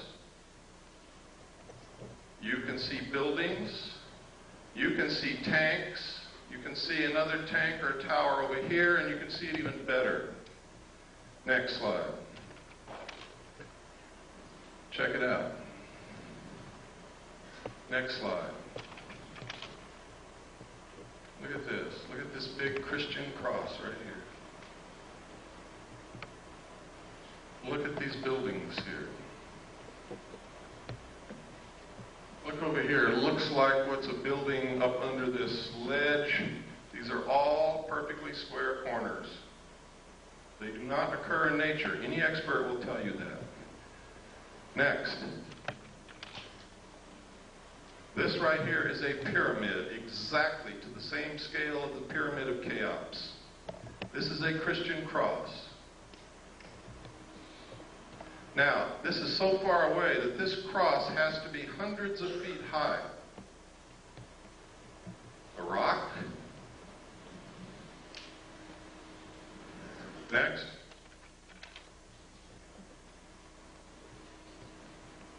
See the pyramid? See the tower? See the buildings?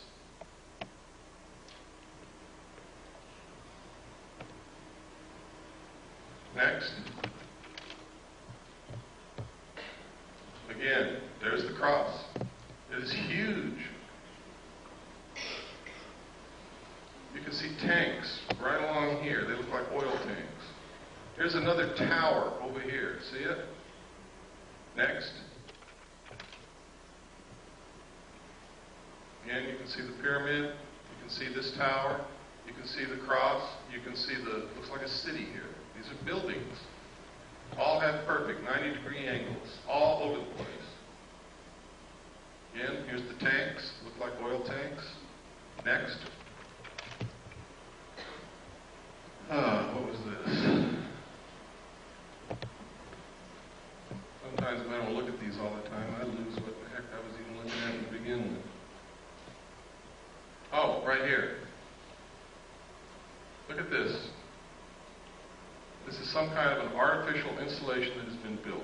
Look, here's a perfect square. Here's perfect right angles. Here are two arches. Here is an arch that goes over something that goes underneath it. What is it? I don't know. But I can assure you that it is artificial. It is not natural. Next. Look at how this has been flattened out here.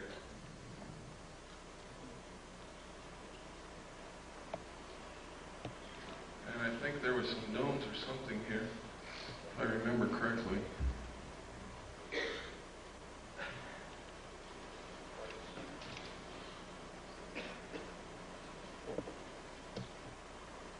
I can't see it now. Next. And next. Now this is the photograph that I took of the base across the crater. See the tower? We're looking all the way across the crater Copernicus, and you can still see that tower sticking up. That's how big it is.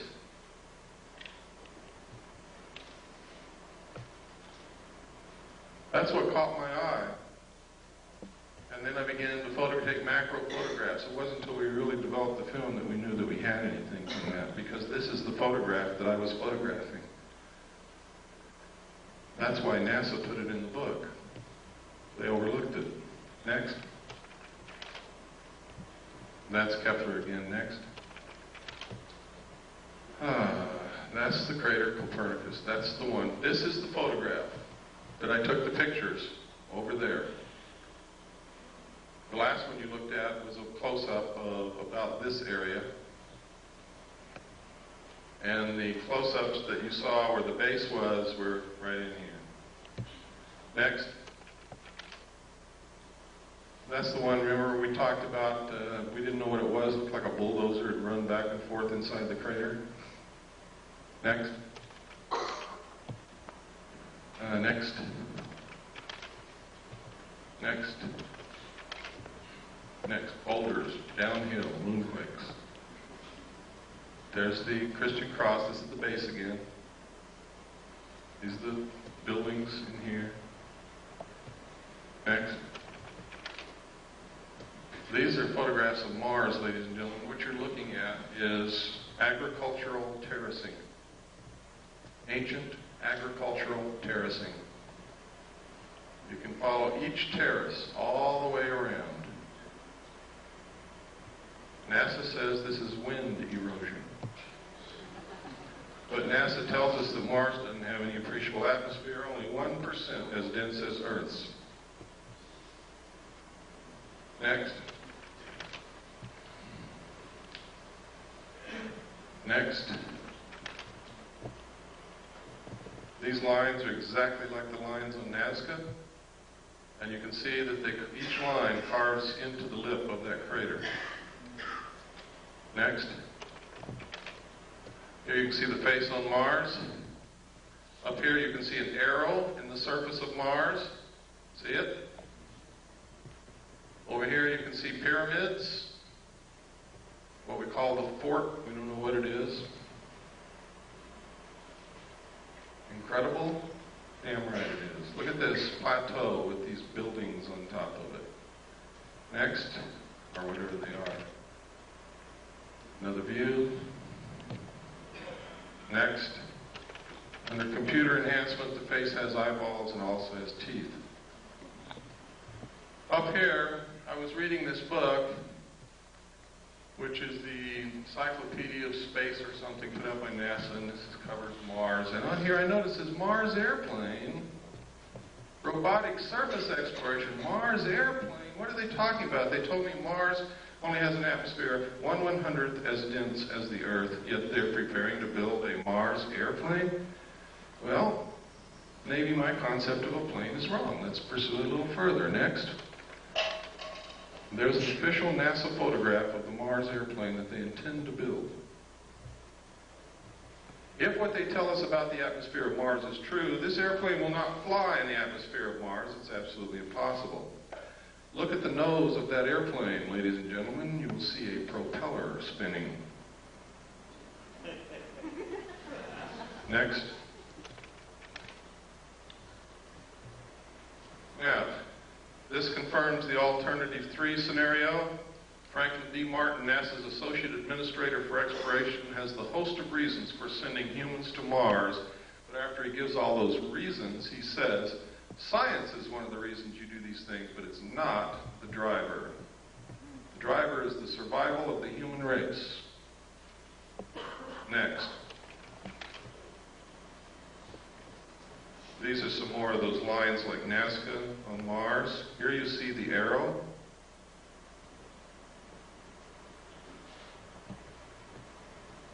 Next.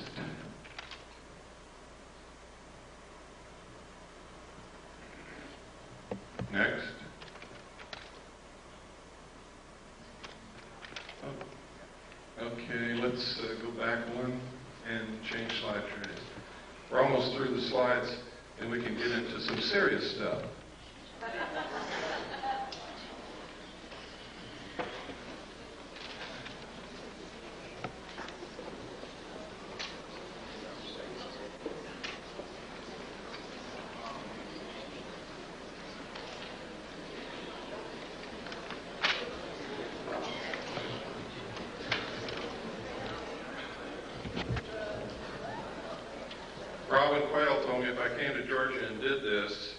She would take me to dinner tonight.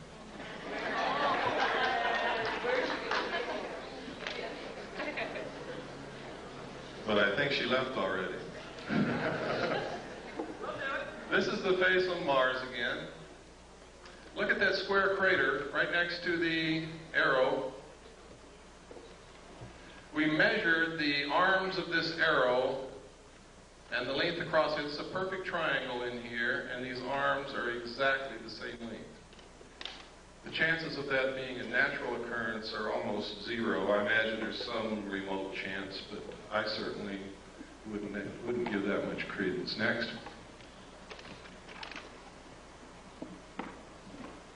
And look at this down here.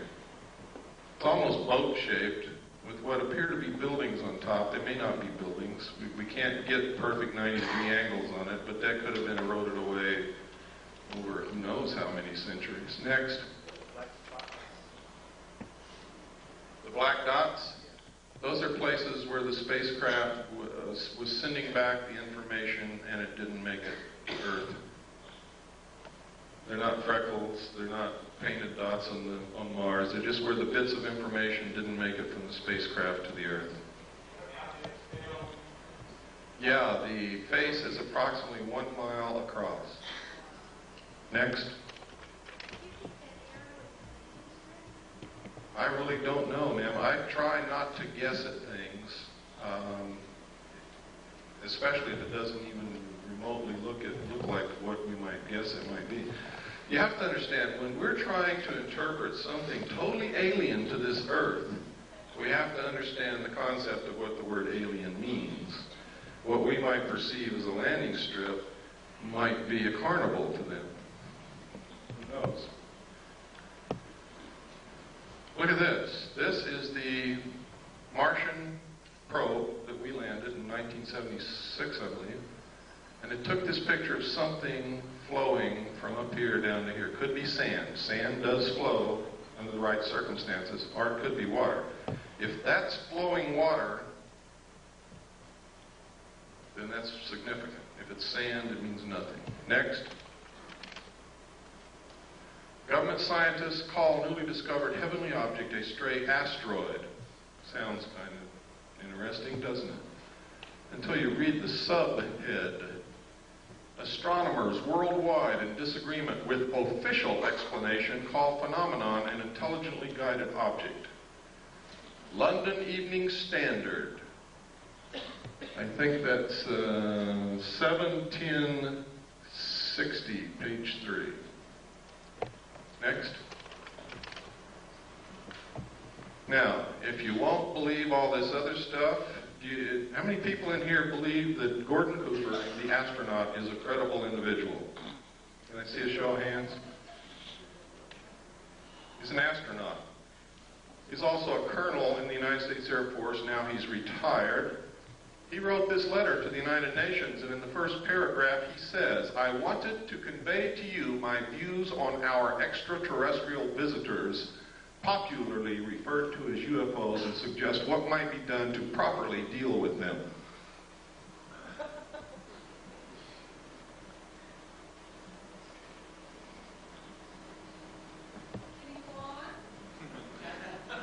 Certainly.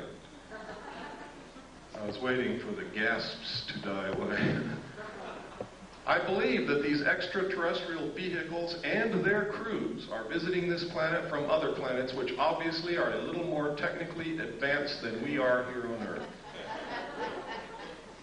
I feel that we need to have a top-level coordinated program to scientifically collect and analyze data from all over the Earth concerning any type of encounter and determine how best to interface with these visitors in a friendly fashion. What's another reason for a one-world government? I'll tell you why. If people can't get on a bus with black people without causing incidents, if they can't accept a Chinese person who moves into their neighborhood because they're a chink, how in the hell are we going to interface with a completely alien race from another planet?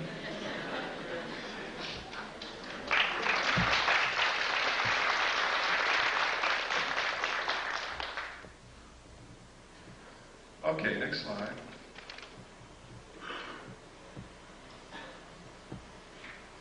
This is in my book too. A lot of this stuff is in my book with a lot of stuff that you're not seeing here.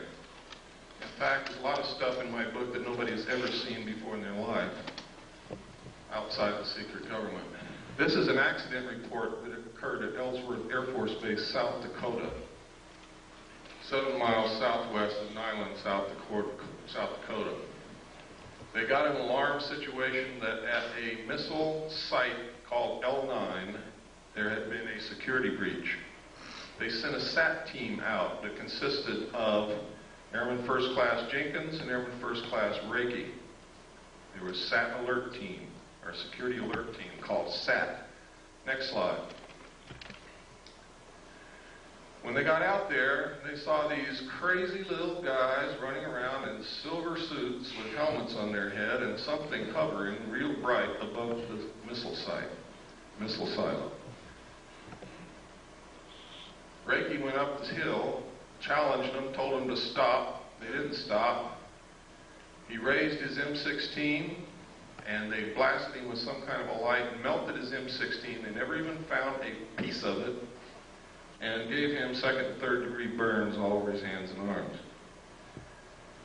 He called back to Jenkins, who came from the vehicle. Jenkins saw 2 of them, fired at both of them, hit one in the helmet, one in the chest.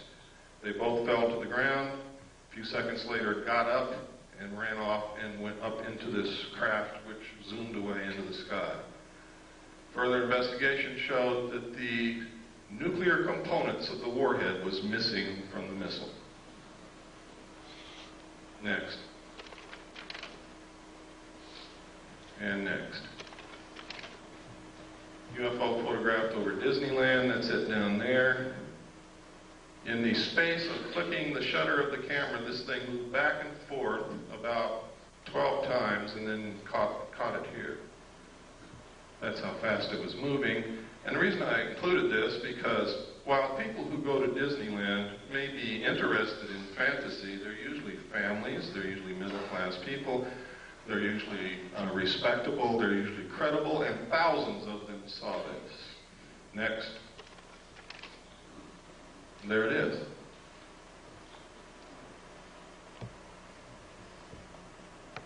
That's incredibly fast when you figure that during the time the shutter snapped, it moved back and forth that many times.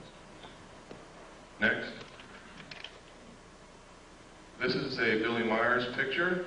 One of the things that I think is incredibly suspicious about his still photographs is they're always sticking out of the tree. However, I must caution you because he has produced some movie film which is incredible. It's been analyzed by different countries, different people, different scientists. They can find nothing wrong with it. Shows craft way out in the distance with trees in between, flying over cars that are moving on the ground and all kinds of things. Next. This is one sitting on the ground. Looks like, never mind. Next. This is a drawing that an abductee made of the craft that they were supposedly abducted and taken up into. Next. This is one of the best of the historical, genuine photographs of UFOs that exists. Because of the different things in the photograph, you're able to obtain perspective, depth, and you're able to triangulate and compute the size and shape and distance away from the camera of the saucer. Next. This is another very good one. Next. This was over Phoenix, Arizona. It was seen by hundreds of people. Next. This was taken over Mount Rainier in 1948. It's original Kodachrome slide, which we made the prints from. And I made slides from the prints that we had then, and we also made 4x5 negatives and transparencies in case something ever happens to the slide. This was given to us by someone who works in the government whose identity cannot be revealed. This is perfectly symmetrical. It is not a meteor. It is moving exactly parallel to the ground. This is ionized air. It is not fire or flame. Next. This is commonly what's known as a lenticular cloud formation.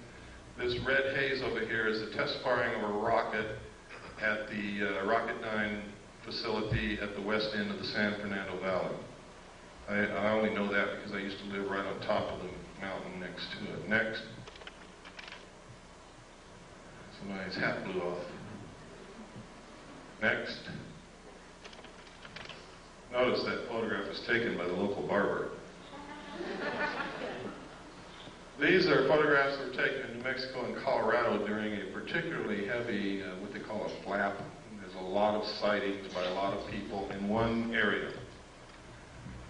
And there were a lot of photographs came out of that. These are some out of the newspaper. I tried to photograph them so that they can be identified as not something that I made up.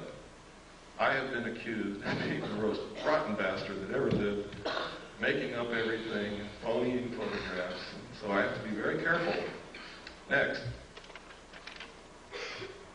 This photograph was taken over London. It's one of my favorite. I have a degree in photography, and this is a very artistic photograph. It's a very rare photograph, and it is a very unusual subject, and I have to like it. Next. This is another part of what I call Project Snowbird, to make the public think that what they're seeing can be explained away by technology like this. And you saw some of it on the news about the war. They said they had things that can fly over the enemy and do recon with no pilot in them, so no loss of life if it gets shot down. That's what that is. Next. And next. And this is just about the Aurora spacecraft that they fly in Nevada. It's what they call a TAV, Trans-Atmospheric Vehicle, which literally takes off from Groom Lake, flies completely out of the atmosphere, can orbit the Earth, and I believe that it can do more than that, but that's where I'll leave it. Next. This is the first photograph that we had of the UFO over Mount Rainier taken in 1948. The man at first would not allow us to even touch the slide. So we took a camera and made a picture of the slide, blew up the slide, made a print, and made Polaroids from the print, and then we're photographing the Polaroid. That's how crazy we were getting, until finally he agreed to allow us to use the slide, and we were able to make the prints that we have in the transparencies and the 4x5 negatives to preserve that image Next. We go through a lot of work to produce the material that we have, believe me. It costs a lot of money, it takes a lot of time, it takes a lot of searching. Sometimes it takes begging and pleading and everything else. Next. And next. Next. This is what's called a cigar-shaped object. This appeared in Omni magazine, and this is a photograph taken, photographed of the photograph in Omni magazine. Next. Next. This is a classic UFO photograph. It's considered one of the best ever taken and is considered by every expert to be absolutely genuine. Next. This is the man who took Albert Einstein's place, Stephen Hawking's. How many of you read his book? Anybody here? I would suggest that you read it. Next. Another lenticular cloud formation. Is there really a cloud? Or could they possibly have the ability to generate what looks like a cloud around them? I don't have the answer to that question. Next. I read in documents when I was in Naval Intelligence that they do have the ability to generate clouds of what appears to be clouds around them. I guess water vapor. I have no idea in the world what those are except clouds. Next. And next.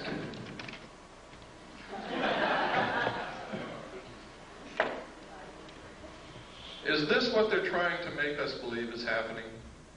So that we'll accept a one-world government, give up our freedoms, submit to totalitarian control? Is that the easiest way to control us so that we won't destroy the earth?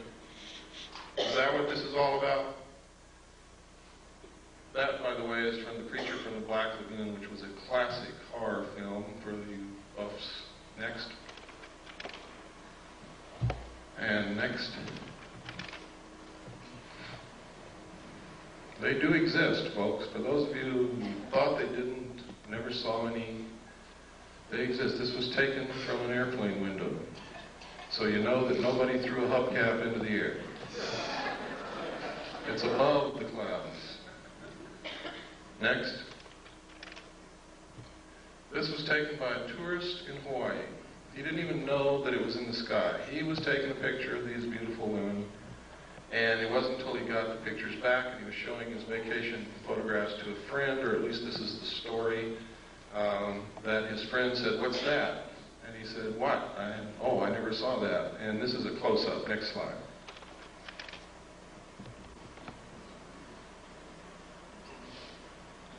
Incredible. Next. Now, they say this is a UFO. I spent a lot of time in Vietnam, and it sure looks like a flare to me. Next. Anybody know what this is? This is the Russian space shuttle. What's it look like? It looks like the U.S. space shuttle. I'm going to tell you something that for some of you is just going to shatter your whole world. The United States and the Soviet Union have been secret allies ever since World War II. And the guise of antagonism between us has been artificially produced to create large sums of money from the populations of both countries for experimental methods of controlling populations and to fund and carry on a joint space program to colonize the moon and Mars. Please don't hang me. But it's the truth. Every bit of technology that the Soviets have ever obtained has been given to them covertly by the United States of America. This is no accident. That is our space shuttle that we gave to them. The only thing is theirs has a little bit better technology in it because we experimented with ours first. We gave them the atomic bomb, and then we fried the Rosenbergs as scapegoats. Next. Next. These are a series of photographs put together from the Venus orbiter. The United States maintains that the atmosphere of Venus is so thick that we cannot take pictures of the surface of Venus, and cameras and film will not last, our cameras and TV cameras will not last on the surface of Venus to send back pictures. So they do what's called cloud-penetrating radar mapping, and that's what this is. For you Hollow Earth folks, there's a hole up there. I don't know what it means. Next. If any of you see this happening, please call me immediately.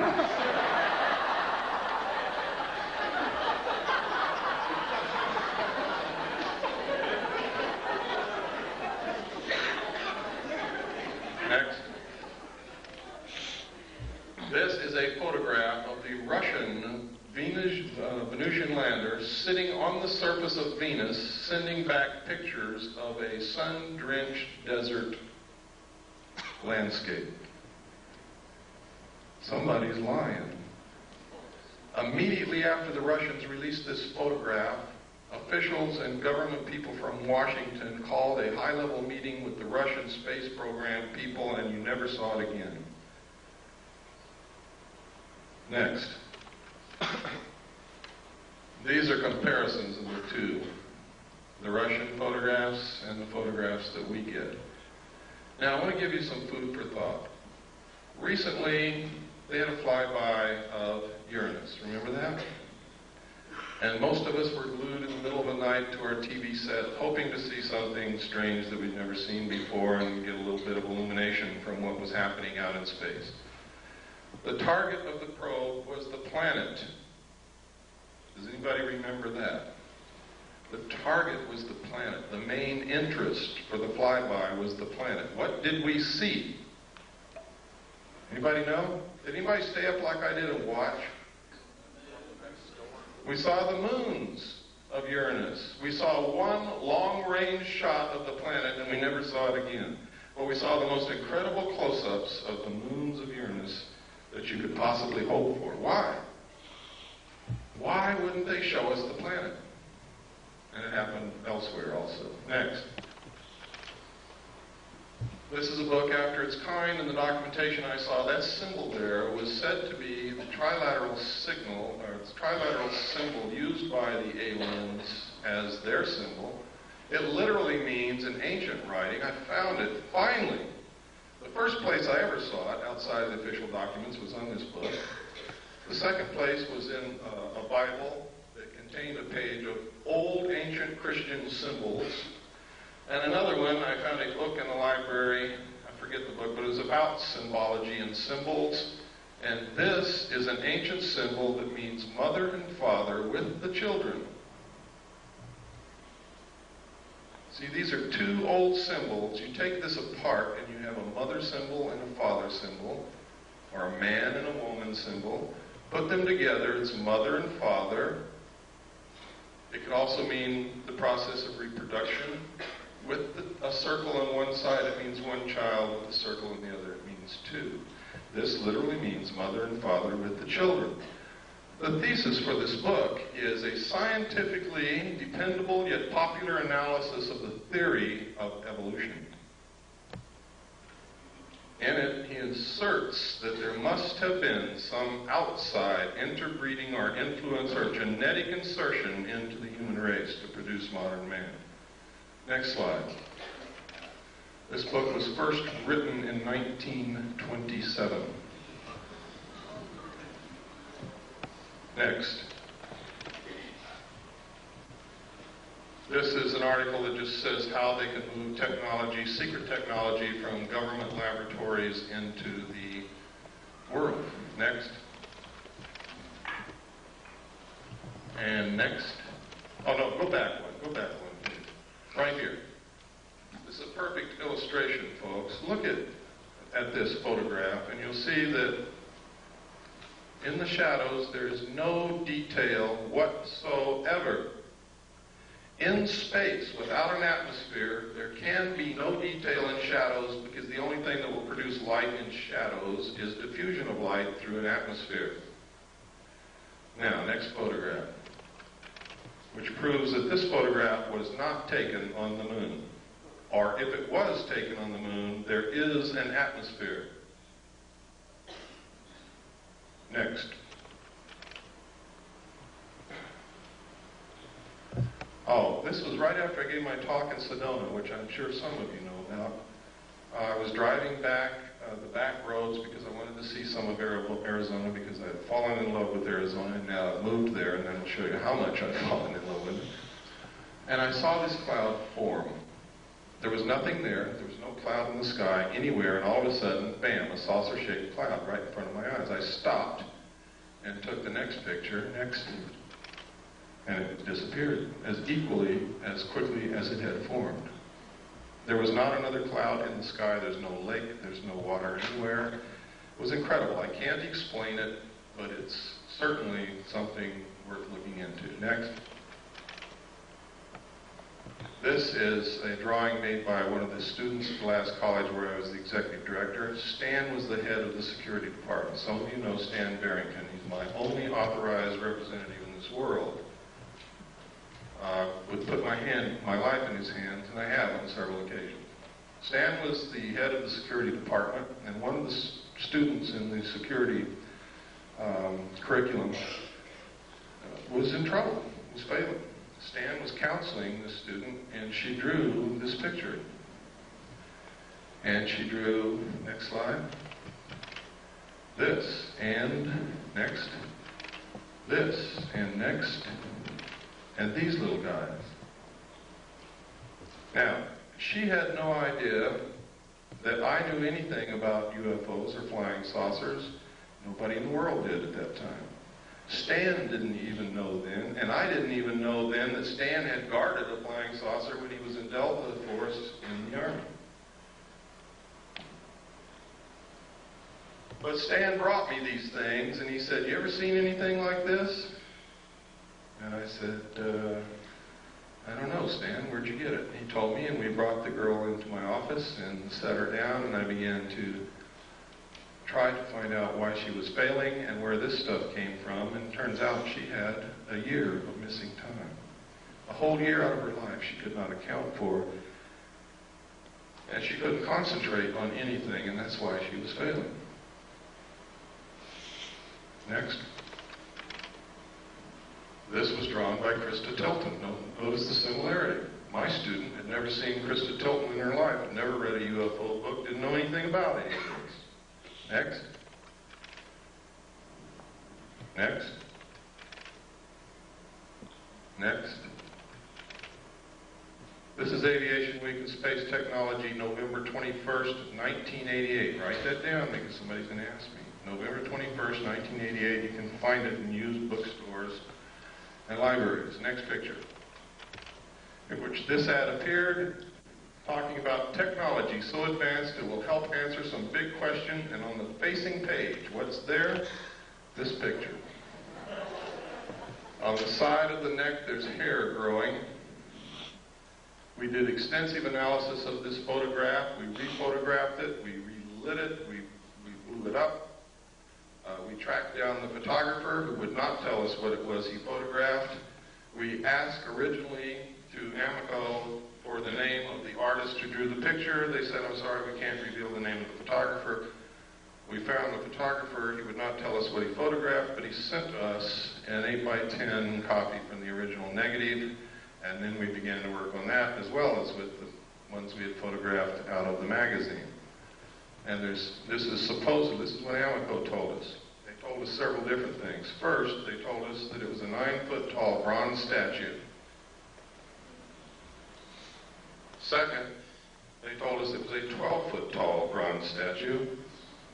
And third, they told us it was a 9-inch clay statue. When we pressed for more information and became literally obnoxious on the phone, not accepting what they were telling us and wanting to see the original artwork, they refused and hung up on us. So, whereas I cannot say definitely that this is a live alien, I can tell you one thing: it is not a bronze statue. I can also tell you it's not a clay statue. and hair don't grow on the necks of statues. Next. You can see the moisture in the eye and the incredibly small detail in the texture of the skin and whatever this is, and in the eye. Look at the lip. You ever kissed anything like that before? I know a guy that did in the back seat of a Chevy. Next.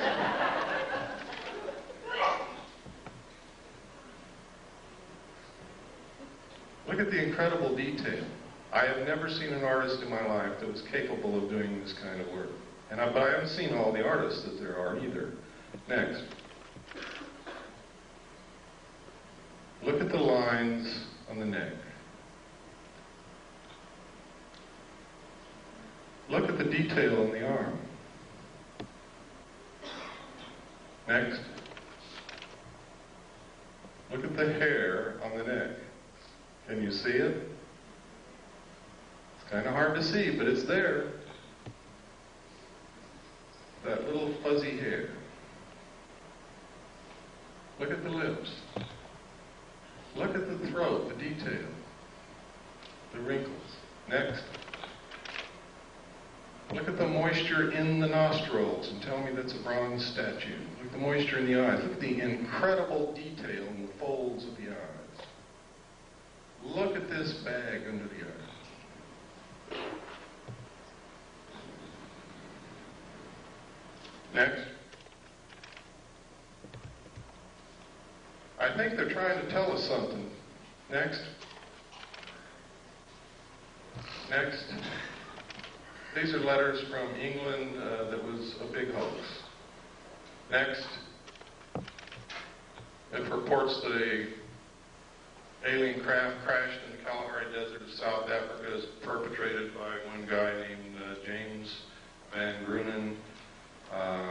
It's a total hoax. Don't believe it. If you want proof, write to me. If you think you're going to waste your time pursuing this, I'll give you the proof. Next. Next. Next. Next. Next. Next. Next. Next.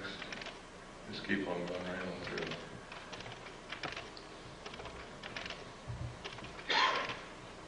Okay, next.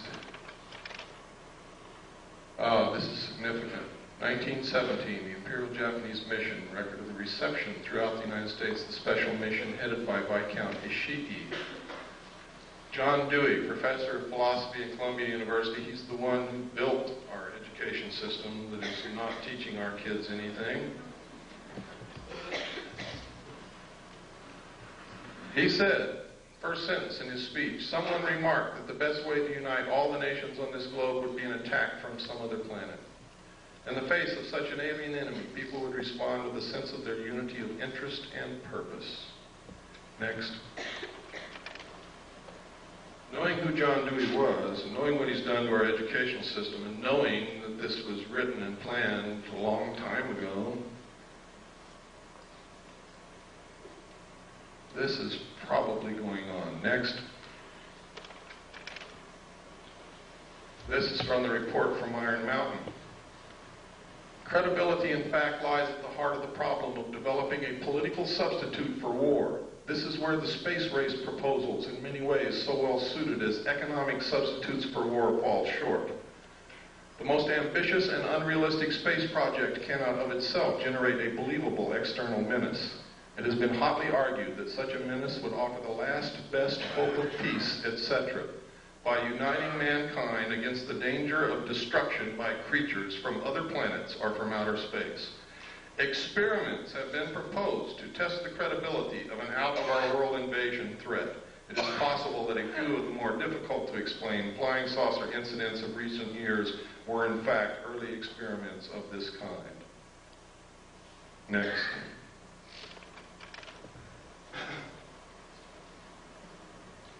By guys like this. Next. Or this. Anybody know who this is? It's John Lilly. one of the fathers of the CIA mind control methods. Next. Is this what's going on?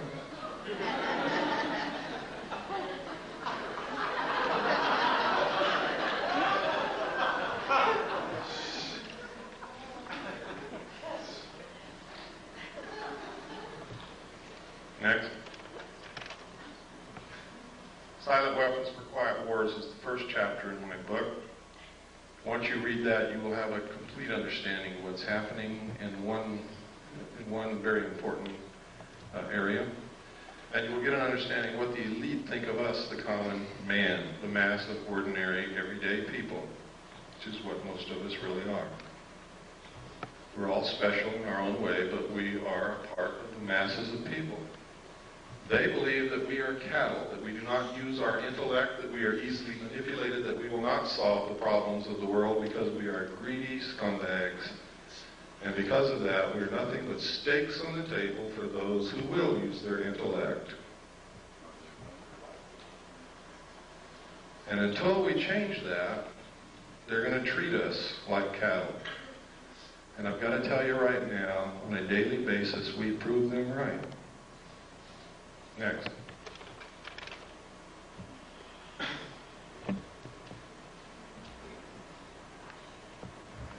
Close Encounters of the Third Kind, E.T., V, many, many, many, many, many others. Many, many, many movies. We've been bombarded with alien movies, alien commercials, an alien spaceship landing at the end of the 1984 Olympics to reinforce in our consciousness the creation of an alien threat that does not exist, or to wake us up to an alien presence that has been here for many, many years. It's not an accident that these things are happening. It's not an accident that you're seeing on your TV. Was it ITT or ATT? AT&T, one world, one card. These aren't accidents. Right out here in the lobby of this church, you see a picture of the world on the bulletin board. And go, when you leave, just look what it says. Next. Don't get me wrong, ladies and gentlemen, I'm not opposed to a one-world government at all. I think in the evolutionary future of mankind, it is absolutely necessary and unavoidable. What I'm opposed to is being manipulated into something I know nothing about, and knowing the fact that if I have to be manipulated into it, I'm not going to like it. And knowing that the best government that's ever been created on the face of this earth is going to be destroyed in the process. And that we're going to lose our Constitution and our Bill of Rights in the process. That's what I'm opposed to. I want to be included. I want to help them decide what this is going to be so that I can be satisfied with whatever it turns out to be.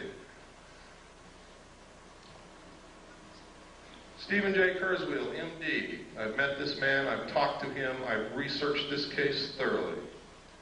This is his credentials, his curriculum vitae. Look at who this man is. This is no flake. This is a medical doctor with many degrees, a lot of credentials and memberships in many of the medical society,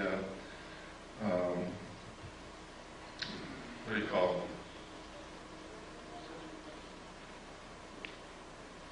Associations, I guess. He's also Phi Beta Kappa and an Alpha Omega Alpha Honor Medical Society. This guy has the credentials that most people would drool for. What happened to him? I'm going to show you his testimony here in a couple of minutes. What happened to him, he was approached by someone named Joan Thompson at not at a UFO meeting, to attend a UFO meeting. He said he really wasn't interested, but went because she was a pretty woman, and he wanted to meet her. He went with her. It was like a date. He said what he learned there astounded him. He never heard of any of that stuff. But he also met somebody named Bud Hopkins. Joan Thompson told him that she was an agent of the Central Intelligence Agency, and Bud Hopkins identified himself as also being an agent of the Central Intelligence Agency and recruited this doctor to help them work with abductees. and report information to the Central Intelligence Agency. He worked with them for a while until he found out that Bud Hopkins had no credentials whatsoever, was an artist, a painter, but was hypnotizing people who had been abducted, was conducting group psychology therapy sessions with them, was extracting as much information as he could out of them and then dumping them like a hot potato. And this man, Stephen Kurzweil, MD, with all these credentials, reported Bud Hopkins to the New York State medical authorities, and nothing happened to Bud Hopkins. Stephen Kurzweil, on the other hand, was charged for being delusional, and they're trying to take his medical license away from him, because he told them that Bud Hopkins was engaged in this research of alien abductions that the government was covering up, and he was judged to be delusional. We have all the documentation, the medical reports, everything. Next. It's all in my book. These are the official charges that the state of New York brought against him. It's incredible. Next.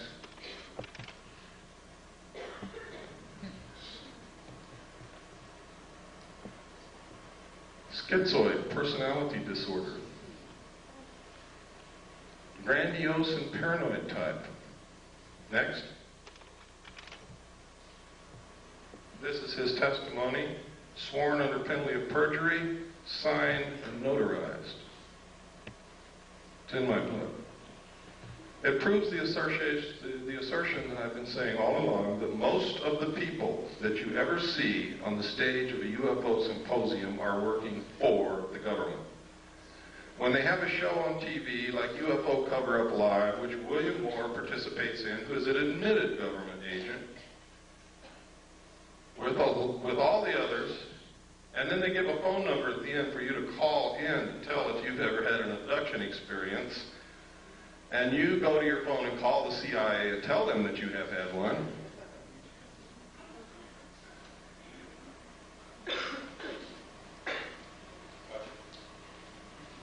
That's right, gotcha.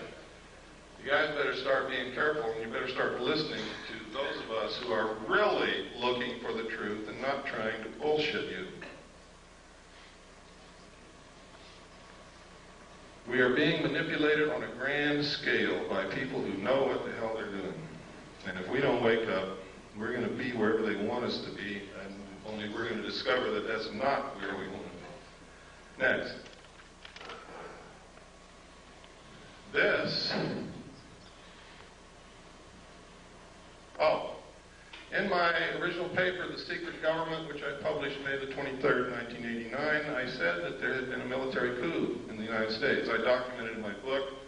3 other people have confirmed that they saw the same message that I did, and the message was, before Nixon resigned. Nixon was not going to resign.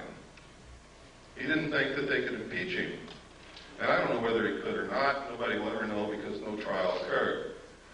But the Joint Chiefs of Staff sent a message to all military commanders of all the military forces, and the message said, upon receipt of this message, you will no longer accept any orders from the White House. Acknowledge receipt. That's unconstitutional. That is a military coup. Nixon was forced to resign because they yanked the military out from under him. They cut off his communications to his commands because those communication centers are under control of the military. In my book, it's documented. You no longer have to take my word for it. Nobody believed me when I published that at first. But now 3 other people have come forward and stated that they saw exactly the same message that I saw. And that's in my book. Their names, everything. Their statements, sworn statements. This is the sworn statement of David Race.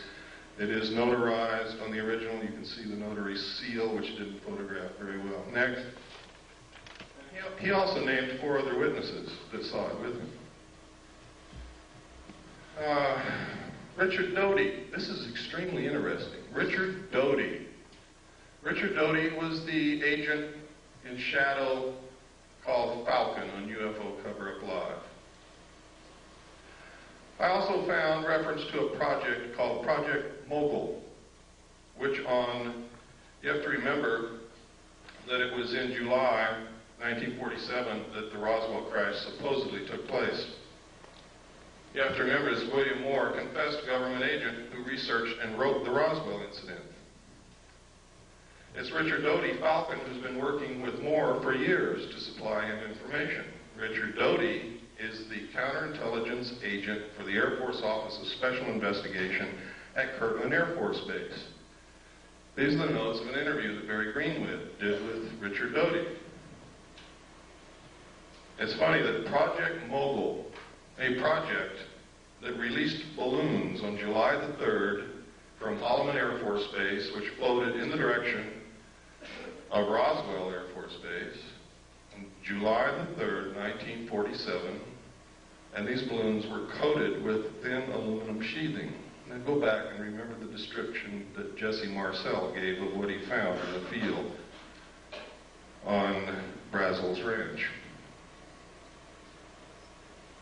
And the man in charge of that Project Mogul was Richard Doty's father. That's significant. We are now in the process of getting documentation through the Freedom of Information Act to prove this. Next.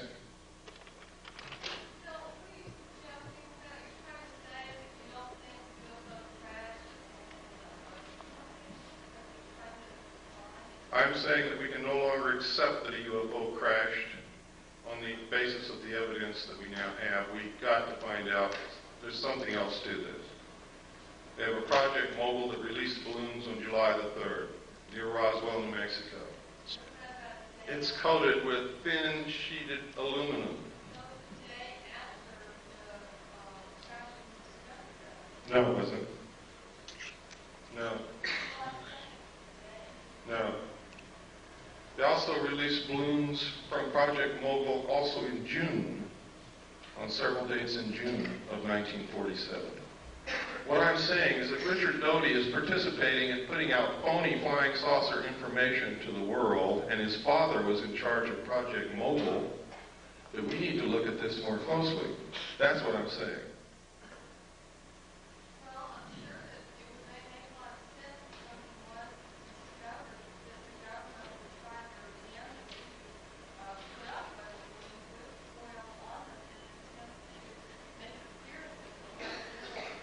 You don't understand.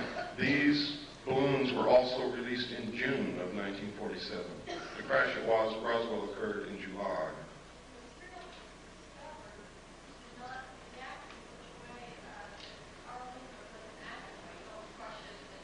Well, you have to also understand that you're taking the word, you have no evidence, you're taking the word of an intelligence officer who may be participating in creating something for you to believe that doesn't exist.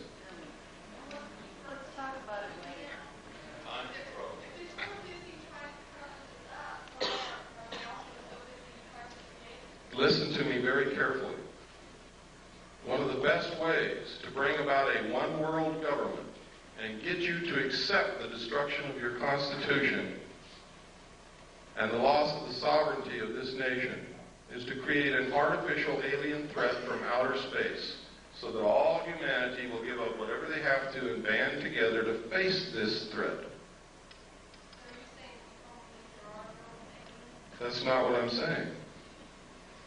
I'm saying I'm presenting evidence to you that should make you want to do some more investigating before you believe anything. And I specifically stated at the beginning of this lecture, I don't want you to believe anything that I say or anything that I show you, but I want to create enough curiosity and maybe anger and maybe a lot of other things in you that you help me start looking for the truth. That's what I'm about. Earlier, you said that you would explain why the government's spending billions of dollars on stealth aircraft and other conventional aircraft with this technology that we have. Why are they so ignorant of the fact that we have this kind of technology? If that be the case. I've already explained it to you, sir. Some people can't, and I know it's hard to put all this together. You saw that there's a population problem. The technology that they're hiding from us would make us live longer, would give us better lives, would give us a source of possibly free energy or next to free energy. would probably give us methods in which to kill most, if not all, illnesses and diseases. And their goal is to cut back the population. They're not suppressing cancer cures so doctors can get rich. They're suppressing cancer cures so more people will die. So that they don't have to come out and say, you and you and you up against the wall, it's your day to get killed. They make it appear to be natural, or as natural as they possibly can. That's why. Can you talk about AIDS? This is a letter no, that's in the book. I'm not going to get into AIDS today. That's in the book. This is a letter that was written to the White House to Mr. Fitzwater, who was Reagan's press guy. And what he wanted to know is who wrote the paragraphs about aliens that Bush inserted into the end of 6 speeches that he gave during his administration. Most people don't even remember that he said those things, but he did. Next slide. What Marvin Fitzwater wrote back was that the president himself inserted those paragraphs. They were not put in there by the speechwriters. One of the speeches was to Boston High School students and faculty. Next. In which he said, I couldn't, but one point in our discussion privately with General Secretary Gorbachev, when you stop to think that we're all God's children, wherever we may live in the world, I couldn't help but say to him, just think how easy his task and mine might be in these meetings that we held if suddenly there was a threat to this world from some other species, from another planet outside in the universe. Do you think all this stuff is coincidence? I hope you're beginning to wake up. He said this 6 times in 6 speeches in his administration. This is come together one world government stuff. This is alien threat from outer space stuff. 6 times, the president said. Next. To the General Assembly of the United Nations. Next. In our obsession with antagonisms of the moment, we often forget how much unites all the members of humanity. Perhaps we need some outside universal threat to make us recognize this common bond. I occasionally think how quickly our difference worldwide would vanish if we were facing an alien threat from outside this world. And yet I ask you, is not an alien force already among us? What could be more alien to the universal aspirations of our peoples than war and the threat of war? What would a one world government do? Abolish war. What is the threat that will bring it about? An alien threat from outer space. Please wake up. Next.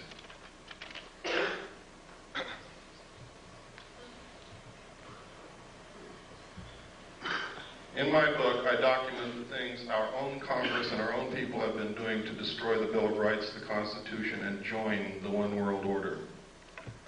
Document it. I don't just say it, I document it. Most people don't know what goes on in Congress from day to day. They can pass anything they want to and you would never know it until they come and bang on your door and throw you in jail because you didn't know it. Next. That's right. But they're not there because they know that most people aren't watching and don't give a damn. The backbone of hidden government. This is documented in my book, NSDDs, National Security Decision Directives, National Security Memos, the fact that they write memos and write law outside of Congress and the executive branch, and most of it is signed by auto pen. The president never sees it. Next. And next. And next. And these are some of the things that they've done. There's no time to go into it. Next. Next. This is the United States with the Soviet Union into a one-world government.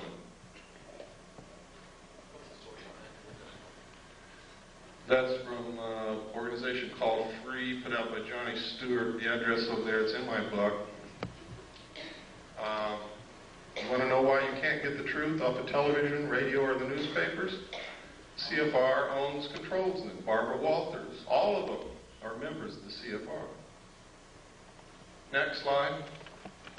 This is the super world government. I have the Bush administration. It's updated in the book of all the membership in the Bush organization. Next. This is George Bush. Notice Dan Quayle's not a member.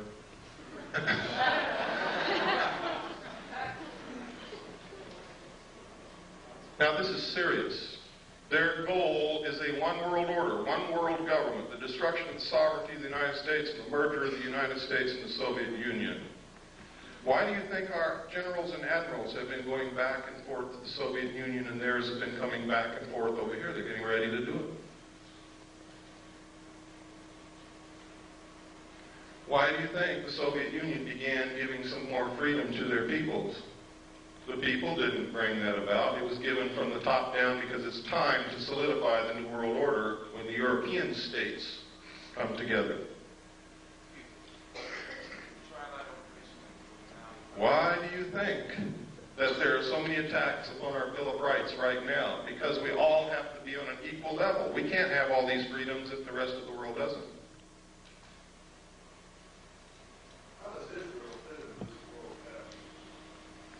I don't know what you mean by how they fit. There's certainly a thorn in everybody's sides, but not because they're Jewish, but because they will not settle the Palestinian question. There'll never be peace in the Middle East until they do.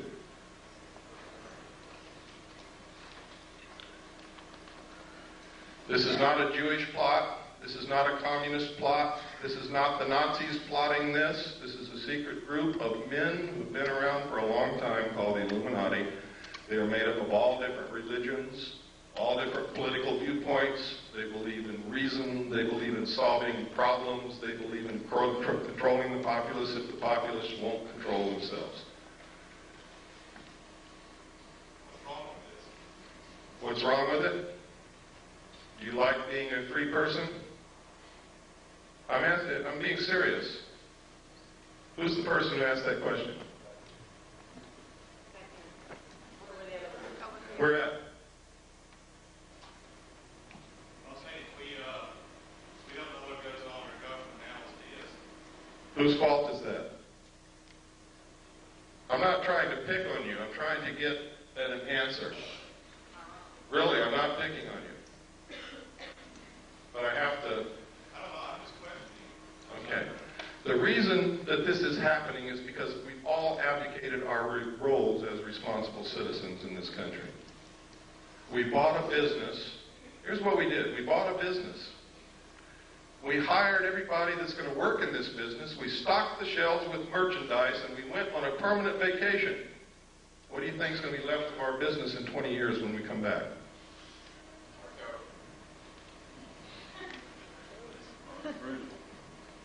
Nothing's going to be left. Because as soon as all those people that are working for you find out you're gone, everything's going to go, too. Oh, yes. Well, let me get through this because I've got a time limit and I've got to get through all this information. It's important that you know it. The United States was set up so that each individual citizen is a sovereign king. It's the first time in history that's ever happened. A king. Can you imagine that? A king. The government, for the first time in the history of the world, worked for the citizens. We sent representatives to represent our will in our state government and in our federal government. And while they were gone, we took care of their family and their business for them, and we sent them along a little stipend to live on. And they really represented us up until a certain point in time when all of a sudden somebody created professional politicians. And we quit watching what they are doing. How can we tell our politician what we want out of him if we don't even know what the hell he's doing in Washington, what bill he voted on, even what's coming up in front of him, and we never read the bills anyway. H.R. 5210 was introduced as the omnibus drug bill of 1988 to help get drugs off the streets, and everybody said, yeah, support it. But when you read it, inside it, it establishes funds to develop a national identity card. It establishes military installations as mental treatment centers. that legalized concentration camps. It authorizes prisons to borrow money, to manufacture products, to sell those products on the open market with slave labor, which will destroy small business. I can go on and on and on. H.R. 4079 is in front of Congress, which will allow the President to create a national emergency for a period of 5 years, which will literally allow him to suspend the Constitution of the United States and declare martial law. Thanks to Newt Gingrich. That's right. Could you explain that bill that Newt Gingrich had? That's it. That's it. Yes. So what I'm saying is, this is our government, our country, and we're going to lose it if we don't get smart real quick. And we're going to find ourselves a part of a one-world totalitarian socialist state merged with the Soviet Union and the other countries of the world in a cashless economic system. Bankers already know it.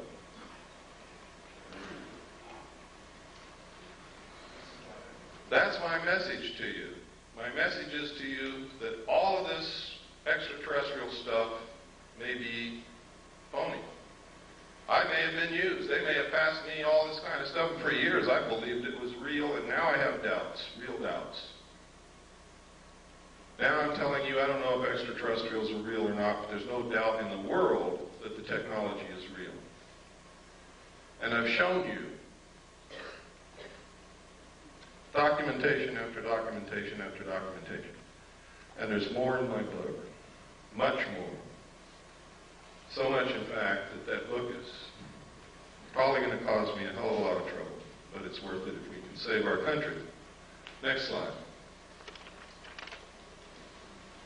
There's the membership in the media.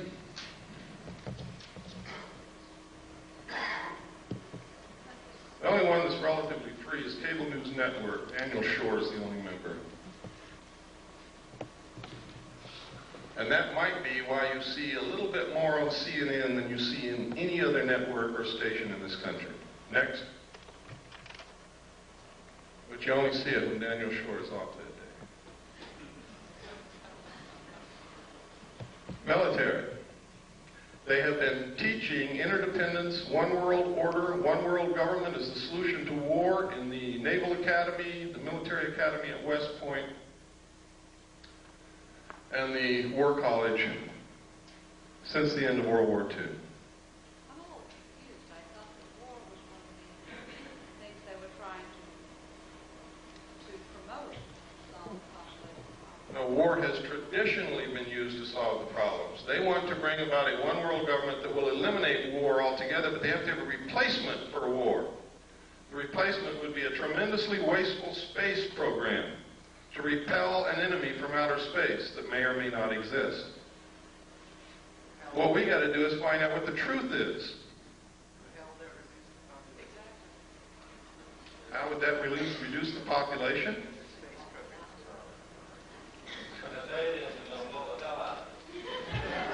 Next slide, please. Next. Next. Is Colin Powell on that list? Next. Next. These are the letters I get back from Congress. Thank you. Next. Thank you. Next. Thank you. Next. Thank you. Next. And from Alan Cranston. Thank you for your letter expressing your views on foreign policy. And he goes on to tell me what all he's done in the 100th Congress and what he's going to do in the 101st Congress. Next. Thank you. Screw you, Alan Cranston. Next. Out of 500 and I forget how many letters, I sent a letter to every senator, every congressman. Those were the only replies that I ever got. Ever. I sent one to the president. I sent one to the vice president. I sent one to the attorney general and each of the Supreme Court justices. I never received replies from any of them. This is one reason why I never received replies from congressmen. This is a person who is a staff member of a congressman on Capitol Hill. She's actually the office manager. She says she sympathizes with everything that I sent, but the reason that the congressman isn't going to answer my letter, my inquiries, is that she threw it all in the trash can. Next. This is George Bush and the secret team.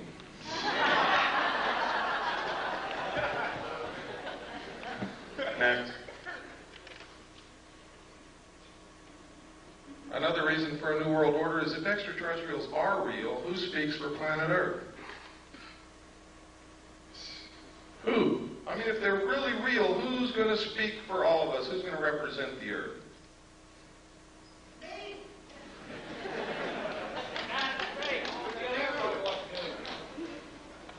Next.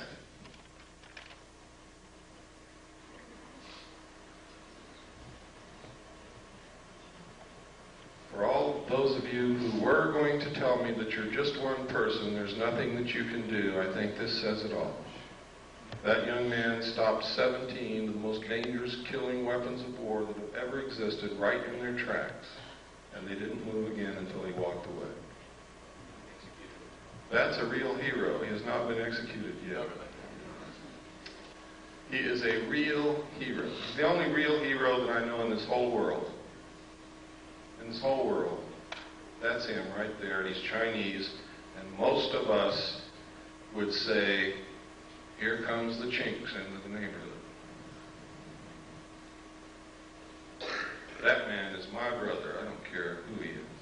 And I hope that you learn that he's yours. His heart's probably bigger than all of ours in this room put together. But that's your answer when you come to tell me that you're only one solitary little person. There's nothing that you can do.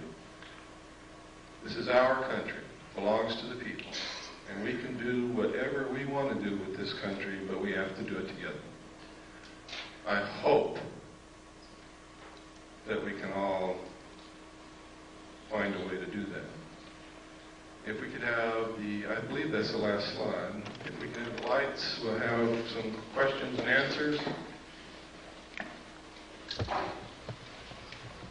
Or we'll have some questions, I don't know how many answers.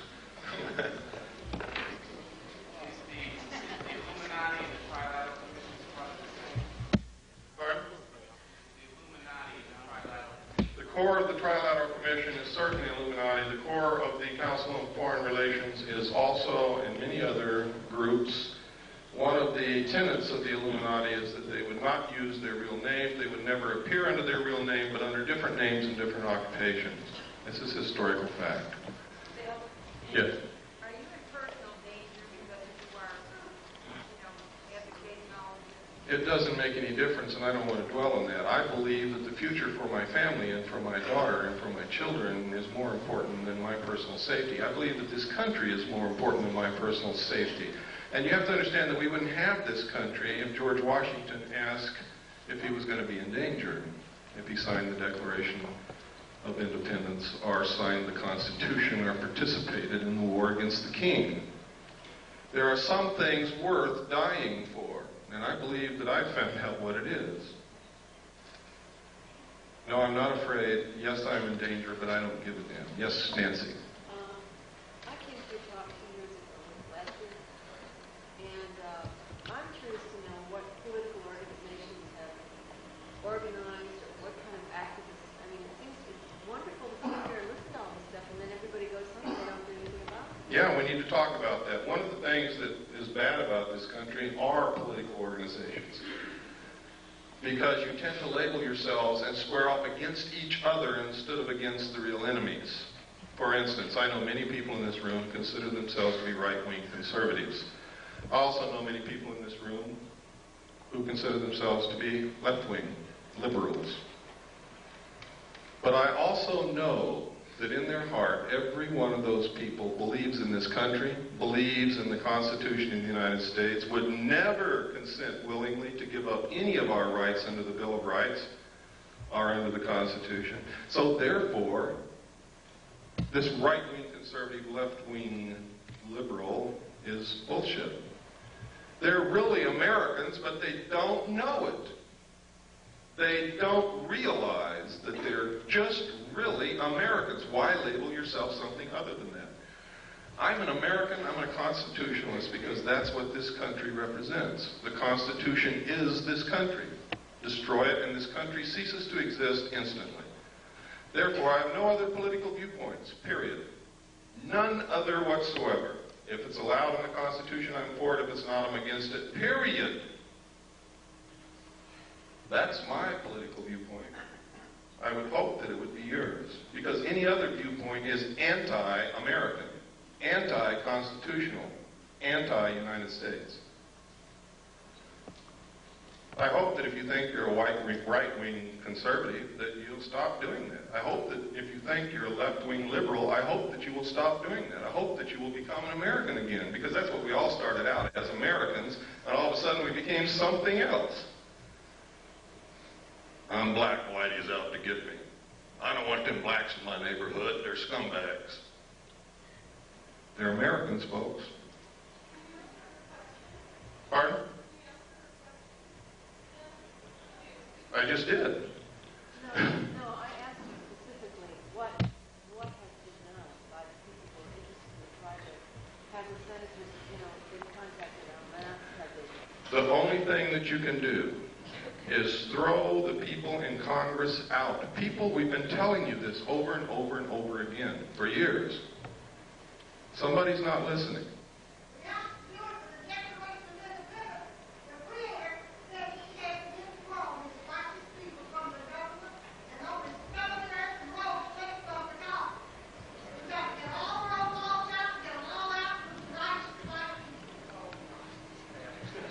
Well, I will not support any racist attitude from anyone, but you have to get the professional politicians out of Congress, out of office, out of the presidency, out of the governorship, out of the state houses, and you have to send citizens who will truly represent us, who truly will do what's needed, and only send them for one term, and that's the only thing that's going to work. If you think you're going to change the minds of these people who are so ingrained into,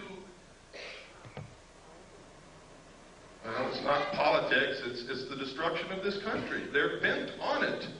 If you think you're going to change their minds and all of a sudden they're going to start representing you, you're wrong. They're not. Yeah.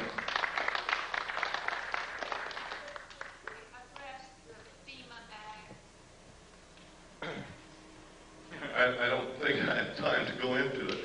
The problem with the things that I talk about is there's never enough time to really talk about it. And I know that some of you are sitting there and you have questions and you want answers. And I can tell you that the answers are out there. Part of what needs to be done is you have to quit relying on people like me and others and help us. You have to become one of us who search and dig and educate. If all of you could go out of here and educate 10 people, each one of you, and then they could go educate 10 people, and it doesn't have to be in one day. You could take 6 months to educate those 10 people, and they could take 6 months to educate 10 people in a very short period of time. Everybody in this country would understand what our real problems are. The real problems are we're not paying attention. We're not running this country. We don't know what the problems are. We don't know what's going on. We've left our business and gone on vacation. We are fighting amongst each other while the real enemy is destroying the country. That's the real problem. That's correct. Yes. May I suggest that everybody get a little copy of the Constitution? It takes about 20 minutes to read. And if you don't have one, if you write to me and send me a self-addressed stamped envelope with 50 cents on it, I will send you a copy free. You come up to me in the parking lot, I'll give you a copy of it. Excellent. Yes, sir. In your book, you stated there's a lot of tax credits. When we went to press, I thought Oklahoma was the only state. It's actually in 22 states. Oklahoma is the only one I have the documentation on at this time. Is that, the outcome? Have they actually started doing that? They have until March 15th to register all their property, everything, down to the VCR, their knives, forks, and spoons, everything. If they don't, A tax man will be sent to their door with a warrant who will take inventory of everything in their home. Anything they find that was not declared on the list, or if they never submitted a list, they will be taxed 20% over and above what they normally would have been taxed. But you see, taxation is just the excuse to register the property.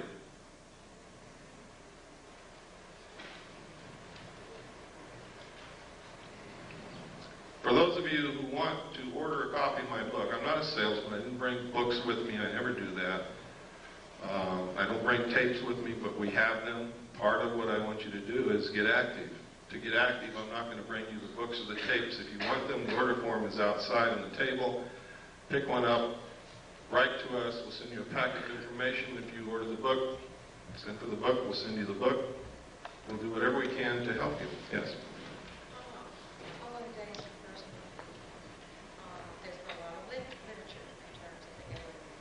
The animal mutilations, yes. the mutilations, the genetic things. Do you feel that probably this is a fabrication in terms of creating a fear in which, like you're saying, would come as an attitude of one planet against an alien?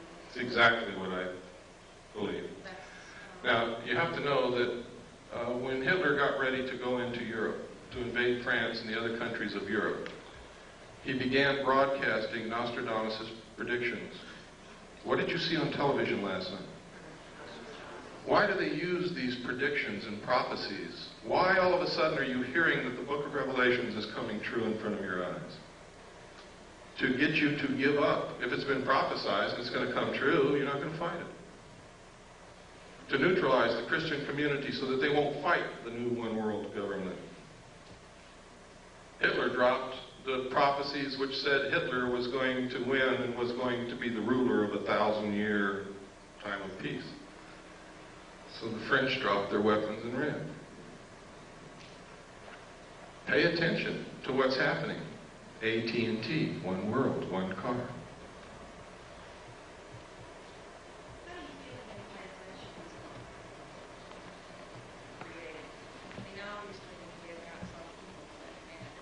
Ma'am, I really don't have the answer to that question. The abductees say that it's alien extraterrestrial beings.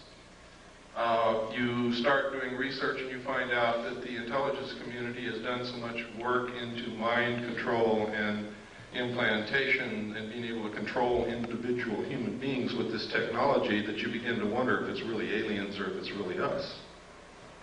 And then you look in the UFO community and you find out most of these people are connected directly to the intelligence community, are active agents that have been caught or have confessed. And you have to wonder what in the hell's going on. Which ones are those? Pardon? Which ones are those?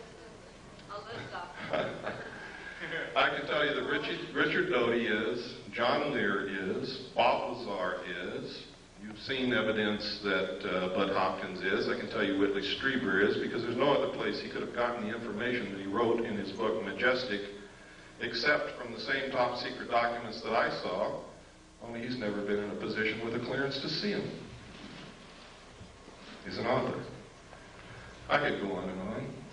Yes, sir. What about personal property? If this new war, world over, will go like you suggest, what about personal property, like land, home? Private property will be abolished. You will use what the state gives you. Remember I said totalitarian socialist state. In a socialist government, everything belongs to the state. Will there be any places in the world that will have that kind of situation? The question was, will there be any place in the world where they won't have that situation? Let me say this again, as George Bush.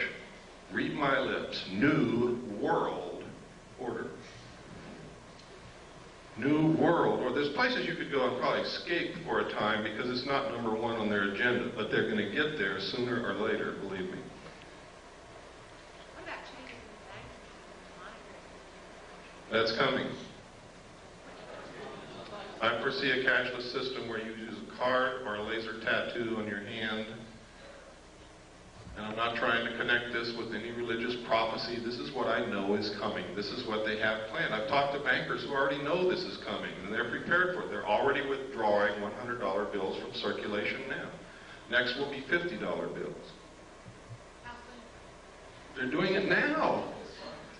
The president has already said, out of the Middle East conflict will come the New World Order. And people still keep asking me, how much time do we have? There is no time. Yes, sir. I wanted to say that ever since I was in high school, early high school, and I learned that the Federal Reserve was a company that was formed by, there's 9 families that own the Federal Reserve. It is a company. It's not part of the government at all. The Federal Reserve, at the same time the Federal Reserve was formed, 2 constitutional acts or amendments were passed. And one of my point is this: is that well, I want to ask. I put a question out there, which is that Bush made a comment the other day on the news. And I think I've followed it for years. It's very interesting to me. I watch the Federal Reserve, the news that comes out of the Federal Reserve. I understand. I'm not trying to rush you, but could you get to the point because we're running out of time? Okay. I have 2 points. One point is that Bush made a comment that this war will not create any trouble for the banking industry, which leads me to tell that as soon as the war is over is when they're going to call the notes due, and we'll go to a cashless system with a card. And my comment about that is that I don't see how people are going to, when you go to somebody and say, okay, give me your money and here's your card, this is where you are today, you're negative $500 or you're plus 2,000, whatever. The people are so attached to their monetary value in life that I find it really difficult to see American people to battle that. In other words, that in lieu of, oh, give me the card, let me be able to sell my future and give me this card, and it's okay if I can't have a card right now. You know what I mean? It's like, I see the money thing as being another piece of the picture of going towards a totalitarian type government, because you're taking the money, your money is not yours. A cashless system literally is slavery, and I'll tell you how that works. First, as it stands now, the money in your pocket is not your money. And you're going to go to the bank one day and you're going to say, I'm sorry, we're not taking this anymore. It is not yours. It belongs to the Federal Reserve. And you'll see that on the note. the Federal Reserve notes in your pocket are actually instruments of debt. And one way that they're going to get your property away from you is you can't pay for something with the debt. So you don't own what you think you own right now anyway, legally, under the Constitution. And that's the truth. They're going to come and they're going to collapse the economy instantly. The money is not in the banks. They've been doing fractional lending, fractional banking, which means if you have $1,000 on deposit, they can loan as much as 10 times that out. That doesn't exist. They created on the books with the stroke of a pen, which means that if all of you wanted to gather up enough cash to go pay your debts, you couldn't do it because the cash doesn't exist. If you wanted to go draw your money out of the bank, you couldn't do that either because it's not there. It's very easy for them to collapse the system. Those of us who have done the research know that the third world nations have already pledged their natural resources to the World Conservation Bank, which is going to be the new World Bank, in exchange for forgiveness of their debts, which means they're not going to pay back all those billions that we've loaned them, which means the money is not in the bank. It doesn't exist. The economy is going to be the easiest thing for them to collapse. How are they going to get you to join the new economy? They're going to say, we have a solution. You see, one of the tricks of the Illuminati is they create a problem, and then they provide the solution when you beg them to. They're going to come to you and say, you have a house, and we have the note on your house. If you'll accept our new economic system, we'll refinance your house and let you keep it. You also have a car. We'll do the same with your car, and your furniture, and your kids, because you probably owe the hospital. Okay?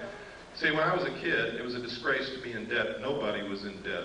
There was no such thing as credit cards, and if you even mentioned debt, People got angry with you. Now, in just my lifetime, and I'm 47 years old, they've changed all that to where everybody is in debt and it's accepted, and if you're not in debt, you can't get a hotel room because if you don't have a credit card, they won't let you in. And that's the truth, and that's how they're going to do it. And you're going to say, well, I want to keep my house, I want to keep my car, and I want to keep my kids, so I'll join. And they say, fine.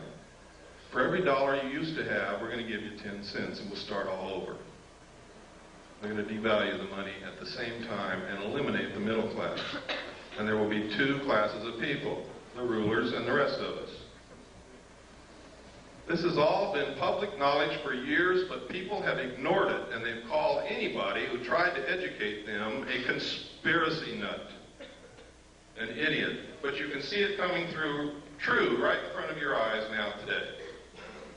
Every day you can see this happening. You can no longer call these people conspiracy nuts. I didn't believe it either until I started looking into it, and by God, they're right.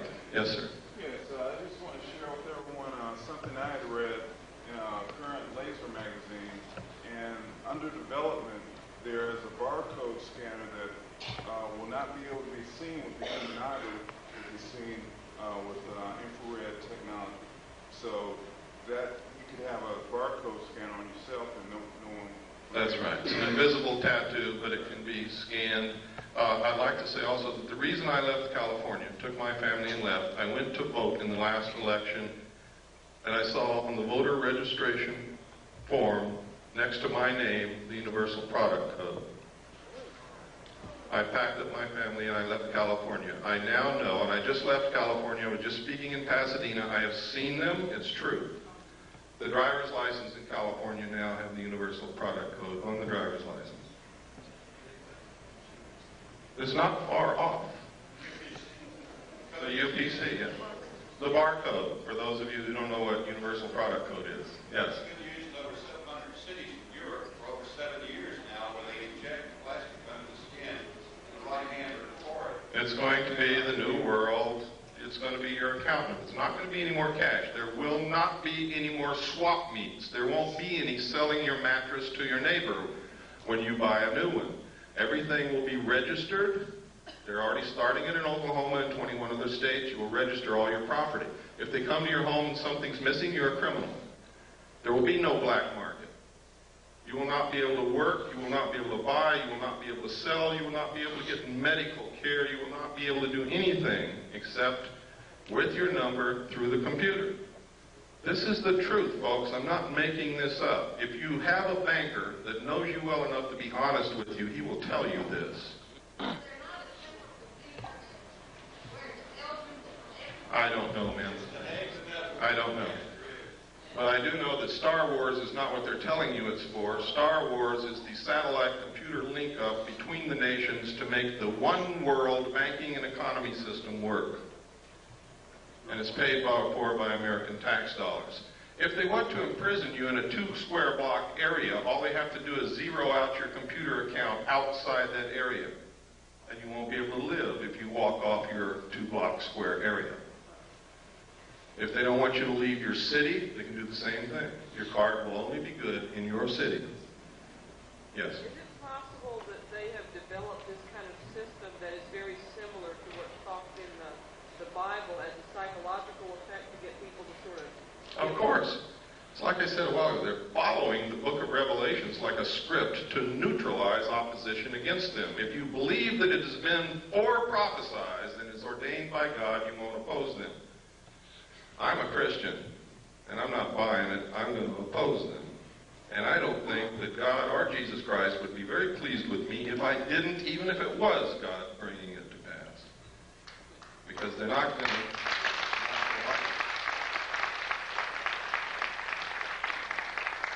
Let me take 3 more questions, and then, unfortunately, we're over time. I'd like to stay and talk to you more, but we really can't. I have a brief question. Okay, and your hand has been up for a long time. I'm sorry. Go ahead. I really came here for some answers, and this is the one question I really would like to know because you've been going through such a learning experience through your research. When you saw that large ship come out of the ocean spread that came up, this day, do you personally think that came from outer space off this Earth? Personally, I don't think it was built on this Earth. Knowing what I know about the state of aircraft technology and about submarines. But what I think doesn't make a bit of difference. It's what I can prove that counts. And I can't prove that there's anybody here from outer space, although there's a lot of evidence to support it.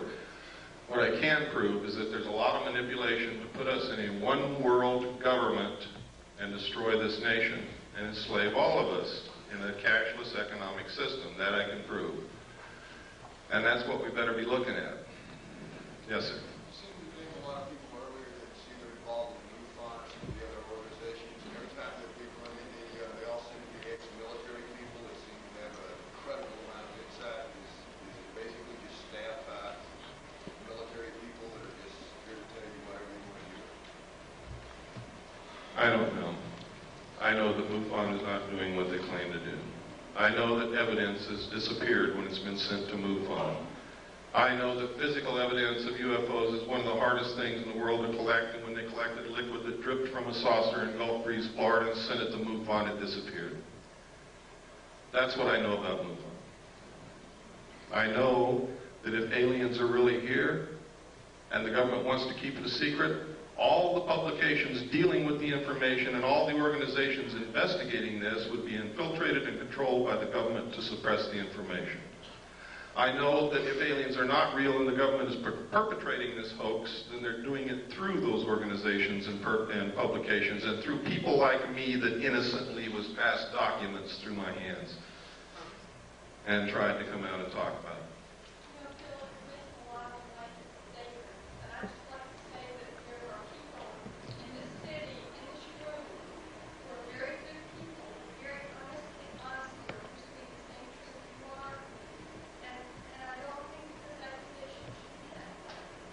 I don't know what you mean by blank. When I say MUFON, I'm talking about the people who run it and control it and finance it. I'm not talking about all the people in the little towns and stuff who are interested in UFOs.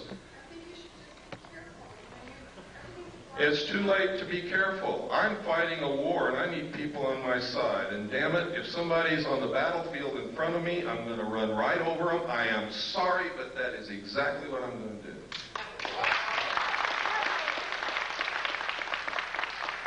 Yes, sir.